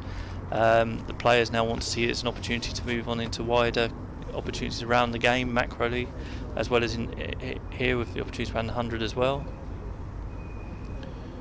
Change of bowling. That is no change in the attitude towards the spinners, though, as Adair launches his teammate back over his usual teammate back over his head for 4. So that just shows that positive intent again, doesn't it, really? But it was a great shot, strong base to hit from, and back to himself. Well, Adair is playing a pretty one-day approach to this, but very well. It's Tector who has come on to bowl. He must be pretty happy. I'll tell you another story. Adair, when he was here for the ODI, couldn't find some gloves that were supposed to have been delivered to him. We're hunting around everywhere for him. It turned out they'd been delivered to a charity shop in town.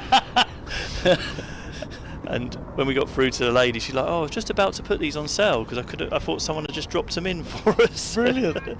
So he was pretty pleased when he arrived this week and everything was here back in touch. So I'm not sure how many more kits been sold through that charity shop. So yeah, we won't tell you where it is, just in case you go looking for your cheap gear. But Harry Tector yet to take a wicket in his 3-match fledgling Test career, but has 15 wickets in first-class cricket at 38. So more a batter who bowls than the other way round. But I think, again, looking back at that series when they were here and even today, it shows how far these associate but now full member countries have come. The game is spreading very, very quickly. No, it's fantastic as that is launched again. What a shot by Dockrell this time. Really did launch that over long off. Fabulous shot. Great timing. Looked like a golf drive. Shows how confident they are in their skills nowadays, aren't they? And how the ground has opened up very much in modern day cricket.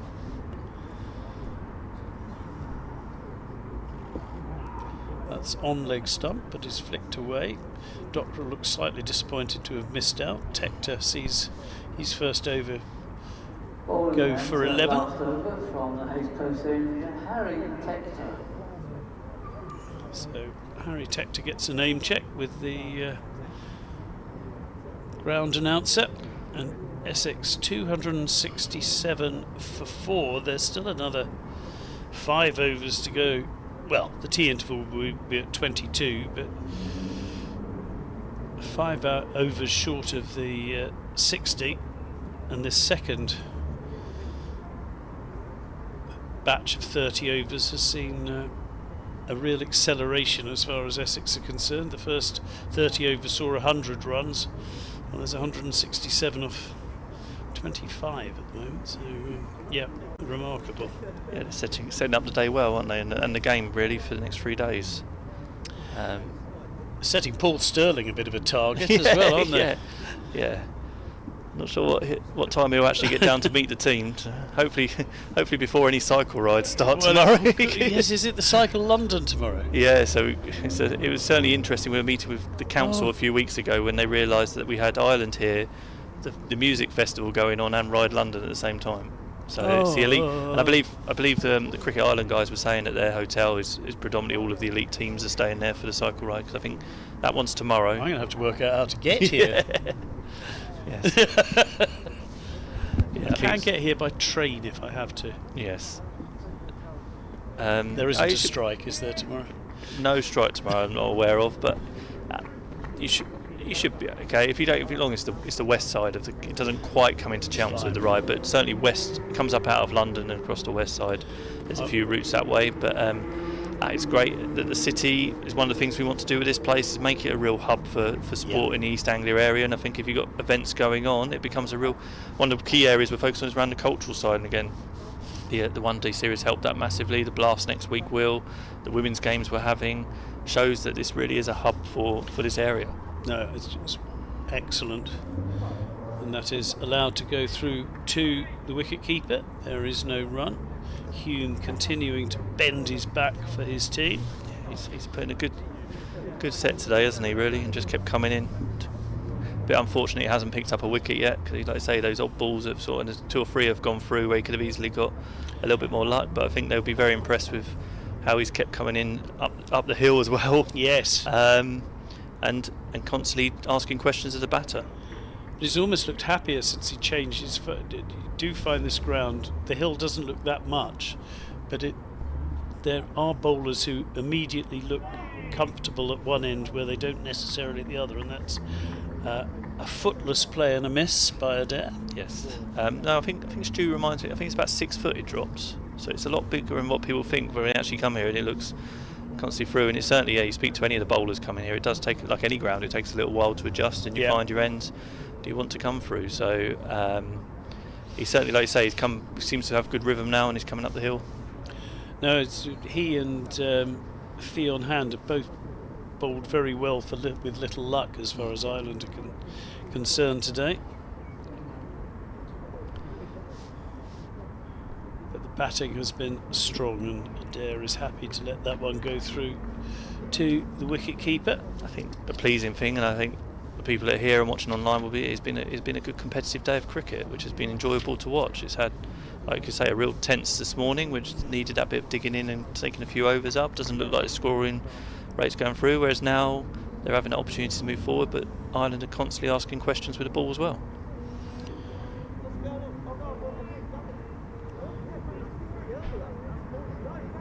I think some of the England batters would like to lift up this wicket and take it with them for the first test, but see what Lords can produce. Yeah, it's going to be certainly interesting there, as a few of the players there will come out of not having played much red ball cricket before they go into that game. And I know Dan's very excited to join up with the squad and is looking forward to it as well. Yes, I saw his 100 at Lords at the beginning of the season. Yeah. Which was so crucial as far as Essex were concerned in that match. He was the difference, essentially. Yeah. Decent over that one, though. 269 for 4. Well bowled Graham Hume. The runs are coming at the other end at the moment. Dockrell 62 not out, Adair 22. Tector to continue.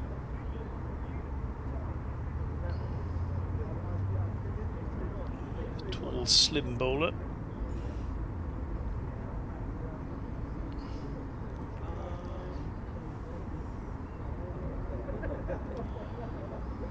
Yeah, but we're certainly excited, might not see it today, but certainly excited around this Noah Fane coming into the side. Yes. He's been talked about for a while, and alongside the likes of Jamal Richards as well. We're really excited to see these two grow over the next few years and what they can achieve. Has he just signed the rookie contract? Yeah. What, 2 days ago? Yeah.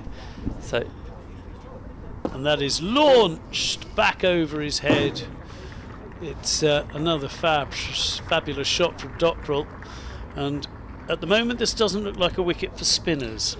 No, or it's they feel fairly comfortable. They've faced Tector in the nets quite a few times and confident back in their skills to get through. But at the moment, we've had one wicket for spin, but at the price of quite a lot of runs. Yeah.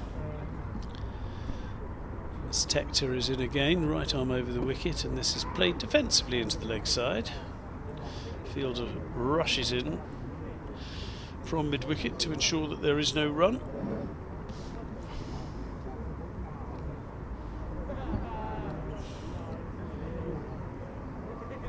But no, it is important. Being a man from Essex who now lives in Suffolk, but it's important that East Anglia has a hub like this and keeps getting first class sport. Yes, and the opportunity, whether it's for the men, the women, the ability teams have gone up a lot this year. With huge growth in seniors cricket. When I watched our over 70s yesterday for a bit, they were playing down in Surrey that way. So there's the interest and the passion. We're going to be a large population. It's growing quickly, and we've seen historically the number of players coming through from here. 50 partnership has just come up, and there won't be added to on this particular delivery. Adair 22, Dockrell 69, and they've scored 20, put on that 50 partnership in pretty rapid time. 33 overs after this one to play out today. It's flicked on around the corner to square leg. There will be no run. Tector, after that bruising first ball, has put a lid on it slightly as far as the runs are concerned for his side. But Adair is facing, and again is happy just to turn the ball round the corner. There is no run, 7 from the over. He came back well there, didn't he, in that over after that first delivery? Yeah, which was one of those as well, because it was hit very hard back to near him. Do I break all my fingers, or...? Yeah, he's an important part in their batting lineup as well. So, just a bit. No, he was... Sorry, no.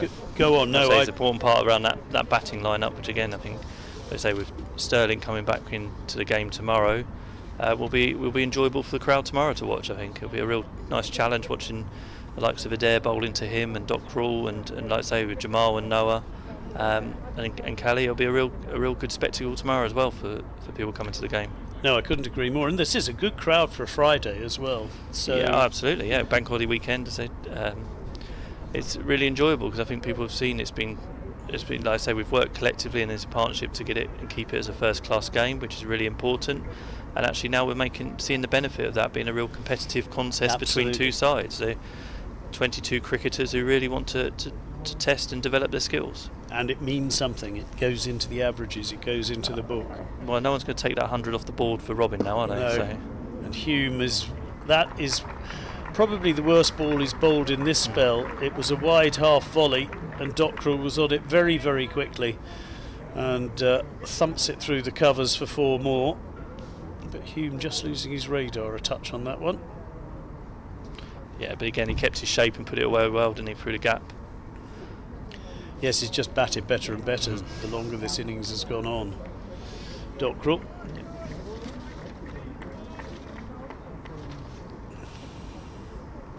But of course, you forget he's been around for a bit and played for Somerset for a while. Shot onto the scene, didn't he, as a young lad, and then I say sport can be, as we talked about earlier, can be very challenging for these as you start that career and you come through, especially when it happens very quickly at the start. But it's great to see him back now, and I think this opportunity that quite rightly Ireland have been given now to play in these test matches and as a full member is beneficial for them. They feel they can grow and stuff. Absolutely. And it's great. I was talking to Gary Wilson, who I've known for a little while. It's just enjoying every moment of it really now, around the respect and the opportunities and the way they are to grow the game not only in Ireland but globally as well for us all. Exactly. Well, yes, bring us on to players turning down England to go and play in America, and that is driven nicely, but there is a fielder out in the deep. It's Tector, and he makes sure that they can only take a single. But yes, the game is growing globally, which is good, though. just looking at the number of sports Ireland play to a high level, I'm still absolutely astonished. They're the top rugby team in the world. They've got a decent football team, decent cricket team, and they also play about 3,700 different sports of their own. Yeah. So just about everybody in Ireland must be a professional sportsman. I was talking to when they came over the ODI, I think only 1% of their government sports funding goes into cricket. The rest goes into 47% goes into Gaelic sports. Yeah. Which is unbelievable when you think. And again, I suppose in the Northern Hemisphere's version of New Zealand, obviously population and geographical size vary, but actually you're right, they're very, very passionate about their national teams being successful at whichever sports they play, and they collectively come together to do that and have that resilience. I keep talking about that word, but it's so key within sport that you can take on those challenges and those perceived barriers in front of you and overcome them and become successful. And like you say, there's always that real collectiveness behind them. Absolutely. A country of 5 million to compete on so many levels so well. Wow. That puts it into perspective that the Essex region is pretty much 5 million. So that's if you count those bits of London that used to be Essex, absolutely. Yeah, we're 5 million ourselves. So, the focus and the attention comes around it. But I think it's great to see, really, isn't it? And we've certainly enjoyed the relationship in helping them. We've helped them a few years ago. We helped them around setting up some of their work around the games they were hosting back in Ireland. So it's been a bit of a partnership on the journey, but certainly this month has been really enjoyable to have them here at the start of the month, and now at the end of it it's been great, and we hope it carries on. Well, Hume just coming in for his final delivery, which has actually carried 2 seconds slip, and that is the end of Dockrell, and I think that was the last ball before tea. So Dockrell will be disappointed with that, but Hume probably deserved the wicket. Dockrell, who batted superbly in that session, has gone for 74, snaffled at second slip, I think by Andrew, the skipper Andrew Balbirnie, and it becomes 282 for 5 at tea, as indeed they do go off, with Dockrell falling to the final ball before the tea interval. We lost a wicket just before lunch, we've lost a wicket just before tea, but what a hugely entertaining session that was. We've seen 182 runs, 2 wickets, and some marvellous moments, none better than Robin Das making a century on his first class debut, eventually out for 132. Good work too from Dockrell, George Dockrell, who made 74 before he was out. We've now got the scorecard, and you can see Dockrell went just before the break for 74 off just 85 balls. Adair playing entertainingly, 23 from 26. All this after Essex had to grit it out in the early stages of this one. Ireland's bowling, well, 2 wickets for Mays, though he didn't enjoy the same luck in the afternoon session as he did in the morning one. Hume did deserve something for his efforts. 1 for 44 from 13, Young 1 for 40 from 11, and McBrien at least had the wicket of Robin Das to show for the fact that it had been hit for 89 off his 12 overs, which was a little harsh, but there we go. Tech to bowl 2 overs at the end for 18, spin as we said earlier.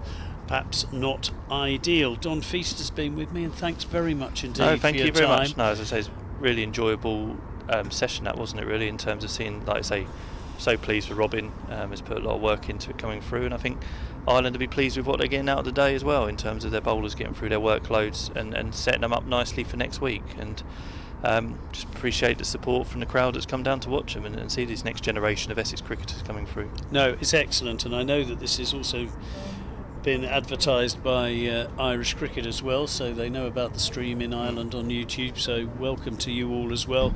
But Dan, thanks very much. We'll have a break now. No problem. I'll have a quick cup of tea and then we'll be back with the third and final session of a very entertaining day, with the score 282 for 5 Essex.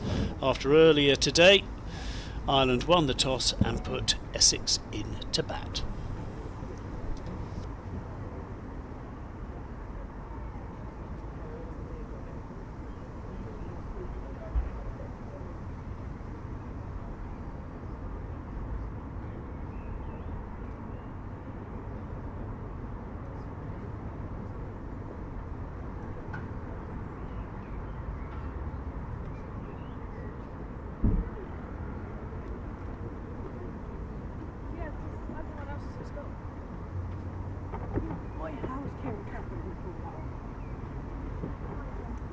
Oh, yeah, we are.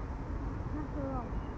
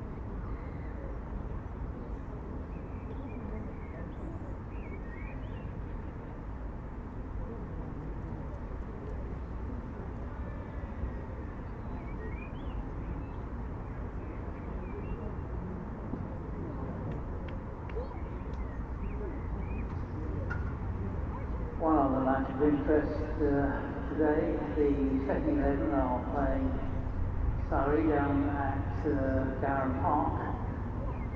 Surrey scored 140 in their 20 overs, and by the end of the 12th over, Essex were 88 for 5.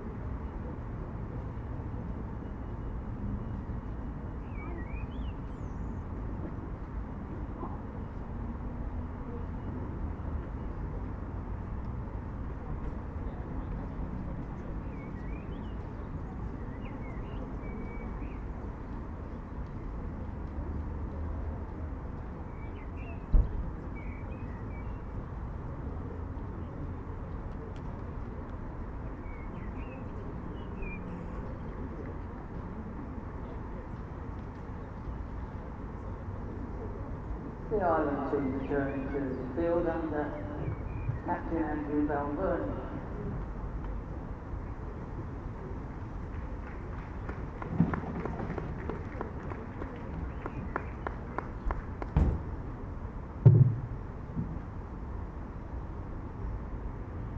And resuming the Essex innings after tea.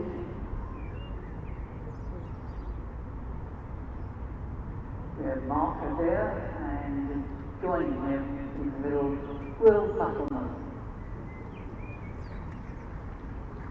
Opening the bowling from the Hayes post after tea, he on hand, and to take strike, Mark Adair.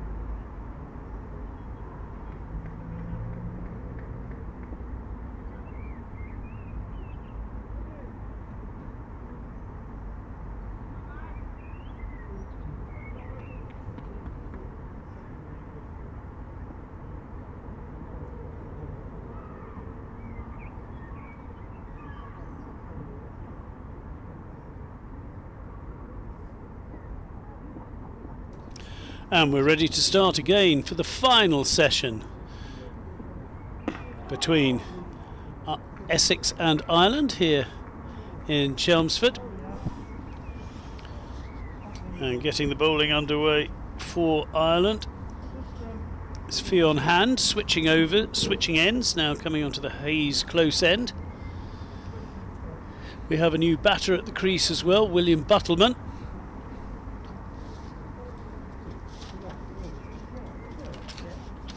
The young wicket keeper who has played one first-class match, and that's attemptedly flicked around the corner and misses out on this occasion. Interestingly, had a 37-ball duck in his only previous first-class match. Will Buttleman. So a run would be nice as far as he is concerned. He's played 14 T20s and 7 50-over games for Essex.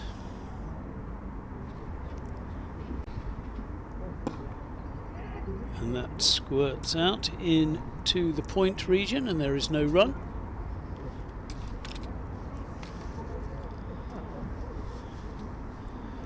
"31 runs left in the day after this one. 31 more overs, I mean, after this one. And 11.3 overs so far. None for 34. Bowled better than that.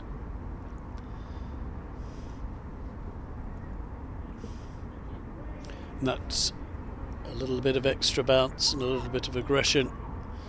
Good delivery from hand. Buttleman spots it early though and gets out the way.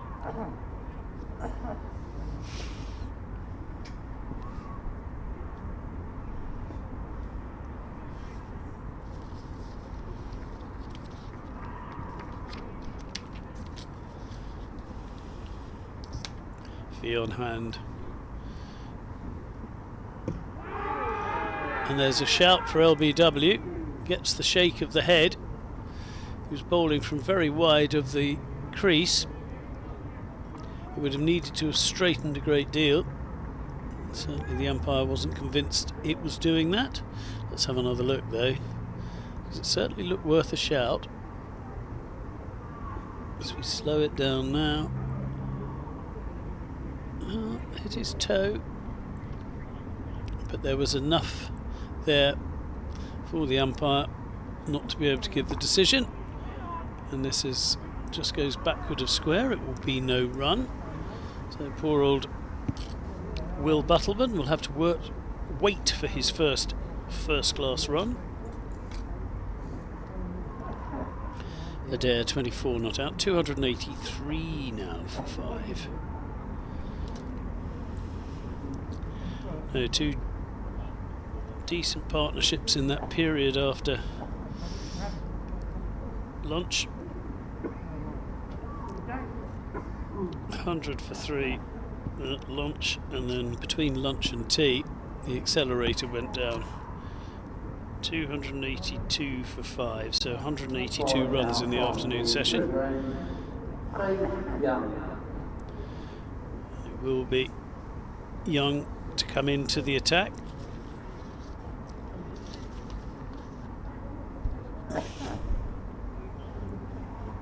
Bowled nicely first up,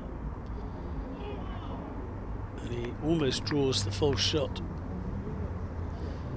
from Adair. Certainly the wicketkeeper was interested. There was no edge and no strangle down the leg side.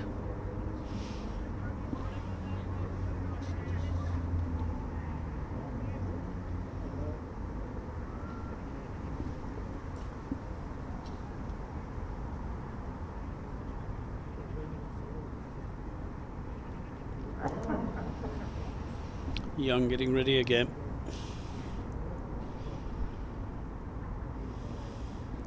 Sun is lowering and he's looking into it.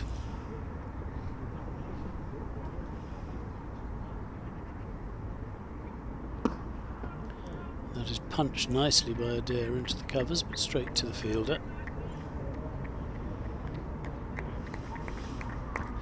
No run.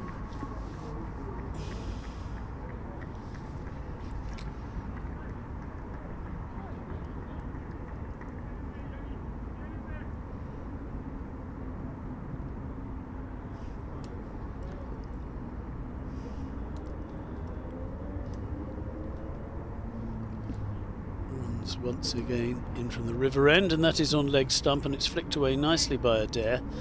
There is a fielder out sweeping. They'll only take a single.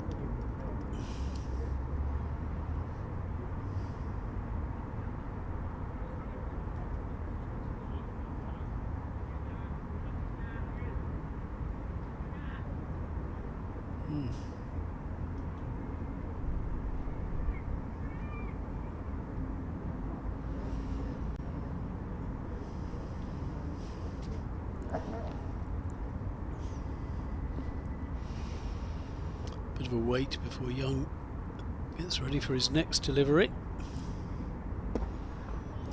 And that is full on leg stump, and Adair drives that away into the leg side. And they go through for a single.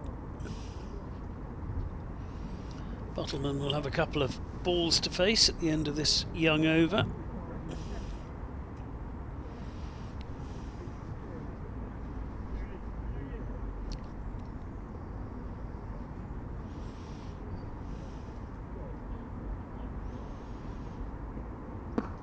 In once again, it's wide outside, and that's punched into the cover, so Bottleman is off the mark, which will be a weight off his mind as he scores his first class run.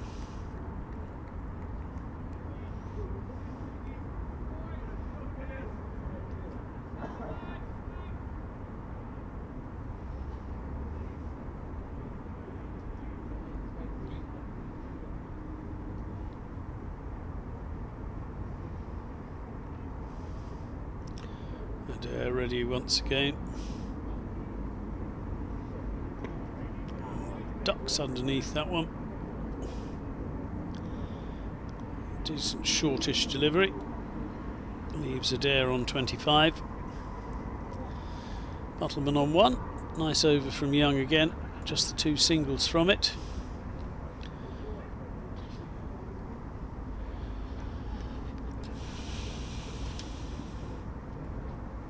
And fee on hand.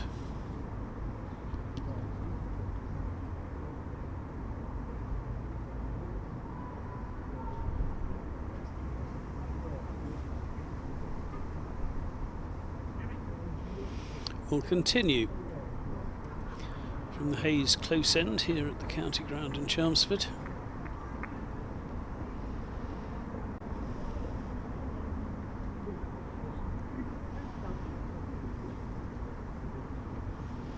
A little bit of a wait as the batter works out where all the fielders are. Bottleman. He's now ready. Young is in, and that's a good short delivery. Follows the batter, who had to keep leaning backwards out of the way. Bowled a few of those today. Good short balls that keep coming in at the batter.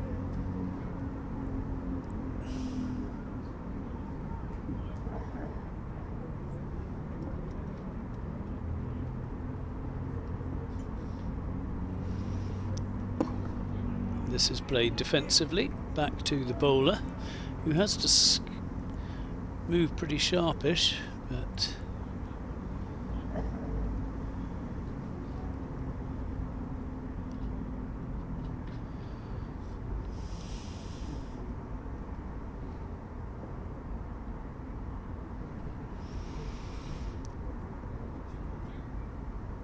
in once again. And that is dabbed very nicely, leaning back this time and just dabbing it down through the vacant third man area. That really was a nice shot. It's 4 runs. Beautifully played. Sometimes it looks upon as a little bit of a dangerous shot, but if you play it like that, there's nothing dangerous about it at all. Adair moves on to 30.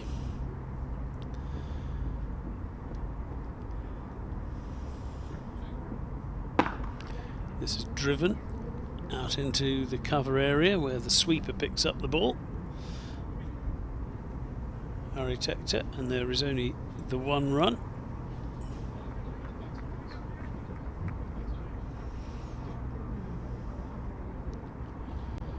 Everyone gets back in position once again.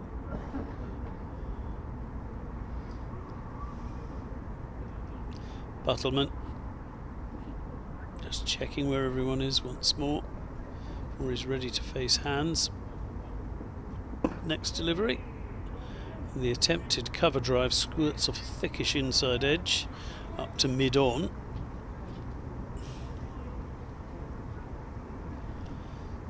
Just a little mistimed by Will Bottleman. Another of these young Essex players in this match looking to force their way into bigger and better things, and that is a very good catch indeed. Very good catch at point, and Buttleman, well, he's perished. Probably a shot he didn't absolutely need to play, but Hand deserves a wicket for his efforts this afternoon, and Josh Buttleman made a 37 ball duck in his first class match, and he's made a 9 ball one in his second. It was there possibly to be hit. It was quite close to the body, but it was a brilliant catch in that point area.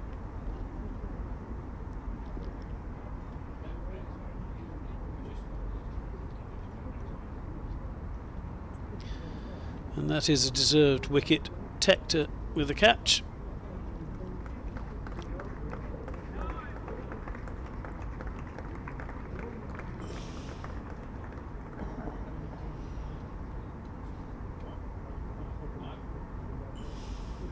Will Buttleman was caught by Harry Tector at the bowling of John Hand for 1, and the incoming batter, Noah Thane. So Noah Thane, of which much has excited the good folk of Essex. He is 18 years old. He is playing in the Essex second 11 currently. In his last 5 games, he averages 25 with the bat, 30 with the ball. He signed a rookie summer contract on May the 24th, 2 days ago, and now finds himself playing Ireland. But there's been a lot of excitement around the county ground about this young man. Be interested to see how he gets on. Young is in, and it's punched out into the covers by Adair. They'll only take a single, so it will be an early face of the ball for the young man Noah Thane.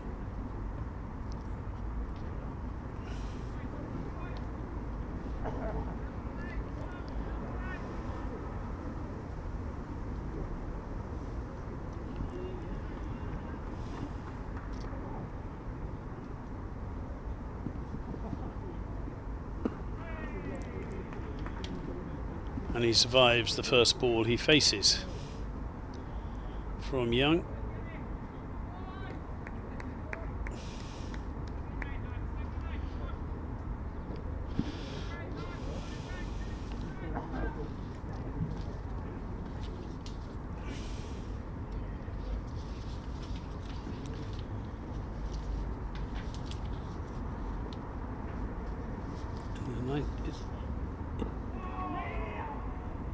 He had a wonderful 2022 season. They tropped through for a single. Not sure whether it came off the bat. Looks as if it did. So Thane is off the mark. Scored 850 runs at an average of 77 last year in various matches, including 293 in an Essex under-18s match against Kent. 4 successive hundreds for the under-18s. That from Adair is a top-edged pull, 1 bounce for 4. If you're going to go hard, and that was a big enough top edge that there was never any chance whatsoever for the close fielders to slip or the wicket keeper.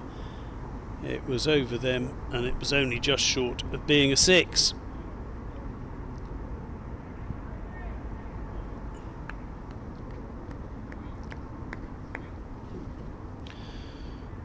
Noah Thane also played for the Sawston and Babraham team in Cambridgeshire, won the East Anglian Premier League last year as well, so what a season the young man had.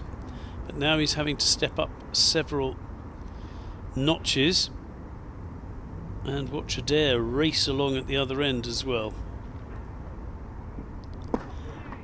And Adair drives back, 1 bounce to the bowler, who can't field cleanly off his own bowling. Sees the ball squirt out to his left, but there's never any chance of a run there. 6 runs so far from this latest young over.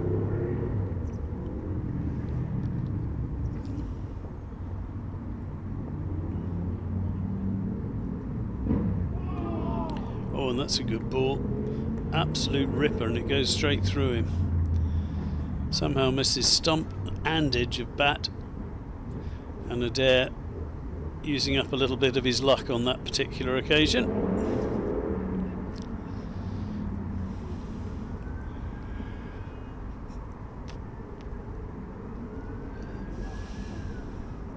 Ball straightened a bit, it really was a beauty. Well bowled.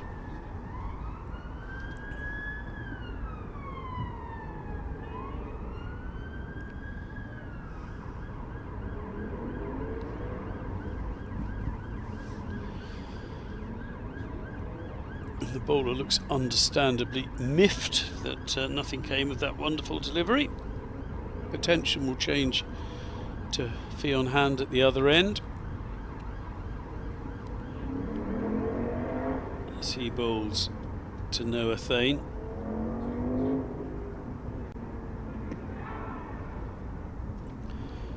And nearly gets strangled down the leg side. And it might have actually been something on that flick down the leg side, and that might actually be a drop. Let's have another look. Did he get something on it?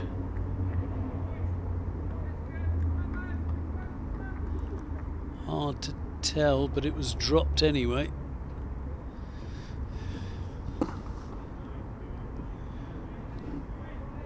And the next delivery is played more convincingly. Terrible way to get out strangled down the leg side, but Thane has survived that particular fate from that last delivery. Keeper will be a bit fed up with himself.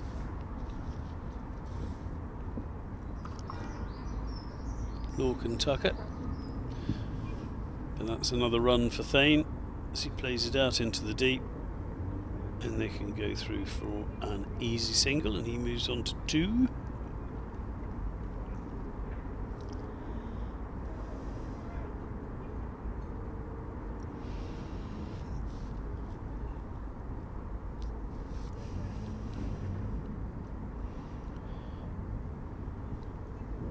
And really has kept the pressure going when he's bowled so far today.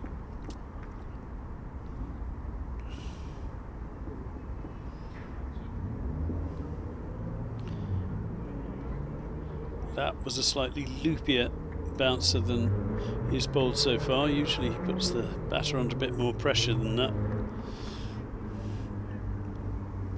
But just a little too short, and it sails over the head of the batter, and he can leave it very comfortably indeed. And that is also the one bouncer for the over.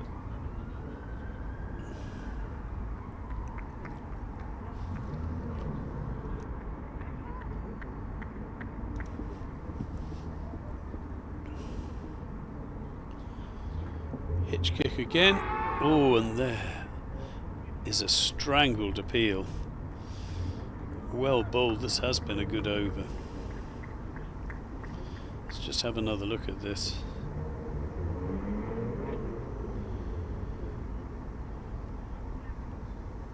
Certainly beat the batsman. They realised they weren't going to get the LBW and strangled the appeal for that, but it was a good delivery nonetheless. And that is played out into the leg side, and that ends a very decent over indeed from Fee on Hand. Looked a more than handy bowler throughout his spell today. 14 overs now, 1 for 40. So he's going at less than 3 and over. Essex are going at a little under 6 and over, so he's been very tidy.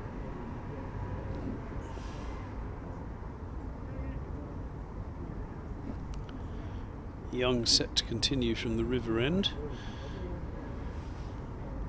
running up the hill.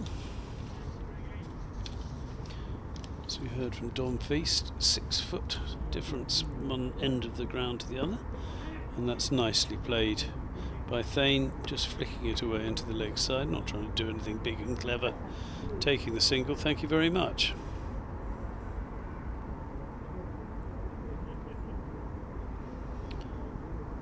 The score moves on to 299.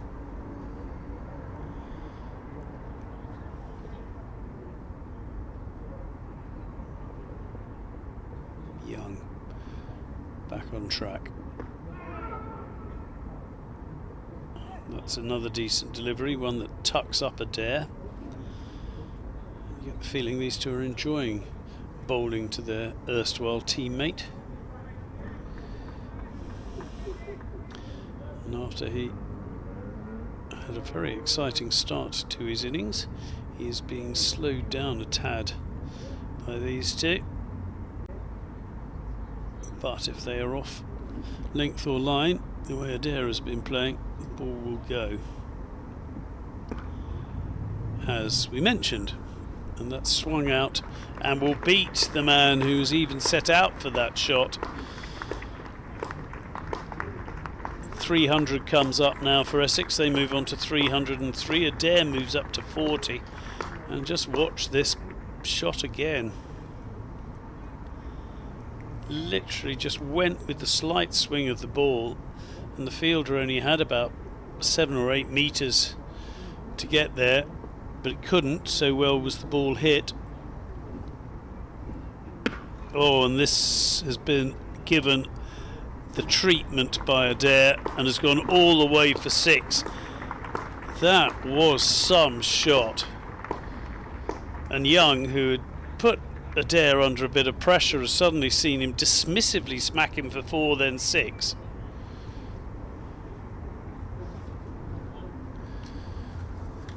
That really was a big hit, worth seeing again. Young didn't really bowl, wasn't a half volley, it was just, I'm going to swing and I'm going to swing hard, and I middled it. What's she going to do about it? Fantastic batting from Adair, who's suddenly 4 away from a half century.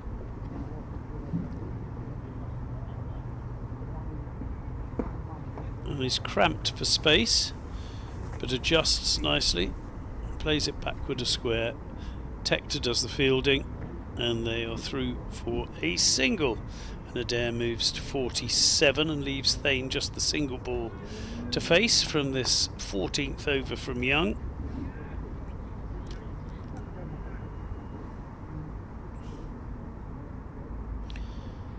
And Young racing in to finish this over. Thane plays it defensively, happy to keep one end going while Adair enjoys himself at the other one, which he currently is with 47 of 46 deliveries. He played for Warwickshire, Mark Adair, in his time, 14 first-class matches, 422 runs at an average of 23.5 coming into this one, so got a 50 as well. Decent record, 26 wickets at 33. He is a genuine all-rounder, and he's now 3 short of what would be his second first-class 50.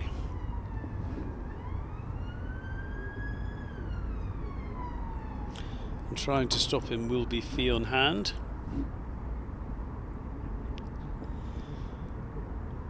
He's just having something of a conflab about possible field in placings. There's still a couple of slips in. Not quite sure what he is hoping to achieve. He's not talking to the skipper, he's talking to another of the quick bowling coterie. But he is finally ready to bowl now,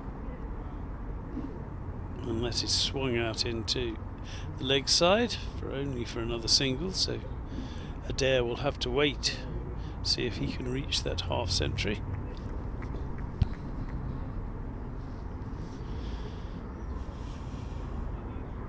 Heath and Thane will be ready to face. Noah Thane.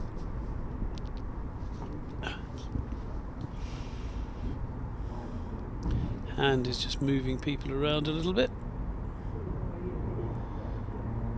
making sure that the possible trap is set if he bowls the short ball. And he doesn't have to bowl a short ball because he's just pitched it up and he's bowled him. Noah Thane goes for just 3. Decent delivery by Hand. Thane looks as if he was trying to flick the ball away on the leg side. Certainly didn't succeed in that. Just ended up playing around it and being castled. Just watch that delivery again. Oh, it was arrowed in. Yorker length. Really good delivery. Well bowled. And despite his remarkable record in some of the lower levels of cricket, Noah Thane finding out just how tough it is at the very top, and he is bowled for 3 by the persevering Fionn Hand, but not before he saw Essex over the 300 mark, putting on 21 with his partner Mark Adair. And the incoming batter, Jamal Richards. So Jamal Richards comes in for his first class debut. Yet another of these Essex boys coming in for a debut. We've still got Ishan Kali to come as well. Jamal Richards went to the same school as Graham Gooch. Didn't get a much better background for an Essex cricketer. He has played 7 one-day matches and he's 137 runs at 34. And he's immediately off the mark with a really pleasing off drive straight back down the ground for 4. And what a nice way to get your first class career off and running, by a glorious straight drive for 4. It was a tad over pitched, but he was on it so quickly. And an on drive first up. Jamal Richards only 19, playing with that kind of confidence.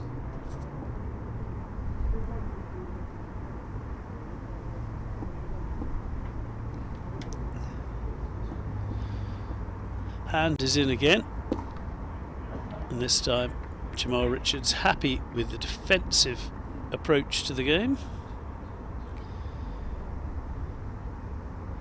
Yeah, he's taken wickets and scored some decent runs in those 7 50-over matches he's played for Essex. Also played for the England under-19, so he has played age group international cricket before.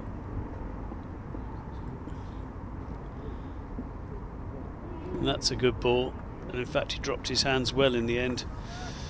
Decent delivery though, got rise and got lift. Welcome to the real world, Jamal. He actually played it pretty well in the end.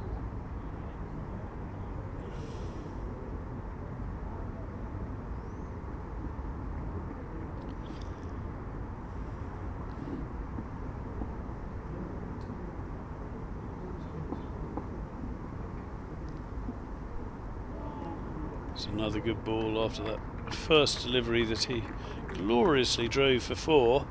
Hand bounced back well. Hand also took the wicket in that over, bowling Noah Thane for 3. So Hand has the figures now of 2 for 45 as he finally gets some reward for what's been a good performance. He was the man who also removed Will Buttleman. Seconds by 4 wickets. So now it will be Adair to face on 48. Can he get that century?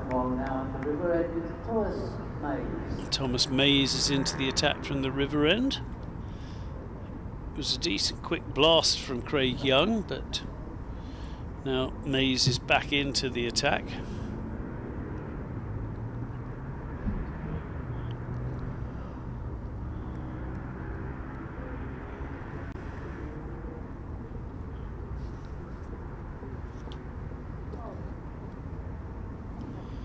Comes in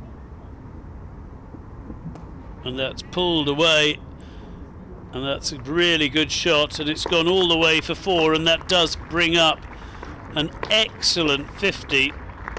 Really well played from Mark Adair.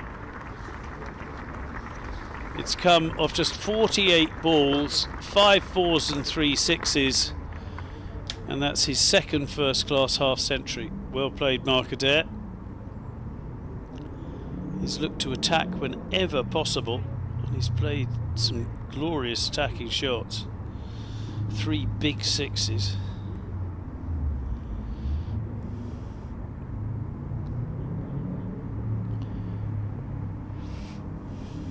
As Mays comes in once again, and that's down the leg side, and just helped on its way, and clatters into the advertising hoardings just under our effects mic, which looks alright on it, but there are successive boundaries as Haynes makes a slightly tired start to his latest spell, dragging that one down on the leg side, and treated with the disdain it rather deserved. This time, however, that's a much better delivery, and around middle stump, has to defend it properly, and it's another dot ball, but Adair has raced to 56 from just 50 balls.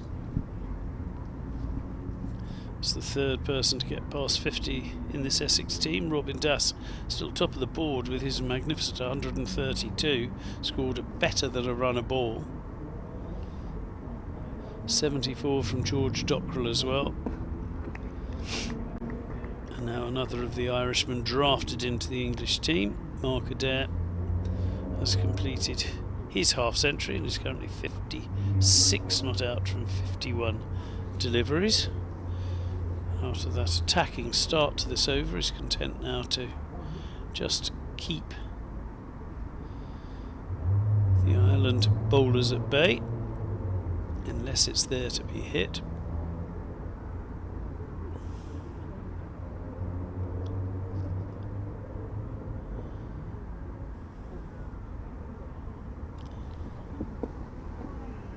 And that's played into the onside.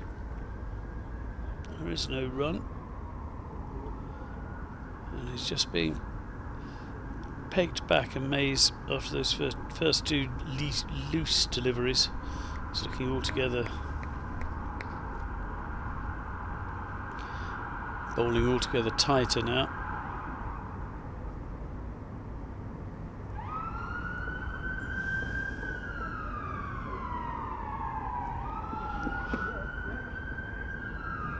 On top of that, plays it out into the offside, grabs a single, and leaves Richards with just the 1 ball to face. In fact, not even that. That is the end of the over. The single is taken, 9 off the over. Adair has stolen the strike. He moves on to 57. Richards is 4 not out after hitting the first ball he faced in first-class cricket down the ground for 4. He was then pegged back with some decent bowling.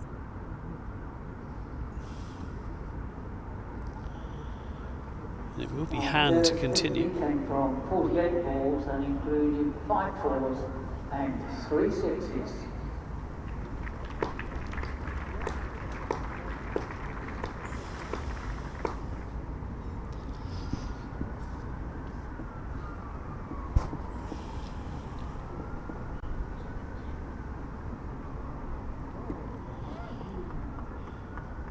This goes through to the keeper. Misses out on the attempted pull shot on this occasion, Adair.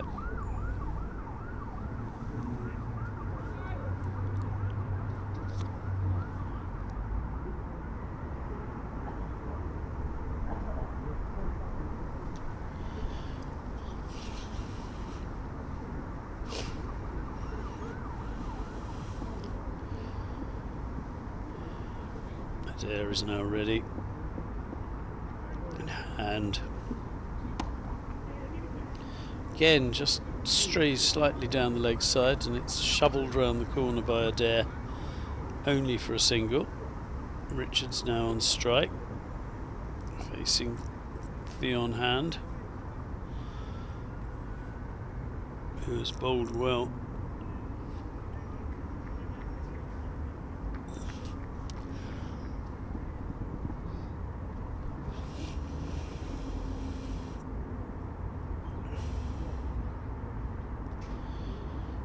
Andrew Bill Burney, the skipper, just sent someone in to mid-wicket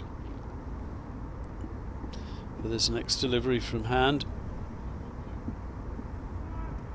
It's down the leg side, but it's not helped on its way for more runs. Slightly loose delivery.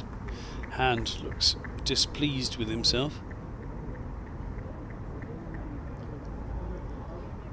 as indeed he should be.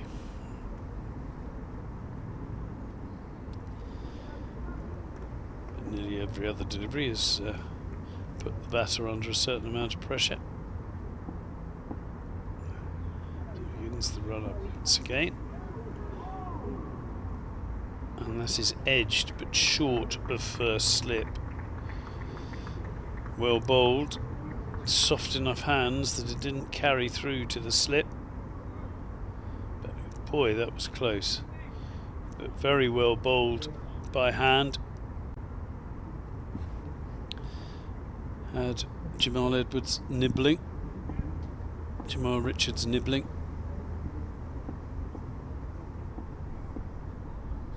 And Richards now ready again. This is on leg stump, though, and he flicks it away really nicely. Lovely timing. And the ball just should have been saved, but is flicked over by the fielder, who did so well to get there. Was trying to flick the ball back and ended up just chucking it over the rope, which is slightly cruel, but certainly that was lovely timing off the hip from the young batter Jamal Richards.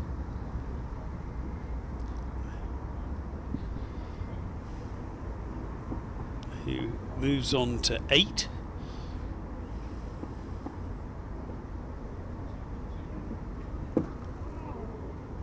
This time trying to coax the ball out onto the offside, where he nearly gets himself in a spot of bother, but he's okay. That's the end of the over. 5 comes from it. Hand has 2 for 50 after 16. Richards, well, he'll be pleased with that. He's hit 2 decent looking boundaries so far.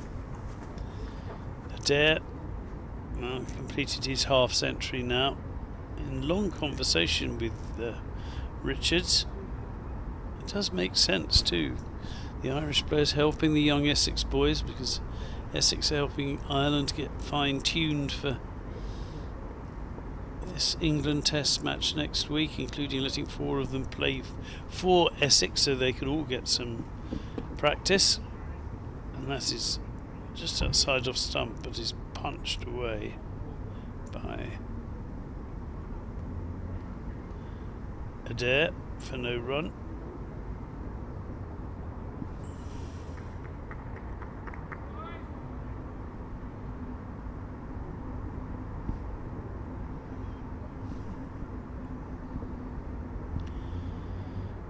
Richards leaning nonchalantly on his bat at the non-striker's end. That is played defensively back to the bowler. Richards remembers to get his bat back behind the popping crease, just in case of any unlikely scenarios involving run-outs.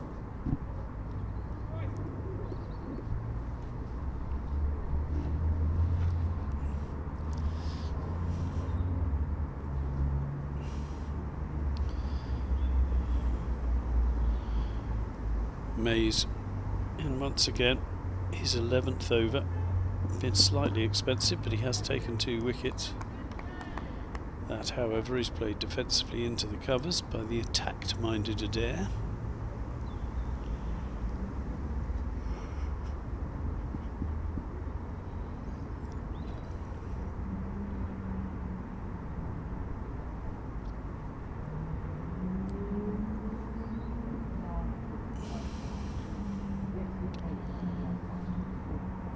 Mays.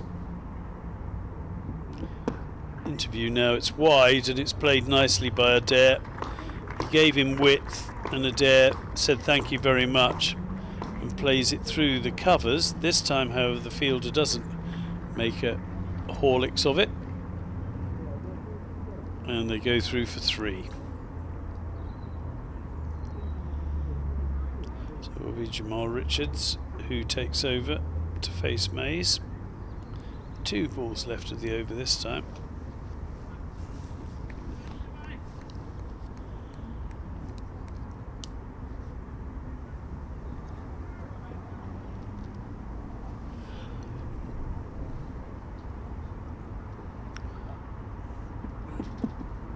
It's full, but there was bat onto the pad. Good line and length though from Mays. With Richards preferring to attack than defend. Forced to come down on the defensive side on that particular occasion. But only just. Well bowled. But Richards is still there. Mays.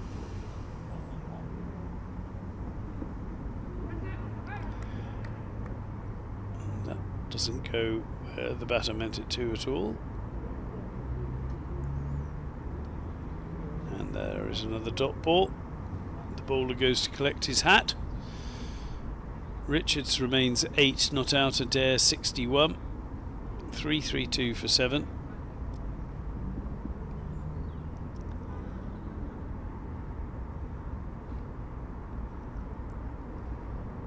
So England were Essex were 2-8-2 for 4, so they lost 3 wickets, adding 50 runs. Returning to bowl from the Hayes close end, Andrew McBride. So the spin is back on. Andrew McBurney not giving up yet on Andy McBride. Wants him to work. He's back on again at the Hayes close end.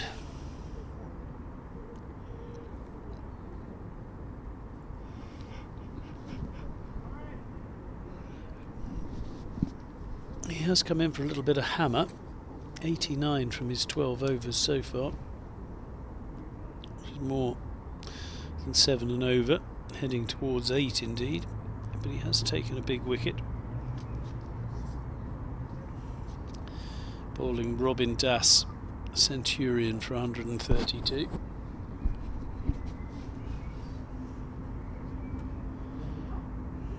Going to go over the wicket on this occasion. He has switched between over and round.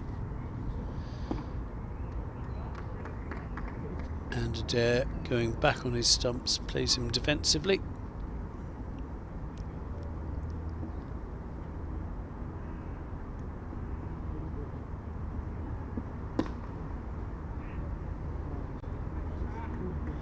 That's played out for a single.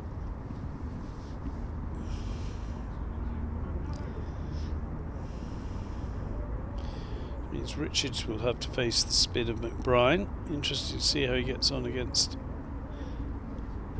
Ireland's leading spinner.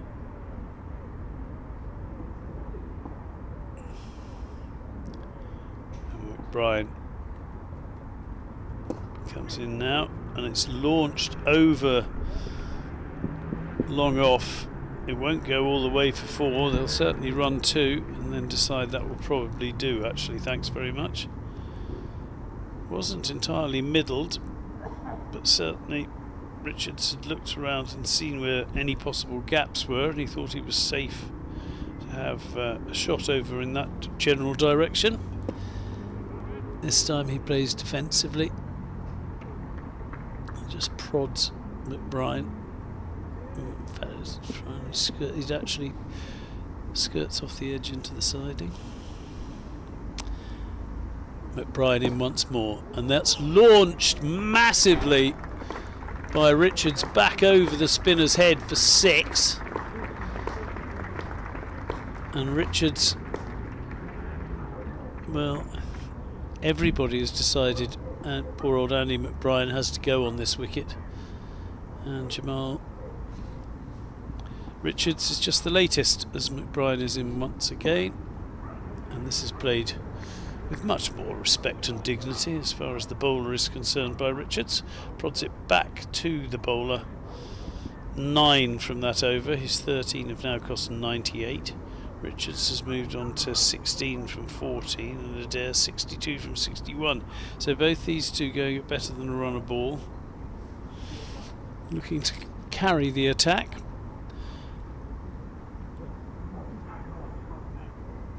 You can see the influence of England's Test cricket in how people have gone about their business in this match whenever they can.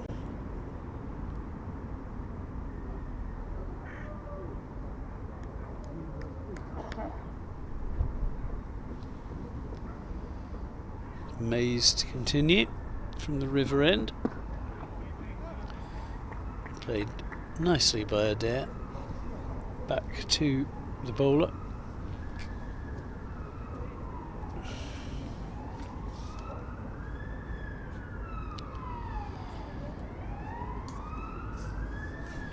So both Mays and Richards making their first class appearance. Mays has a couple of wickets, Richards already has 16 runs. And that could be out. Swung away into the deep. And it is out. It wasn't an easy catch. The ball was swirling a long time in the air. But it was eventually hung on to. And Adair's very entertaining 62 runs comes to an end. Attacking once too often. It was short, but it was toe-ended rather than middled. And it was a good catch in the end.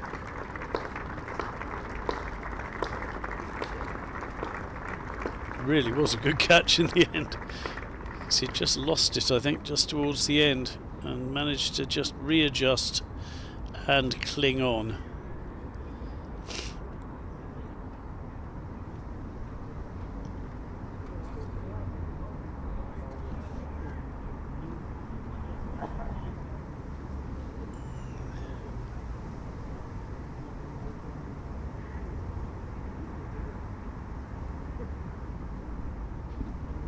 So a third wicket for Mays.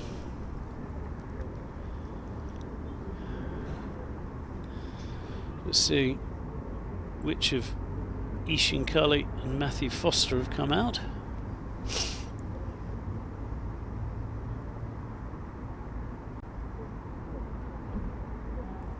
It's a good catch by hand in the end.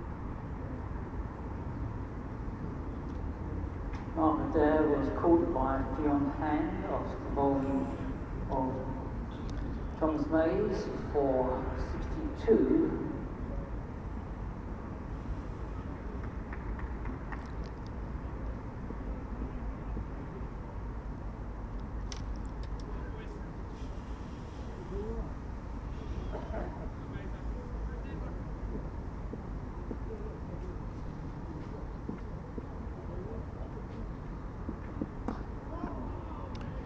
So it is Matthew Foster, the Irishman, who got the nod.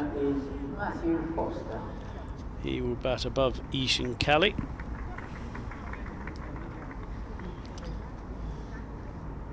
He's played 3 first-class matches. He has 13 runs, an average of just over 4, and a high score of 6.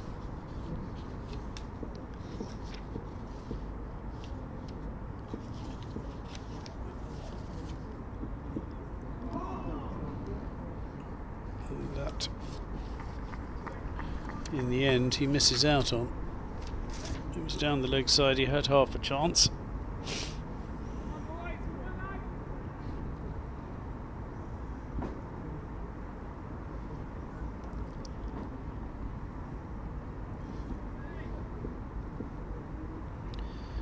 Foster.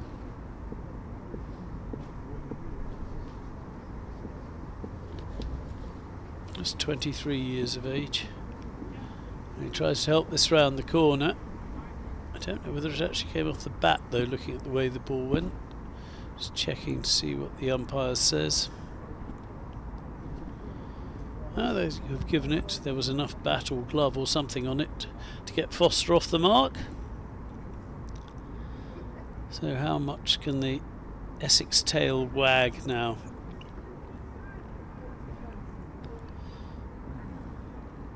Certainly these two have had their moments with the bat, but it's not what they're primarily in the team for.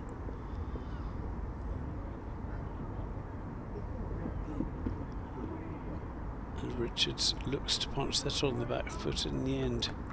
Can't quite.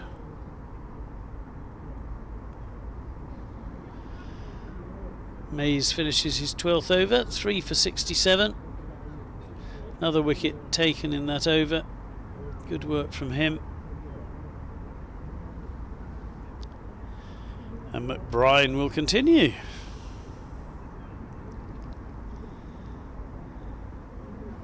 Interesting to see what tactics the batters employ with just a couple of wickets left in hand. One imagines that attack may be considered the best form of defence at this stage. But if 2 wickets fall fairly briskly, it certainly means that Ireland will be batting tonight. So we've still got 20 overs left in the day.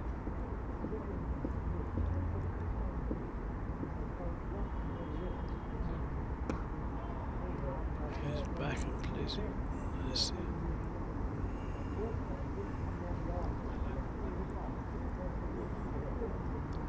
O'Brien starts with a dot ball. It's ready to twirl in once again. There's an appeal for LB and he's been given. And Foster has gone for 1. It's a second wicket for McBride. It was an indeterminate push really by Foster at that delivery from McBride. And the off spinner got it to turn enough to straighten and be given. So he may have taken some Humpty today, but he's got a couple of wickets as well. And that looks a very good decision. It was a lovely piece of bowling. It pitched in line, turned, and there was absolutely nothing the umpire could do to try and save Foster on that particular occasion. So Foster goes LBW to McBride for 1. And the last wicket partnership are here, and they're 2 young Essex bowlers. Was LBW to Andrew McBride for 1, and the incoming batter Ishan Kelly. So Ishan Kelly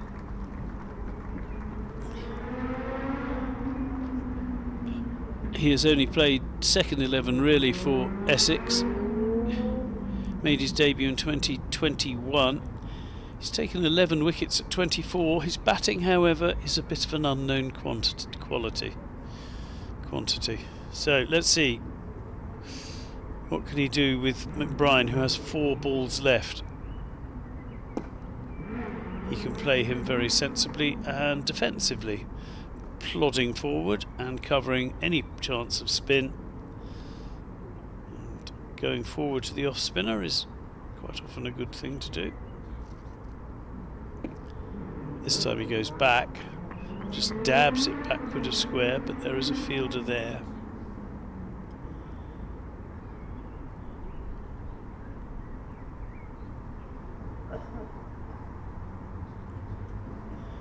In again, and that's played nicely back to the bowler. There's an extra spring in the McBride step now as he looks for a 3rd possible wicket with the final ball of the over. But again, it's a very correct defensive shot, and Cali has kept him out impressively. He's faced 4 deliveries and just made sure that he stayed in. Richards can attack. If he can do it judiciously, that could be interesting. But just the 1 wicket left now for Essex.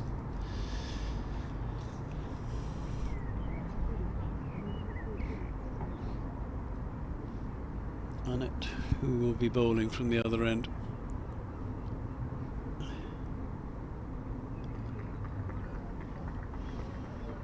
Mays to continue, and why not? One more wicket to fall. He's got 3. He's gone at more than 5 and over, but he has taken wickets in once again, and that is a glorious drive for nothing. Jamal Richards knows that that was a good shot, but if you hit it straight at the fielder, that's what happens. You don't score any runs.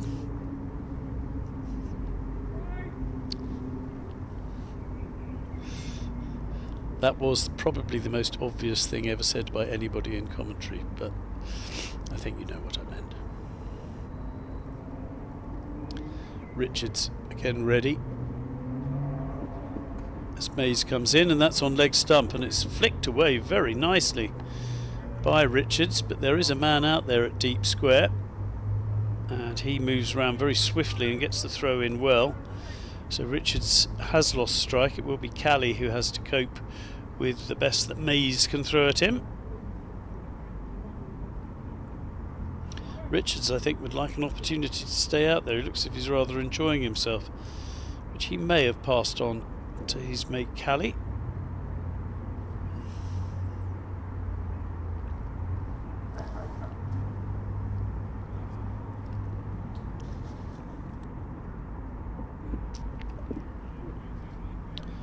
That's left outside off stump nicely. Good judgment. They're in no rush. Well, it's a 3-day match, there's a slight rush. But they've scored 343 from 71 overs, so they've bowled along at a fraction under 5 and over, which is a pretty good rate in this longer form of the game. Current run rate 4.8. So Mays is in again, and the run rate will be dropping if Cali decides to drop anchor like this, but not by much. He's keeping an end going for his mate, Jamal Richards.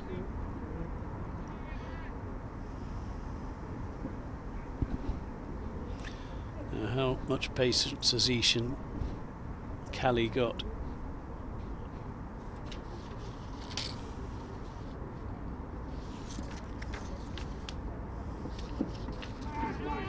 Well, not much is the answer to that, because he goes for the pull shot, gets a little top edge, it goes to the keeper running down the leg side, and the Essex innings is all over. Cali goes without scoring. Richards is left high and dry, 17 from 17 deliveries, and the right arm medium bowler from Ilford, Essex, is the last man out.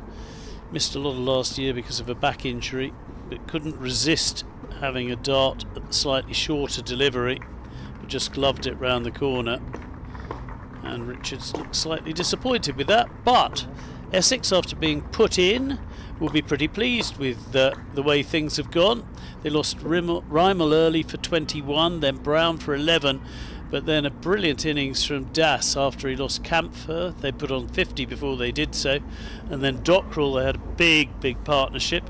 They put on 124 as Robin Das made 132 from 118. It was brilliant innings. Dockrell 74 and Adair's 62. Well, they'll put themselves in good heart, the two Irishmen playing for Essex ahead of that test match. If they get a place, they both batted with freedom. Richards enjoyed himself towards the end, but 343 is the total of just a fraction under 72 overs. So entertaining innings and some important innings in that, particularly from that young man Robin Das.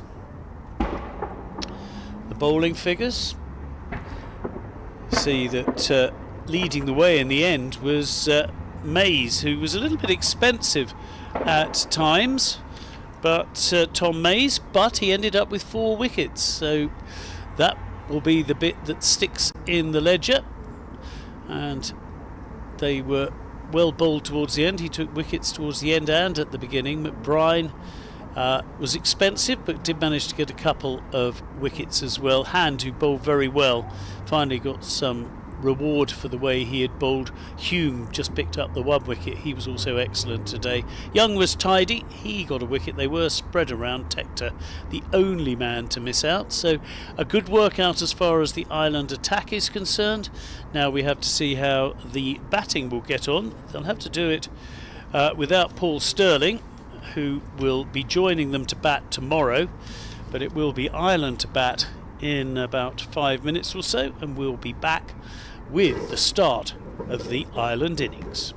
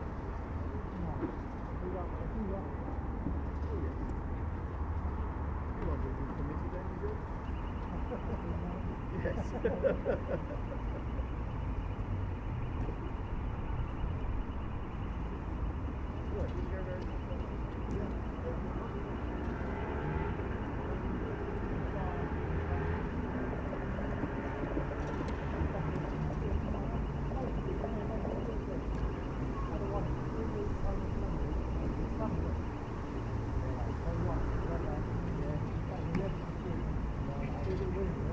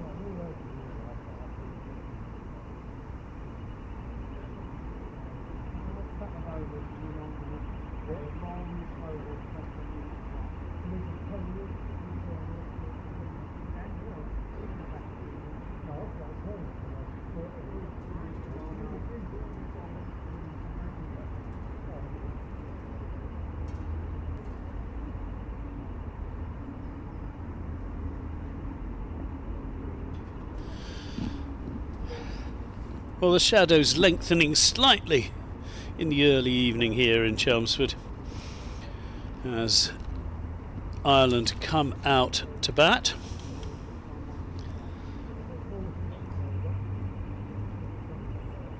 They are now batting because Essex were all out for 343.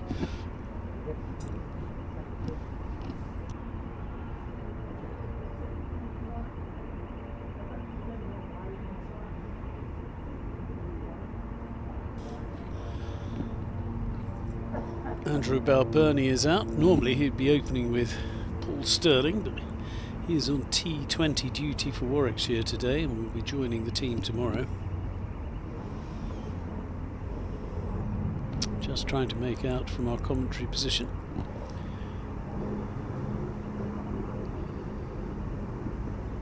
And that's a decent first delivery, sharp, and was into the midriff of the batter.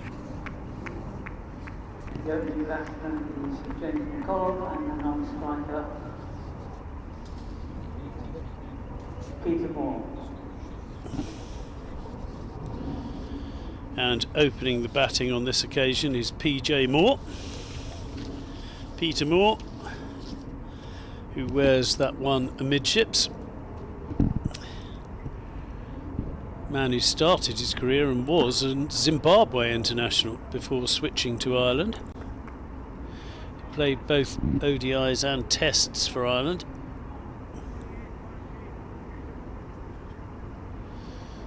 It's McCullum who's actually facing currently. Moore is the non-striker. James McCullum,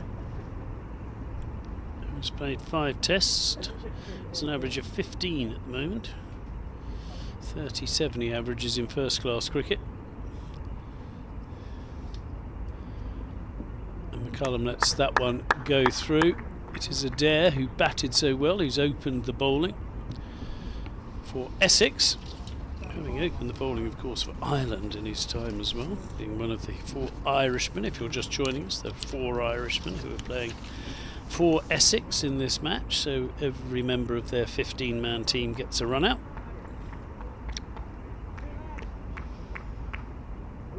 He's taken 10 wickets in his 3 tests at just under 29, so good record. Defensive shot from McCullum.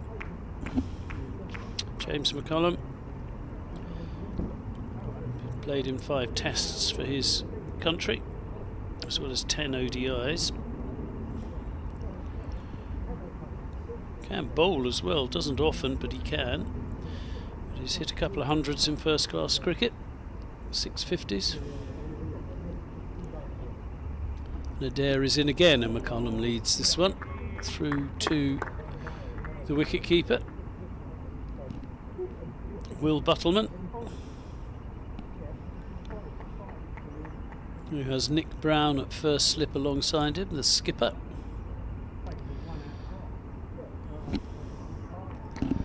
One of 3 slips in a gully, or 3, 1, 2, first, second and third slip and a 5th slip it almost looks like.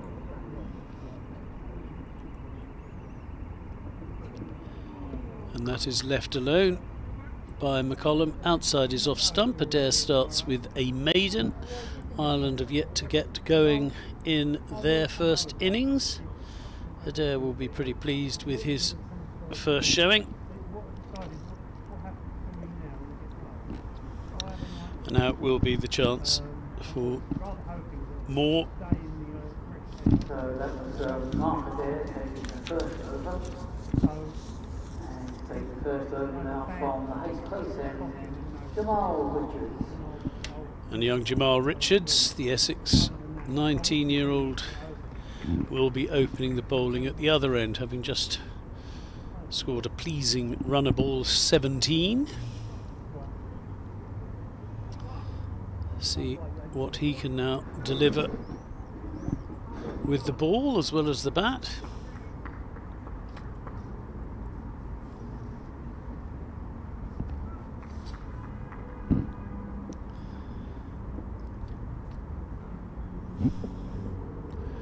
Swift run up, but just straying down the leg side.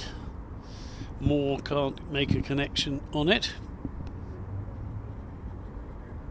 So nicely taken by Buttleman behind the stumps.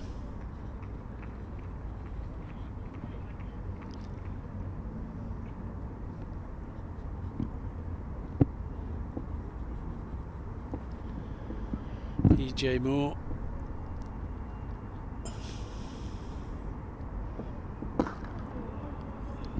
Balls pretty swiftly. PJ Moore got everything behind that and pushed it nicely up to mid-on. There is no run.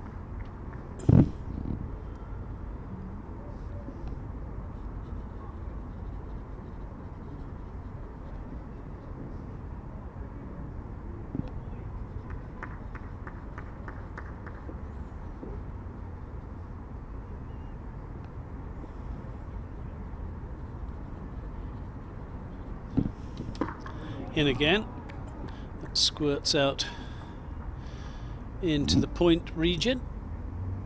Still runless Ireland in this response, but we saw this with the Essex innings. It took a while for them to get going. There weren't many easy early runs, but as you get in on this wicket, scoring runs becomes considerably easier.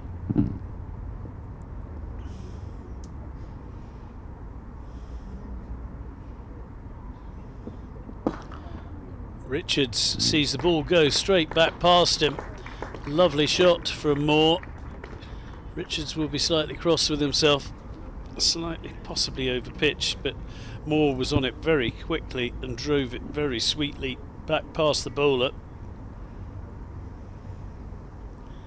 Couldn't get his hand down quickly enough, Richards, and he looks slightly annoyed, but it was a lovely shot. He does have a very, very fast run-up. So it's a decent 400 metre runner as he comes in again, and that's pitched up and is a nice delivery. And Moore treats it with respect and plays it back up on the onside. There is no run.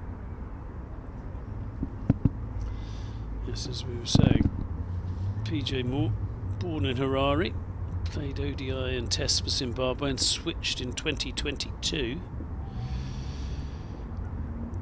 Quite a long first-class career therefore. He scored over 4,000 runs at 32.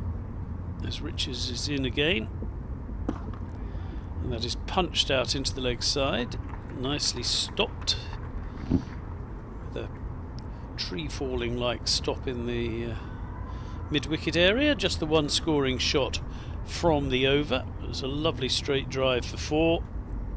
So Ireland after 2 overs are 4 without loss. After Adair started with an over, Richards has gone for 4 in his first. What a chance for him to bowl against an international side in his first class debut.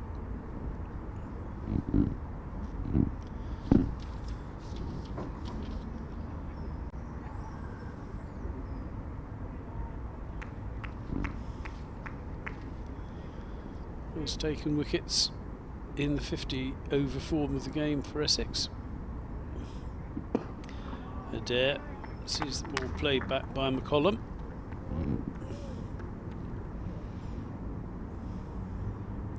He is yet to score. Adair is yet to concede a run.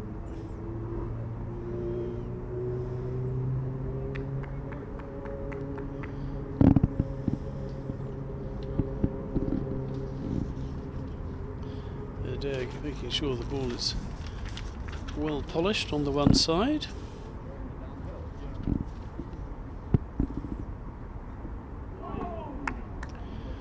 McCollum has a highest score in Test matches of 39, but has a couple of hundreds in the first class game.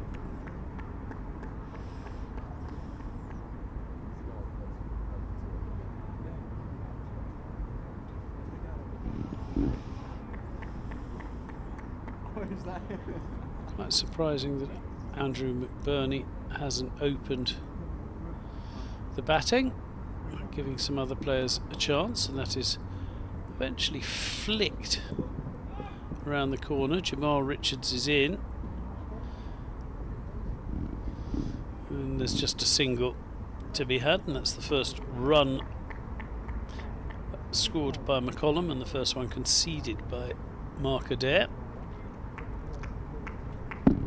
13 overs left today after this one, so we should finish somewhere just the other side of 6 o'clock UK time.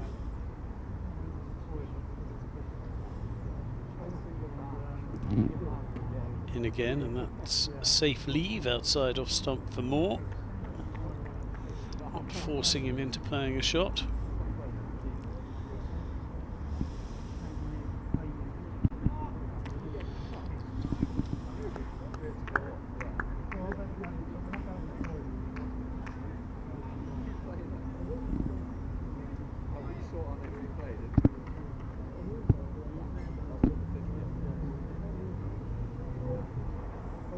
Spent some time at Warwickshire.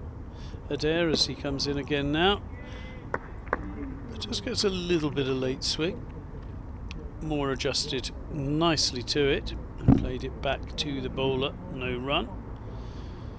So just the one ball left in this second over for Adair.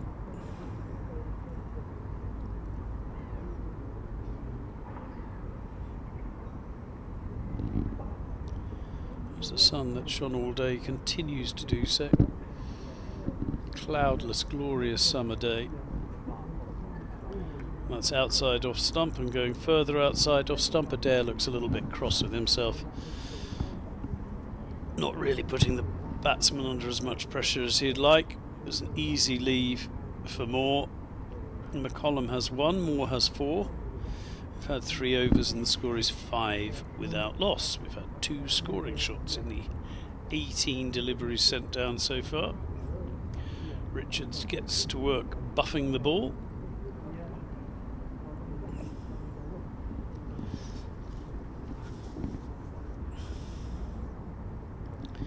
Ishan Kali alongside him at mid-on. The other debutant for Essex as Richards comes to the bowls now, and that's a really good delivery. A little bit of late shape as well. Took that away from McCollum. Best ball Richards has bowled so far. Tempted McCollum into it.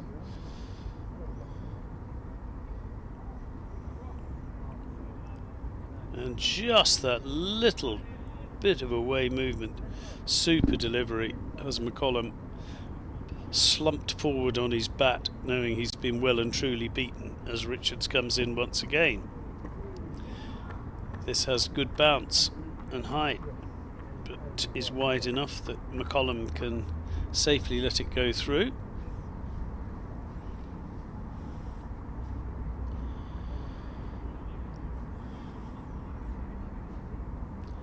Always interesting watching these young fringe players trying to break their way into the first 11.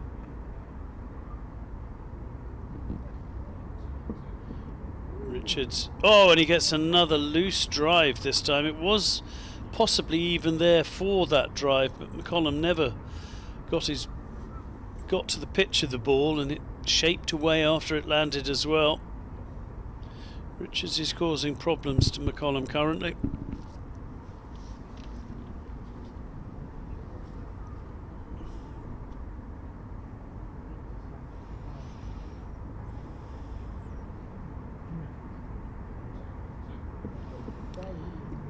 That one is a safe leave outside off stump. It just needs to, his length's pretty good, but his line just needs to bring it in a little bit, make McCollum play.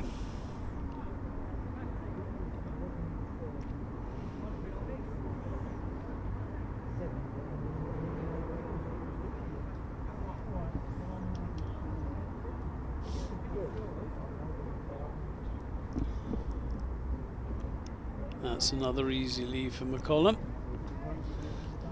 This is decent bowling though from Richards.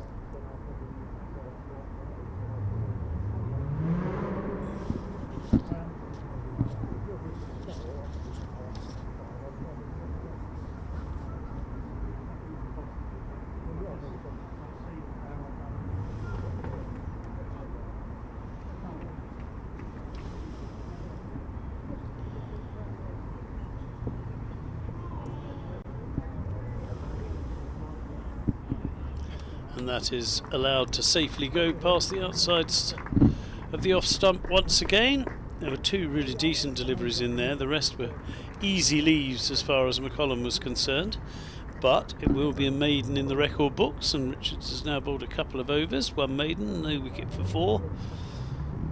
But has beaten McCollum on a couple of occasions. Decent start.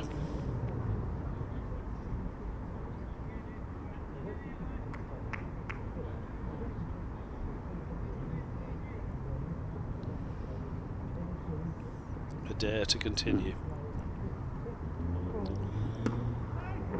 and that is flicked away onto the leg side perfectly safely by Moore. Seems to be seeing the ball pretty well, PJ Moore. Saw that one glorious straight drive for 4. He's been happy to defend since then, but most of the time the ball has been coming off very much the middle of the bat, even if it's a defensive shot.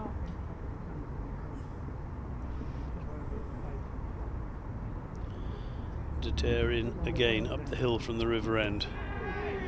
And there's a bit of a shout for LB, but it certainly seemed to be going down the leg side.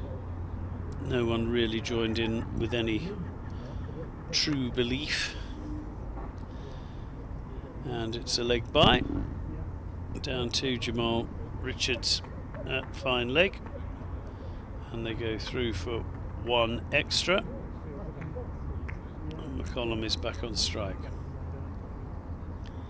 Adair in again, nice shape on that delivery, but McCollum can leave it. Certainly a little bit of movement for Adair.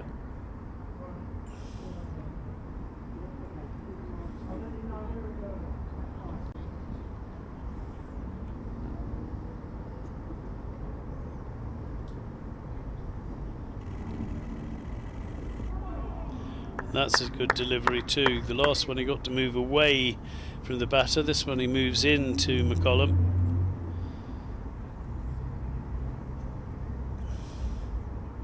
Causing him a few issues currently, and McCollum now has just the 1 from 17 deliveries faced.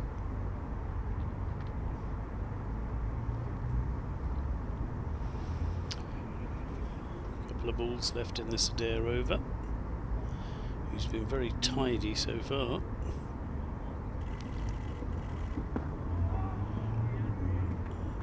Nicely bowled and nicely played. Just in the corridor, and McCollum had to play it, but he kept the ball down. Soft hands, went out to point. There was no run.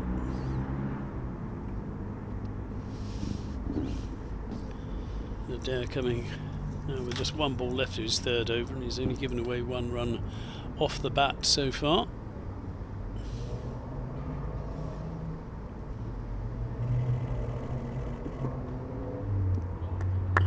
That will remain the case, as that one comes off a thickish outside edge. He's fielded it gully, and after 5 overs, Ireland are 6 without loss. We've had just the 2 scoring shots so far, Moore with a 4, McCollum with a single. There's been a leg bye as well, just as we saw with the Essex innings. You have to wait for the shine to come off the ball a bit and the ball to get a little bit softer, and then batting becomes considerably easier.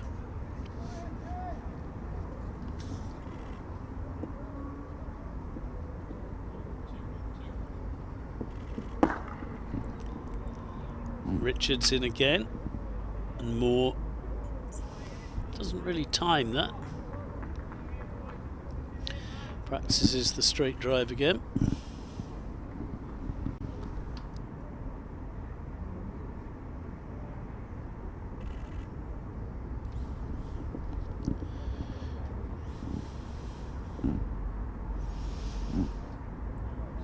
Richards comes in at pace, and again ever so slightly hurried into the shot more, but played it perfectly well. Bat away from the body a bit as he played the ball into the covers.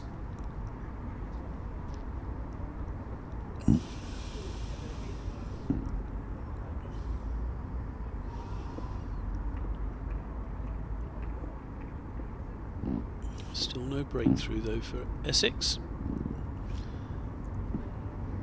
as they look to defend the 3-4-3 they scored in their first innings. And Fields off his own bowling.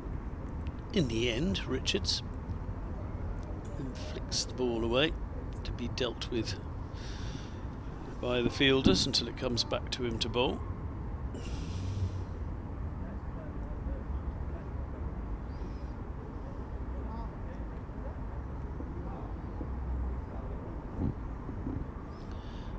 Richards back at his mark, streaks in. Oh, that's a nice delivery as well. Correctly played by Moore, who's decided he will defend for as long as it is necessary.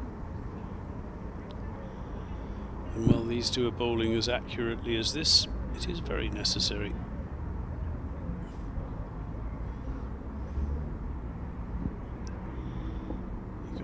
Feeling that Richards would prefer to be having a dart at McCollum. That goes out to point.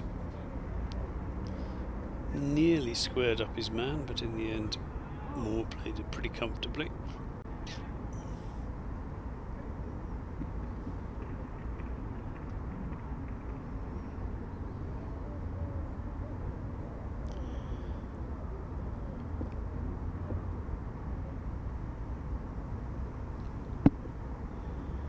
Richards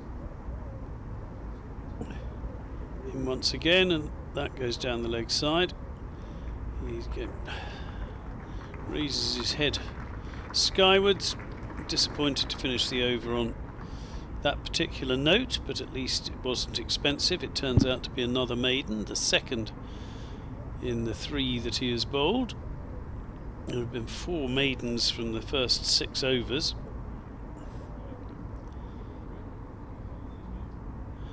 McCollum and Moore happy to see the evening off.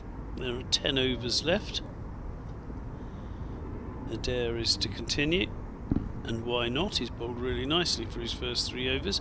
He'll be bowling to McCollum, and McCollum guides the ball down off a thickish outside edge into the covers, point region rather more, for no run.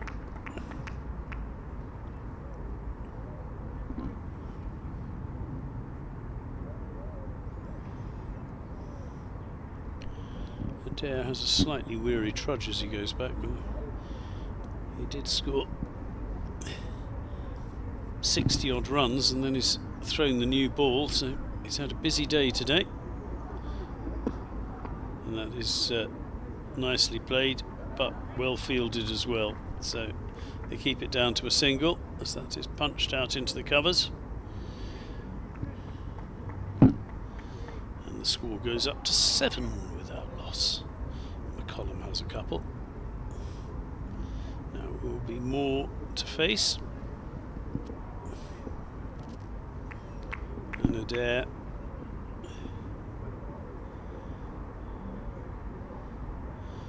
elbows going, a nice slightly slower ball, a little bit of swing as well,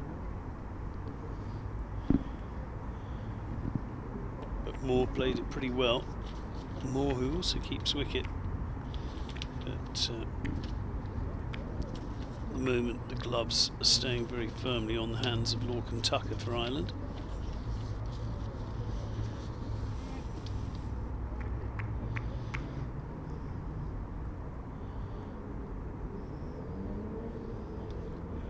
And that is played nicely, just clipped up to mid-on, and they started very quickly, seeing that the single was on, and they get through very safely. Moore is finally off 4, where he's been almost, I think from the second ball he faced. He had an 18 ball wait. For further additions to his runs. Adair, almost expensive too from this over. So Adair is in one again, and that was wide-ish, but doesn't tempt McCollum, who is happy to let it head past into the hands of wicketkeeper Buttleman.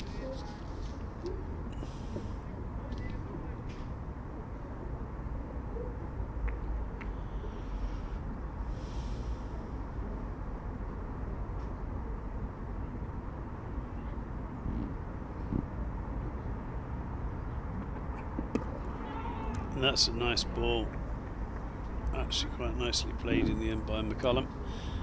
And Adair finishes well, a little in dipper, a couple of runs from the over. He's now bowled 4 overs, 2 maidens, none for 3.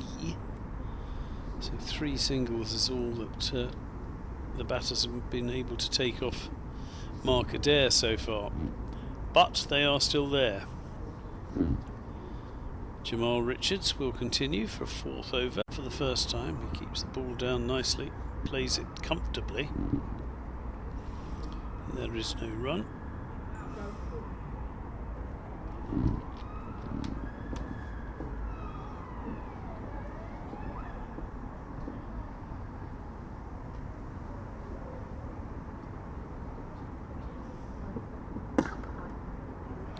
And that's good fielding off his own bowling by Richards, because that was driven quite nicely by Moore into the ground.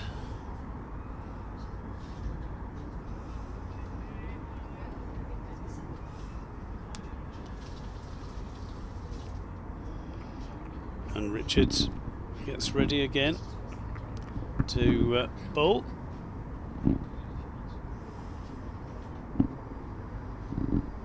Richards in again, and that is played back to him.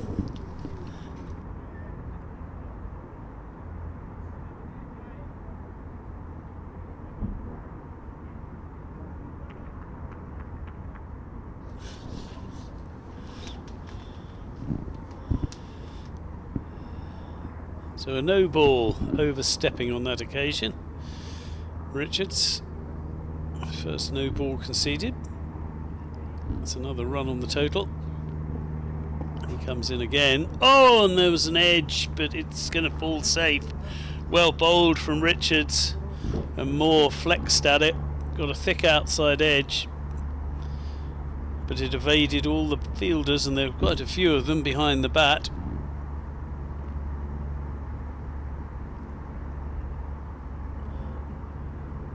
Fairness to the batter, he did well to keep it down. It would have bounced in front of slip if there had been a slip exactly there.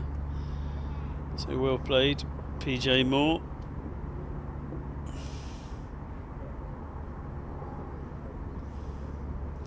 But Richards will be pleased to see the edge. Slightly slower ball this time. Doesn't quite get his line right though. It goes down leg side. Moore misses out. But intelligent piece of bowling by Jamal Richards, changing it around a bit, but just didn't get his line right.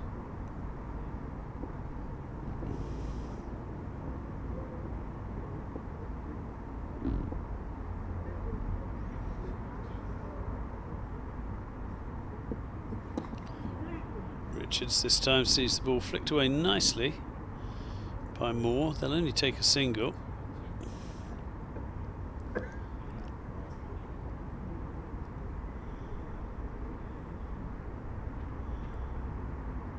Imagine Richards will have one more over after this. They might decide to rest him.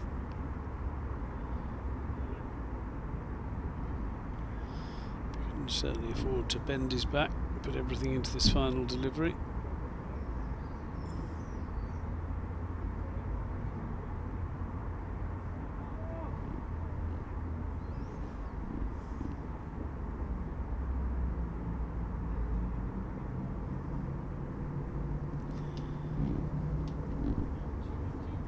Richards again. It's punched nicely by McCullum this time. That's going to go all the way for 4.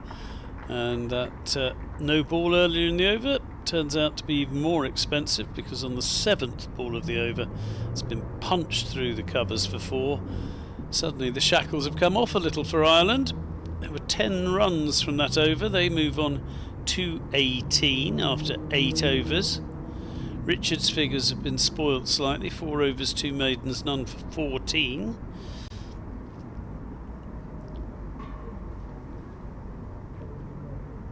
I think Adair looks set to continue. He's already questioning the roundness of the ball, which is very early on to be doing that after just the 8 overs, but the umpire says looks alright to me, carry on son. Moore will be facing.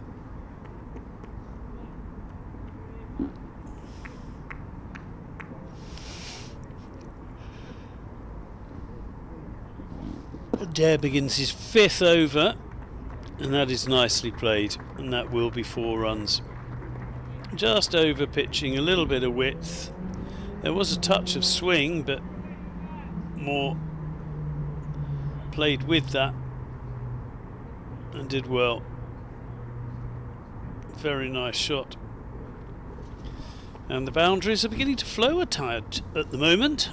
It's 3 in the last 2 overs. Moore moves on to 14 from 26 deliveries faced. Adair scratches his head. That's the first boundary he has conceded in his 5th over. And that has Moore up on his toes and defending. Nice delivery, short of the length, just outside off stump.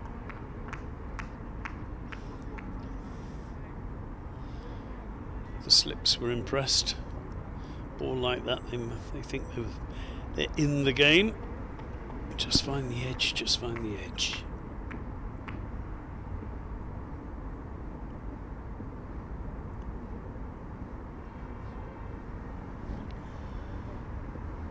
Adair, slightly slower ball, and he trying to tempt him, and he did tempt him. Didn't go where he wanted it to. I think that he was aiming more towards the covers. It went backward of square, but he got more than enough of it, and it went all the way to the boundary.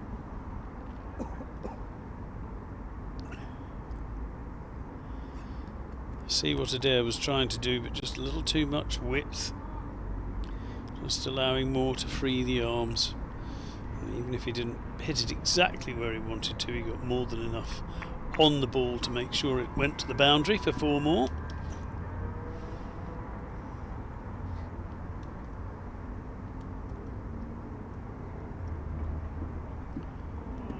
In again, but on this occasion Adair sees the batter leave the ball outside the off stump.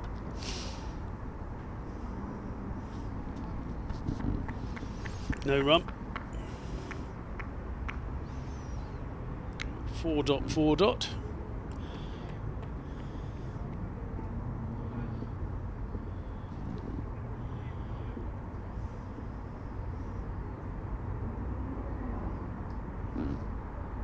Moore readying himself once again.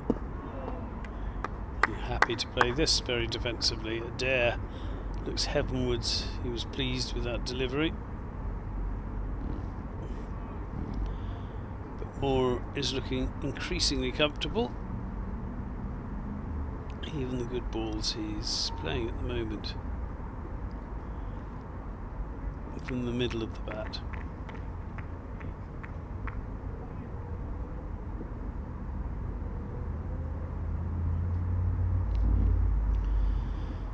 Adair in to finish his over. It's left outside the off stump by Moore on this occasion. Not tempted into anything rash. And it's another over that we are through. We just have 7 more remaining this evening.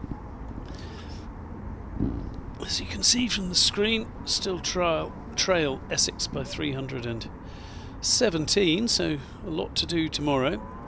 Jamal Richards will continue for a 5th over, and I think we might begin to see some changes. But Richards bowled some decent deliveries in once again.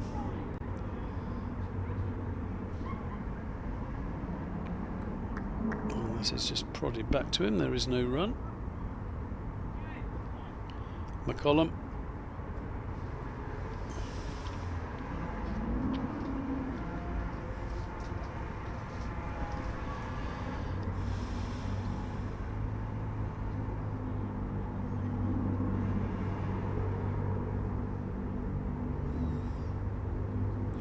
Richards in to McCollum.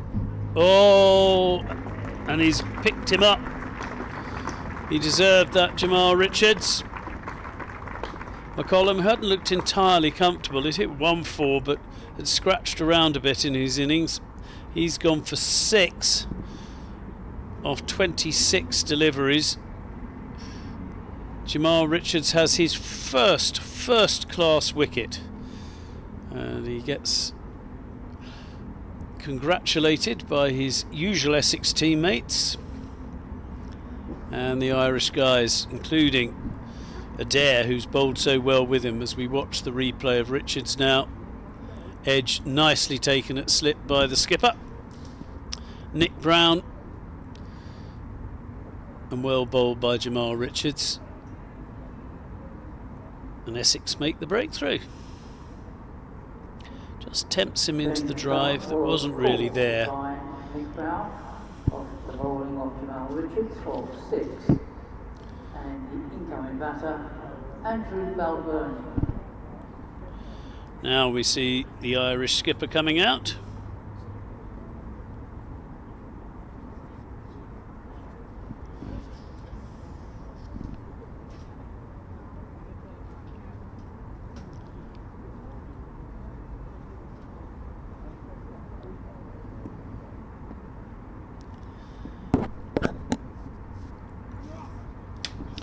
Andrew Balbirnie coming out at number 3, opens in 1 in the white ball game quite often, and that's a decent first delivery to receive from Richards. He can leave it safely, but he can see that there's a bit of movement and a bit of bounce still for the Essex Quicks.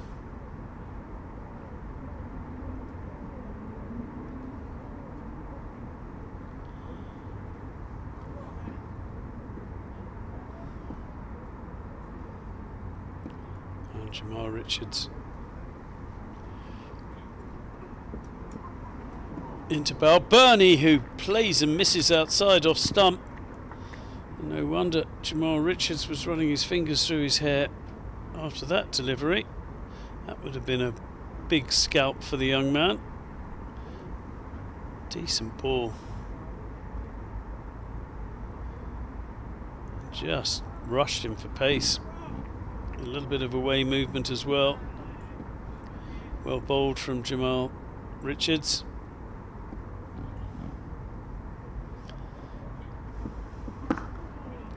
This time Balbirnie does manage to use the full face of the bat to play the defensive shot back down the wicket.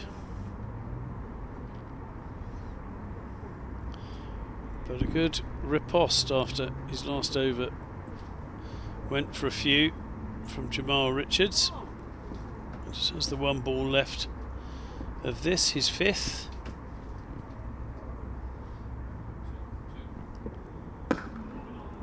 And Balbirnie plays that respectfully as well, up to mid-off. It's a wicket maiden for Jamal Richards.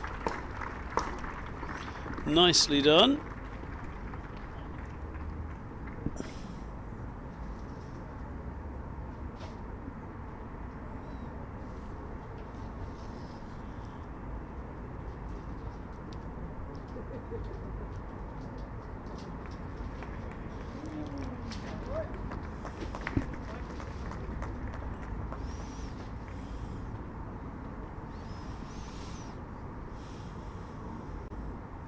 So it looks as if Adair is going to continue, is it?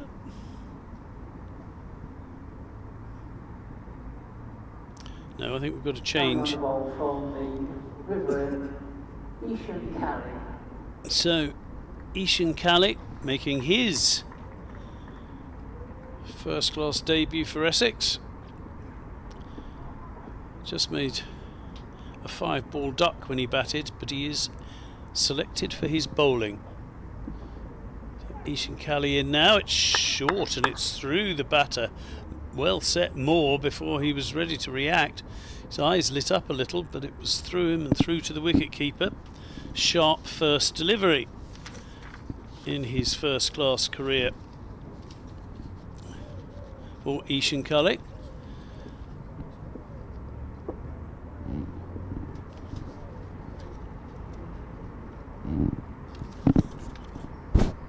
Kali in again, and this is turned into the leg side, but there will be no run.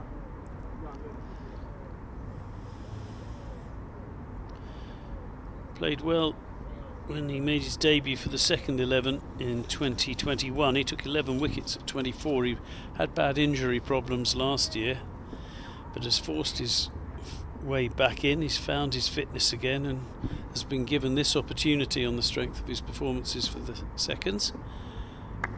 That's down the leg side, but Moore doesn't chase it.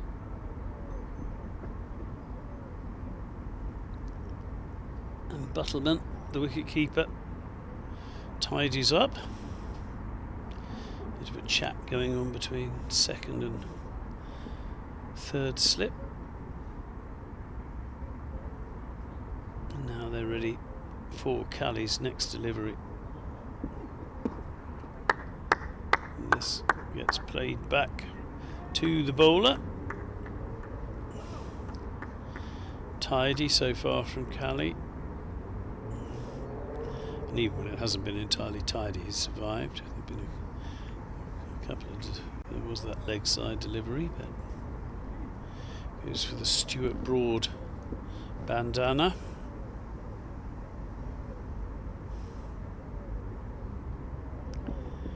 Kali in again, and that's played out respectfully into the covers by Moore. Just going to take a little time to have a look at this young bowler.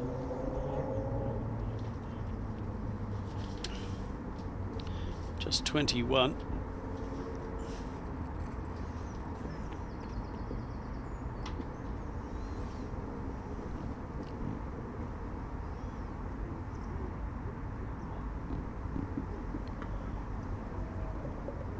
That is helped round on the leg side. Jamal Richards is in. It's just the one leg by, so it will be a maiden over from Kali to start with, as that won't count against him. Does give an extra run to Ireland though. They move to 27 for 1, and Moore pinches the strike with that leg by from Balbirnie. And Richards, after taking that wicket in his 5th over, is going to be given a 6th, which makes sense.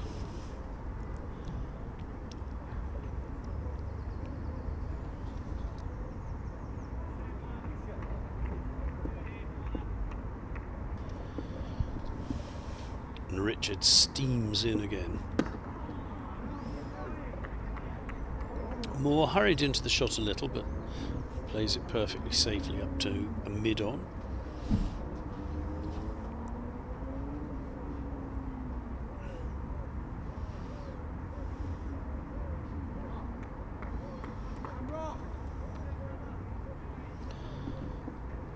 We're in the final 5 overs of this first day of 3 here at the Cloud County Ground for this match. Richards is in again, and that's wide, and toe-ended. Not an entirely convincing shot from Moore, but he manages to get a single for it. tired delivery from Jamal Richards. It's his 6th over on the spin, and he puts a lot in.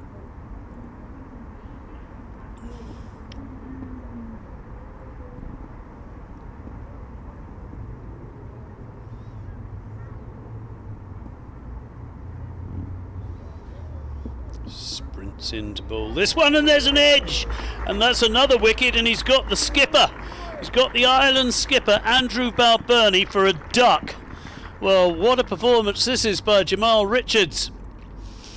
On his first-class debut, he's picked up 2 wickets now, including one of the biggest ones, Andrew Balbirnie.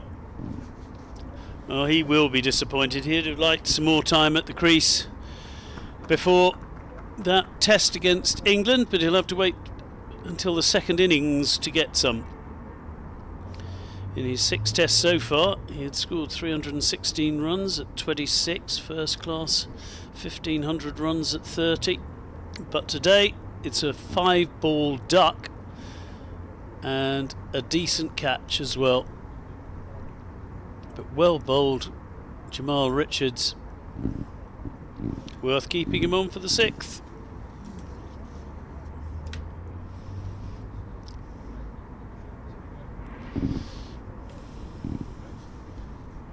Andrew Balbirnie was caught by George Dockrell after the bowling of Jamal Richards, and the incoming batter, Graham Hugh. You feel a bit for George Dockrell, who took the catch. Do you catch your normal skipper? But he has. It could harm his selection prospects for that first test. But the second wicket falls on 28. The first wicket fell for when the score was on 26. So 28 for 2 Ireland. Jamal Richards enjoying bowling in this evening sun. Ready now to bowl to Hume, who can leave that easily outside the off stump. Hume coming in as night watchman.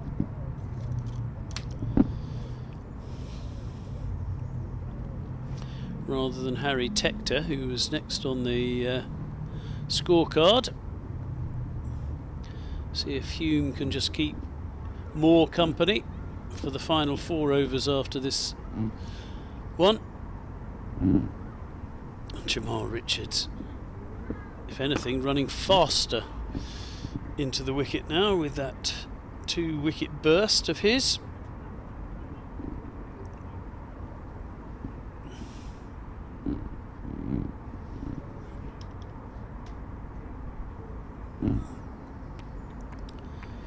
Two for 15 from his first 6 overs. That's pretty good work so far. Has got one more ball of the 6th over. Oh, and that wasn't convincing. It will go for 4, but it was a thick edge from Hume. In fact, it won't go for 4. It is dragged in from the farthest point on the boundary.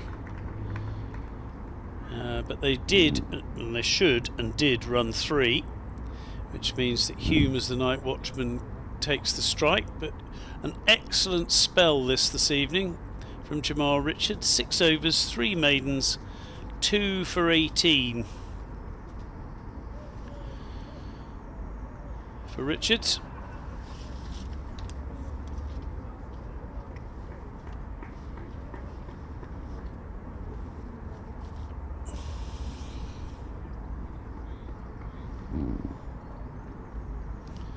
And it will be Cali to continue from the river end. Do they give Richards a 7th over after this, or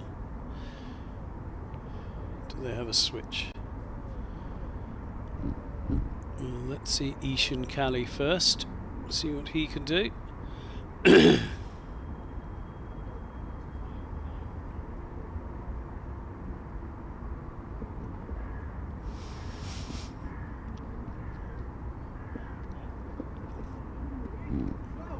And that is allowed to pass through to the wicketkeeper by Graham Hume.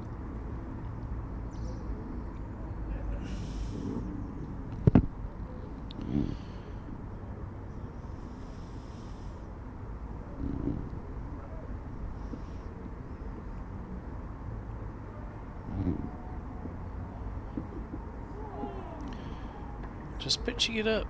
Nice to see to the left-handed Hume. But he leaves it alone. Just trying to tempt him into something injudicious.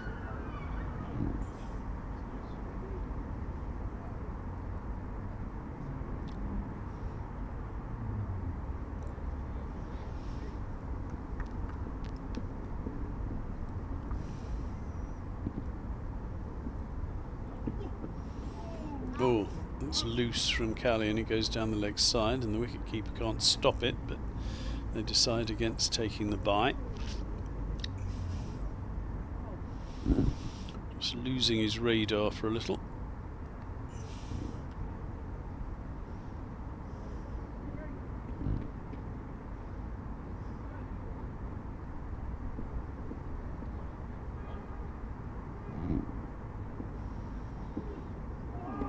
That's a good ball and a very good leave by Hume.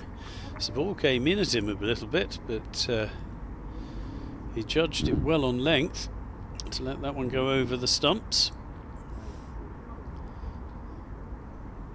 But nicely bowled from Callie, a little bit of movement there as well.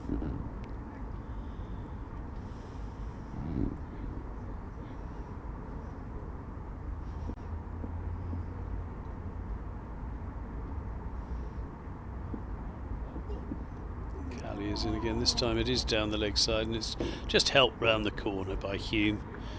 It wasn't a great delivery, and Hume played it perfectly safely. They even had a man in it, sort of fly leg slip short. Fine leg, but it went too fine for him. Not the greatest piece of bowling, but very well played by Hume, because, as I say, there was the man set there for that shot. Josh Rymel.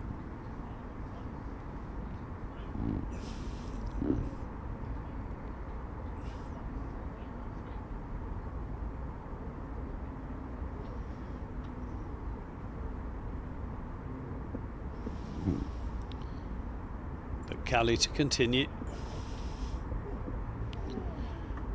That's better length than line. But Hume happy to leave it. That's the end of the over. Just 3 overs now remaining. 4 from that. 35 for 2 Ireland. Still trailing by more than 300 runs. 308 of them to be precise. More though is still there on 19.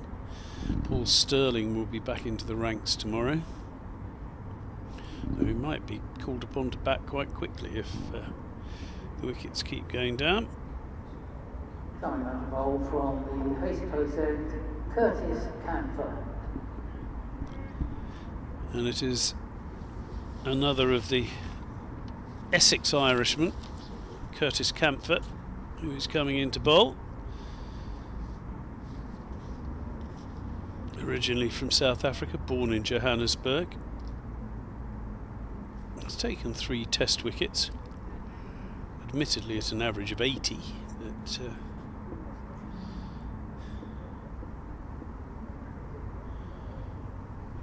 right arm brisk medium, and that's a little bit of a way swing, but started wide and went wider.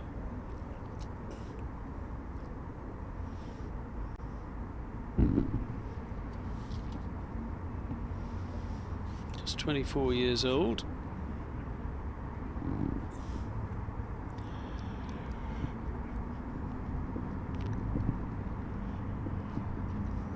For his batting than his bowling usually, but certainly his bowling is to be encouraged, and what a good delivery that was. Absolutely super ball. And Moore will feel he did well to avoid that one. Lovely length and line. Drew the shot, and then the ball shaped away. Lovely bowling.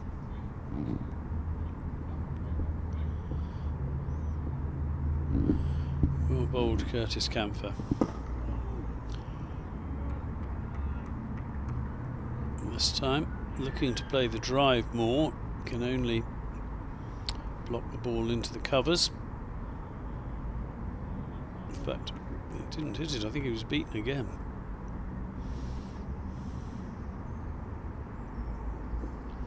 So this is a good over.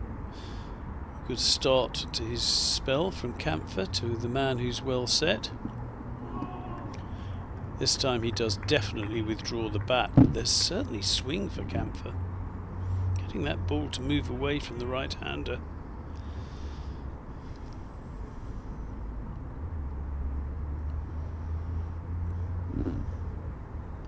Beating the outside edge on a couple of occasions. Jamal Richards flings in the ball, ready to start again.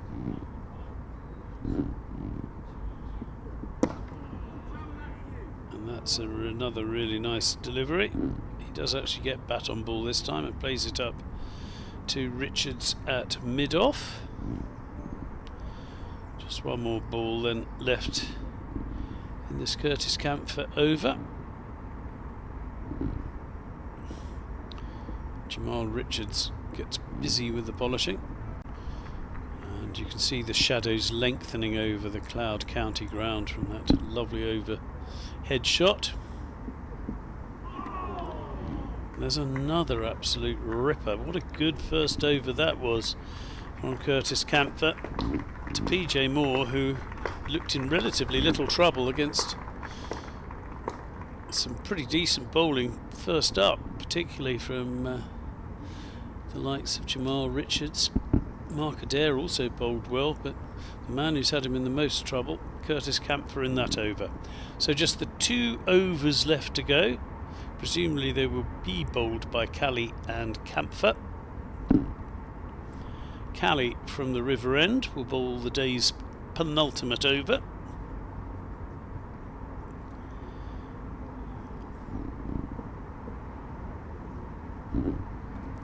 To the night watchman Hugh, who is happy to see that through to the wicket keeper.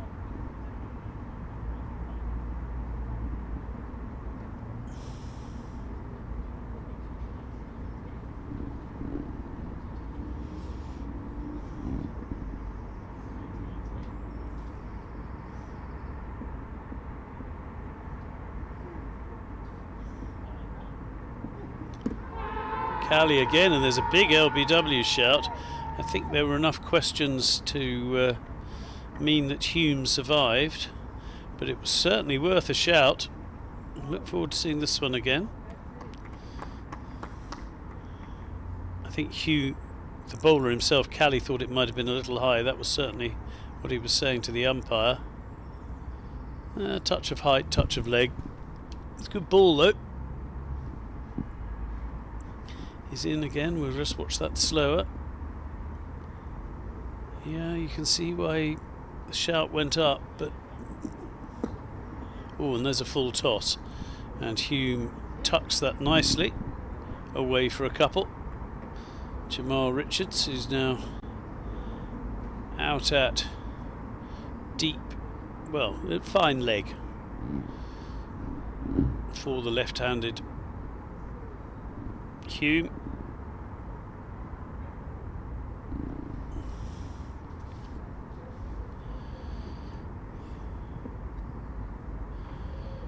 Bats left-handed, bowls right. As Cally is in again, and that's a good leave, as it wasn't that far away from the off stump. But all 3 stumps, as you can see there, are still in pristine condition, although the shadow coming from them is just lengthening as we move into the evening. Beautiful evening here in Essex. It's gone 6 o'clock, still bright sunshine. And Cally is in again, and that's nicely bowled. Just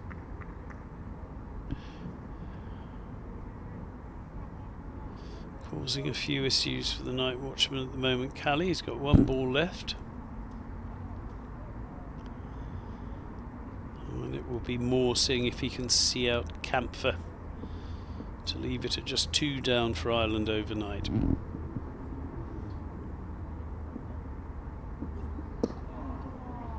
Kelly forces the defensive shot from Hume, but Hume survives, just the 2 off the over. Kelly has bowled 3 overs, 1 maiden, no wicket for 6 in his little spell this evening. It's improved as it's gone on, it must be said. Camphor, who came out of the traps superbly in his last over, beat Moore a couple of times, really did bowl well. So Jamal Richards hurls it over to him, says off you go son. The wind looks to be at his back as he comes in from the Hayes close end to finish proceedings, and that is left alone outside off stump by Moore. Goes through to the wicket keeper Buttleman, and there is no run.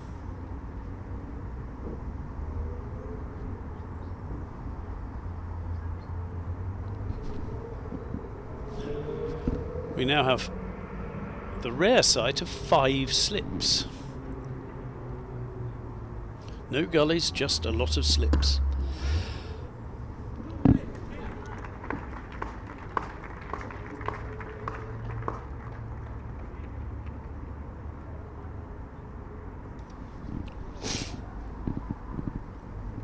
But Camphor can't find the edge of Moore's bat to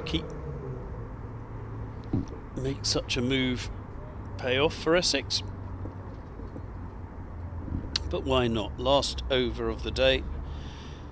Camphor beating the edge of the bat, and this time it's played nicely by Moore.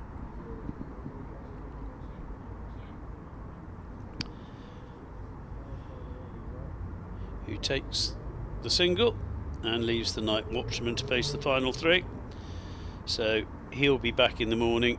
They won't get another batter out tonight, I don't think. If they're well, they might. You have to have 90 overs. So, but Hume will be hoping he can see out these final 3 balls. Camphor hasn't caused quite as many problems in this over. And that's well played by Hume. Camphor bowling nicely though, getting lovely shape. There are 2 balls left today.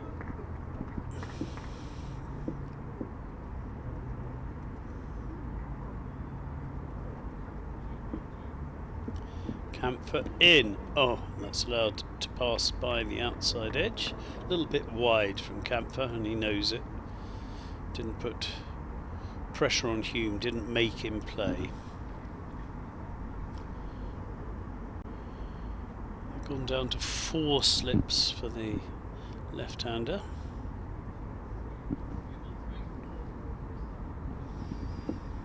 Final ball then of day 1 of this 3-day match. Curtis Camphor comes in now. Bowls, and that's a really good delivery. Too good on the whole for Hume, but Hume survives. 9 not out. Moore is still there on 20. And Ireland, after they put Essex in earlier today and saw Essex rack up 343, will resume on day 2 on 38 for 2, having lost McCullum for 6 and Balbirnie without scoring. Excellent spell by Richards. But there are handshakes all round between the 4 Irishmen and the 7 Essex players. Nick Brown, the one experienced Essex man. There are 4 players making their first-class debuts. 2 we'll be talking about after their performances on day 1 in particular. But that is a pretty good effort from Essex. Ireland will be hoping for more tomorrow. We just look at the match summary and look at that. Leading the way, Robin Dass, 132 on his first class debut for off just 118 balls. Good work from the other two Irishmen playing against their normal team, Dockrell and Adair, got their heads down and scored excellent half centuries. Mays was the leading wicket taker, 4 for 68 off a fraction under 13 overs. Certainly Hand bowled well, as did Hume. For Ireland, well, Moore and Hume will still be there in the morning, but it's really in the bowling column that we look. Again, another young man making his first class debut, Jamal Richards, 2 for 18 in his opening 6 over bursts, including removing the Irish captain Andrew Balbirnie for a duck. He also picked up the wicket of James McCullum. So good work from Richards on his debut, wonderful work from Das on his. For now, we're going to say good night from the Cloud County Ground in Chelmsford. Glorious days playing, glorious weather. We'll be back for day 2 tomorrow, when Ireland will resume on 38 for 2, still 305 runs behind.